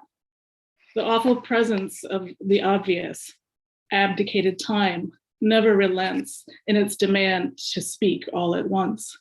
Because, but for that, there's the chance. The rest of what's begun to be lost might be lost, like putting all one's bushels in an apple forever. Like the story changed or forgotten to make a priestly transformation in the lives of the people and in their words, like an ordinance imposed in proud moments by the tellers of tales or by politicians to a purpose. This present future, old as it is an inaccessible time where idiosyncratic Western women, most from what they call the privileged classes, but not only those, are beginning to write enough so that everyone can find a chair in heaven. I say he or she, even in history, probably never knew before. Who's crying?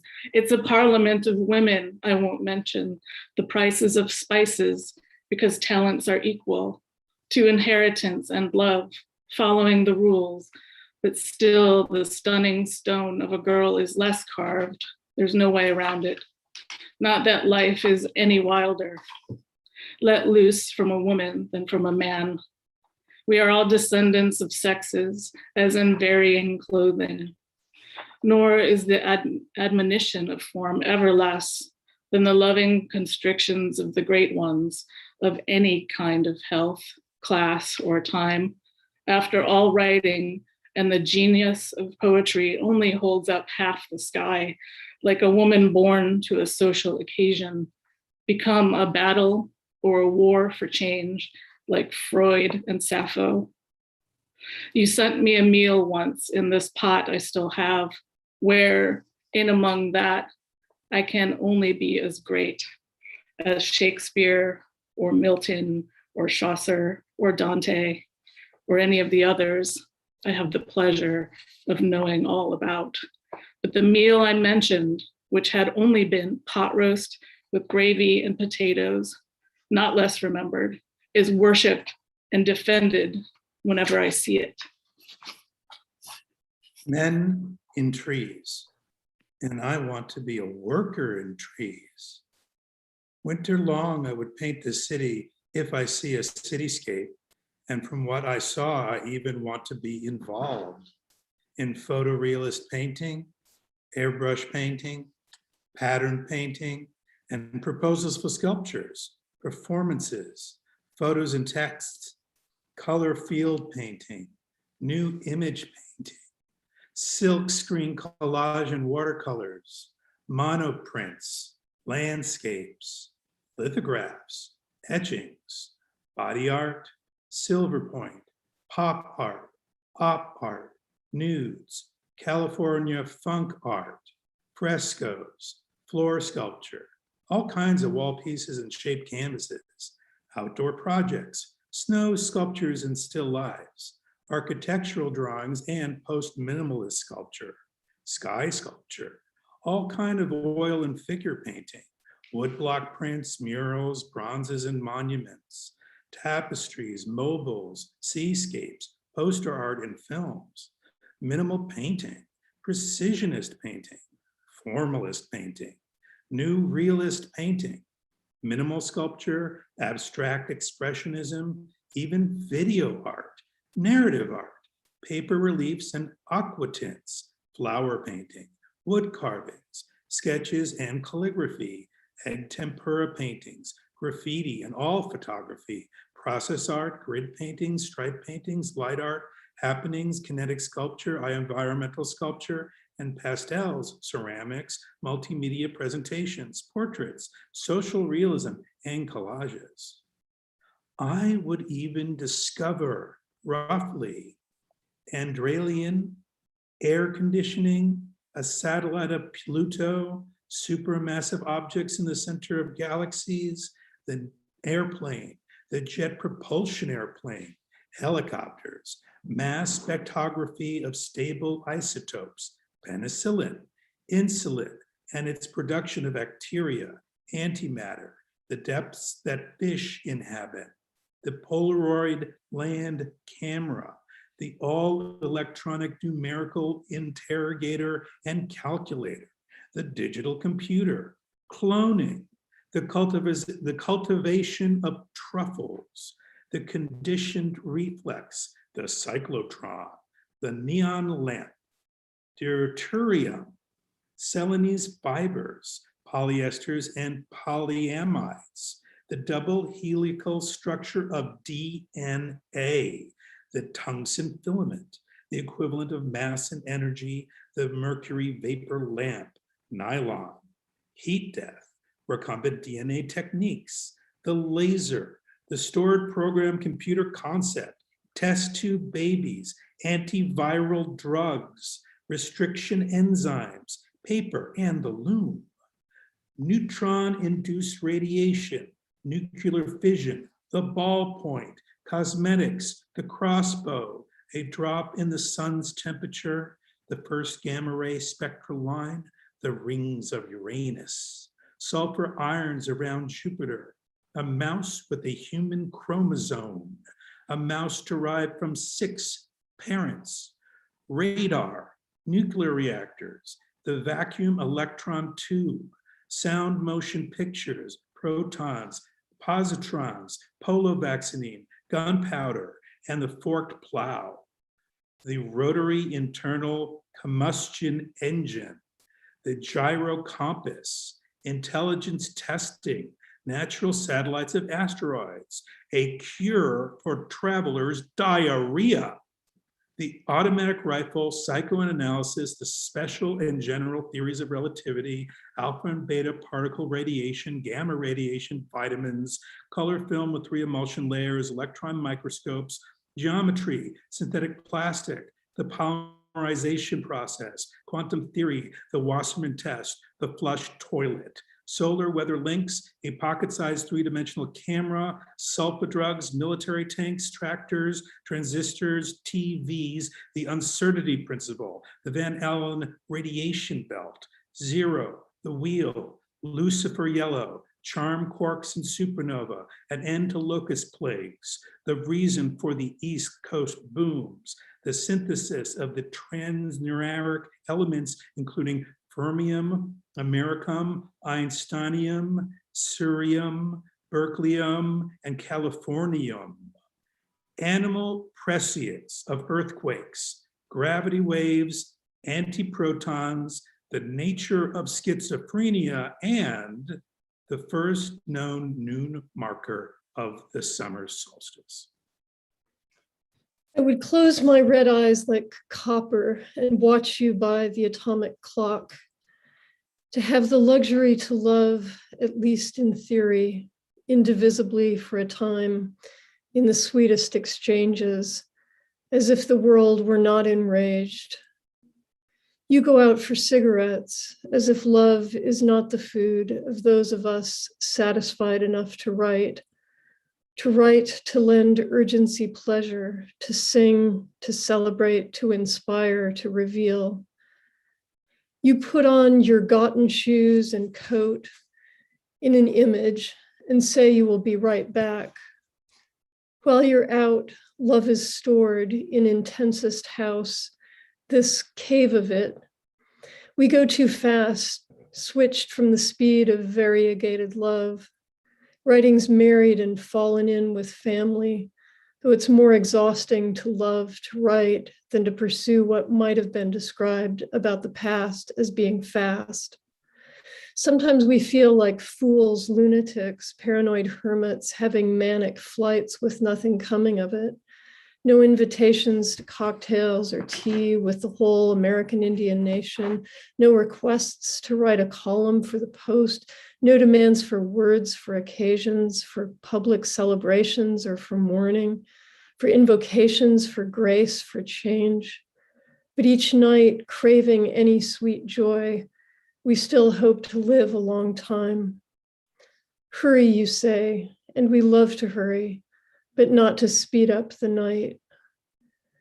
To be rushed, to be kissed, to be irrationally married to words and produce wildness like a child or two not grown up yet. Perfection, a genius, not going as fast as the speed of the past again, where everyone is thought to be another to this day, like a letter we never forget about. We run from place to place to answer it. Love is coveted. We have no need of the commandments. Alone in the house, among the secrets, we will work to tell. Without pause, there is a purpose. Anyone does it who is knowing all about it. How far can I go with it, getting away with it, before I die the fool? And if I die, will I have missed something? And am I always the same? Though now I'm 2 or even 4, I wish to be more. I don't know why. I know I don't like to buy Xmas presents. But if I had some money today, I'd buy love surprises and present them to the people on my list. They are Louis, Ray, Harry, Sophia, and Marie, all the Warshes, Rosemary Mayer, Margaret DeCourcy, Grace Murphy, Alice Notley, Ted and Anselm and Edmund Berrigan, Raphael Sawyer, Lynn O'Hare and Moses and Bill Berkson, Bill, Beverly, Marnie, and Arden Corbett, Simon Shuckett, Clark, Celia, and Susan Coolidge, Paul and Nancy Metcalf, Bob and Eileen Callahan, Bill Kushner, Charlotte Carter, Bob and Allie Rosenthal, and Rochelle Kraut, John Enslin, Ed Friedman, Kenward Elmsley, Susan Noel, Meg Simon, Joe Brainerd, Rudy Burkhart, Ed and Tom Bowes and Harris, and Charlie Vermont, whose 33rd birthday it is, and many other people I've seen and known. Now Louis has come home.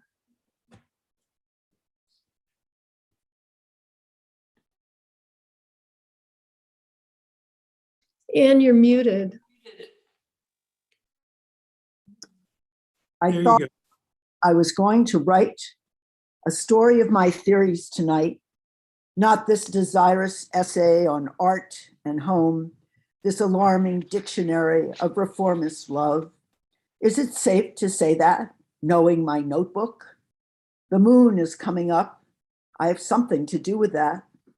Tonight, the Shah of Iran is not watching his 40-inch TV, and what might be the dread implications of overwhelming power has become a confusion of the magic wishes of everyone and the titillating knowledge of almost everything lost before in the complicated stories of dreams, where the moment is supreme, so joint with the past, found in awakening to love of rearranging this world at best, at random translated by the eyes of ice to a detail of truth.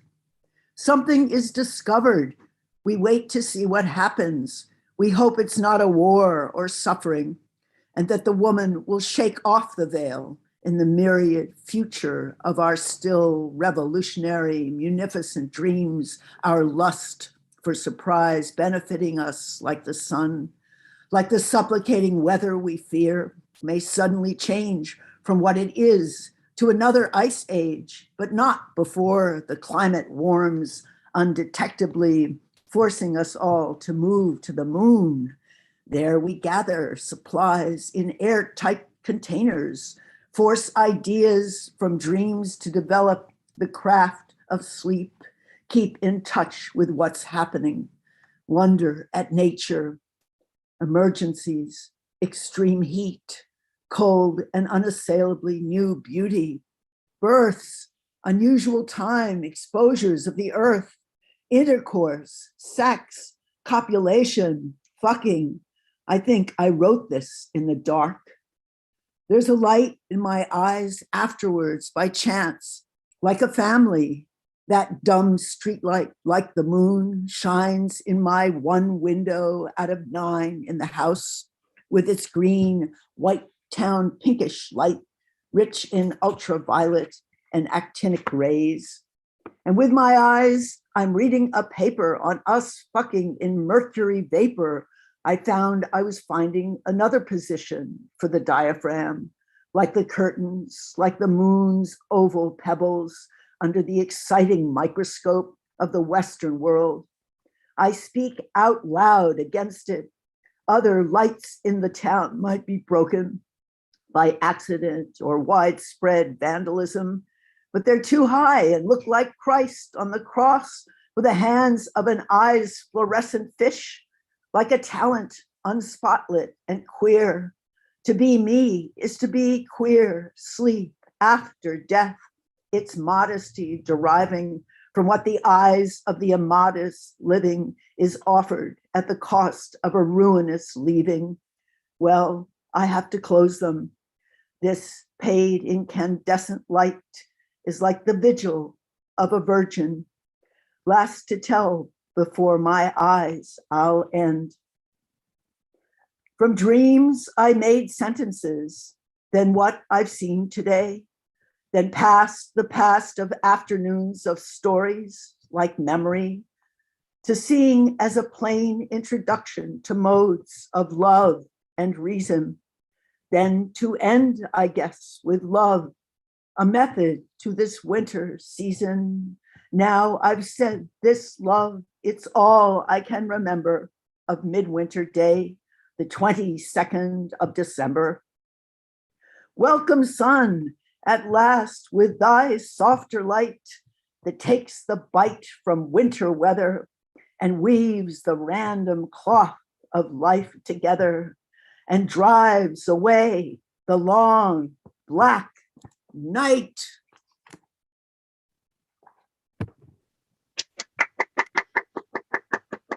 Thank you all. So Thank nice. you, Anne. That was fabulous ending. A fabulous, fabulous ending. Thank you, everyone. And it's a big full moon. It's a big full moon. The moon's Oh yes, we'll all run out to see the full moon soon. Thank you for reminding us, Anne. the family. Yes, remember the family. Remember Bernadette. If you haven't yet had a chance to make a donation, please go to the website and make a donation. It's everything is going really well right now, but we need to continue on. So please if you have a little extra, please make a donation, help out Bernadette and the family, and we'll be back next year again to do it. If you have been watching all day and haven't had a chance to read because we filled up so early, let us know next year and we'll get you a spot. We don't know if we're going to go with quite as many readers next year. I thought it went really smoothly, considering we got through. Everybody was really pretty good about like getting on and reading, and I was amazed. Tony, thank you so much for the fabulous tech work. Thank you, Torn Page. Thank you, Tender Buttons, Leanne. Thank you, all the wonderful people out in New Lebanon who have been so helpful. And thank you, Alexis Bagot and JP Garcia, who is they're both part of the fabulous collective at St. Rocco's, who've been very helpful in putting this on. Who have I forgotten to thank? Thank you, Marie, for all the fabulous help you've given us in helping to organize the reading, find readers, and all the work you've done for the fundraising. Thank you, Phil and Bernadette, for allowing us to do this again. It's just been wonderful doing this for 4 years now, and we will continue doing this until there is no longer a Midwinter Day. I'm going to shut up now because, of course, nobody likes listening to me talk. Hey, Douglas, there's lots of discussion in the chat about where to donate and how to donate. And so the link is there, bernadette.com/donate. Your funds are made to the Committee on Poetry, and the Committee on Poetry is who will send you your receipt. So does anybody else who is a participant, all the participants who are here, there's 50 of you, you're all welcome to unmute if you have any last messages. Otherwise we can just get out of here. And Leanne or Tony, do you have any last words? Thank you, everybody. Thank you. Hi, Bernadette. Hi, we love you, Bernadette. And it was just a fantastic reading. It was just a beautiful ride. Thanks, everybody, for participating. Thank you all so much. This was fantastic.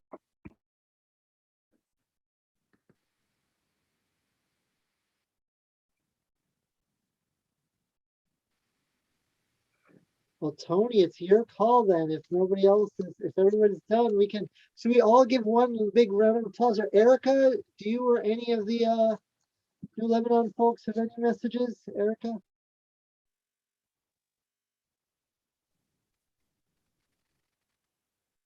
Okay, everybody, just enjoy talking for another couple of minutes and we'll end the broadcast at 7:45 Eastern. Thank you so much. Thank you, Tony.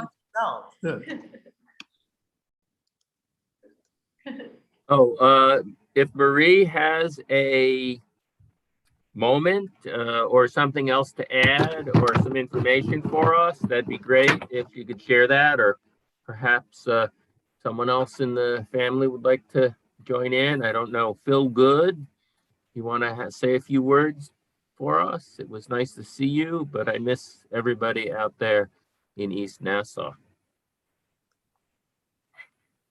I think the East Nassau folks may have moved on to, I don't see them. Yeah. That's understandable. But yeah, thanks again, everybody. It was really wonderful to see everybody here. And yeah, hopefully we'll do something like this again. Happy solstice. Yeah, happy solstice. Happy solstice. Yeah, thanks everybody for coming. Great. Love to everybody. Love to everybody. Adios. Bye. Thank you.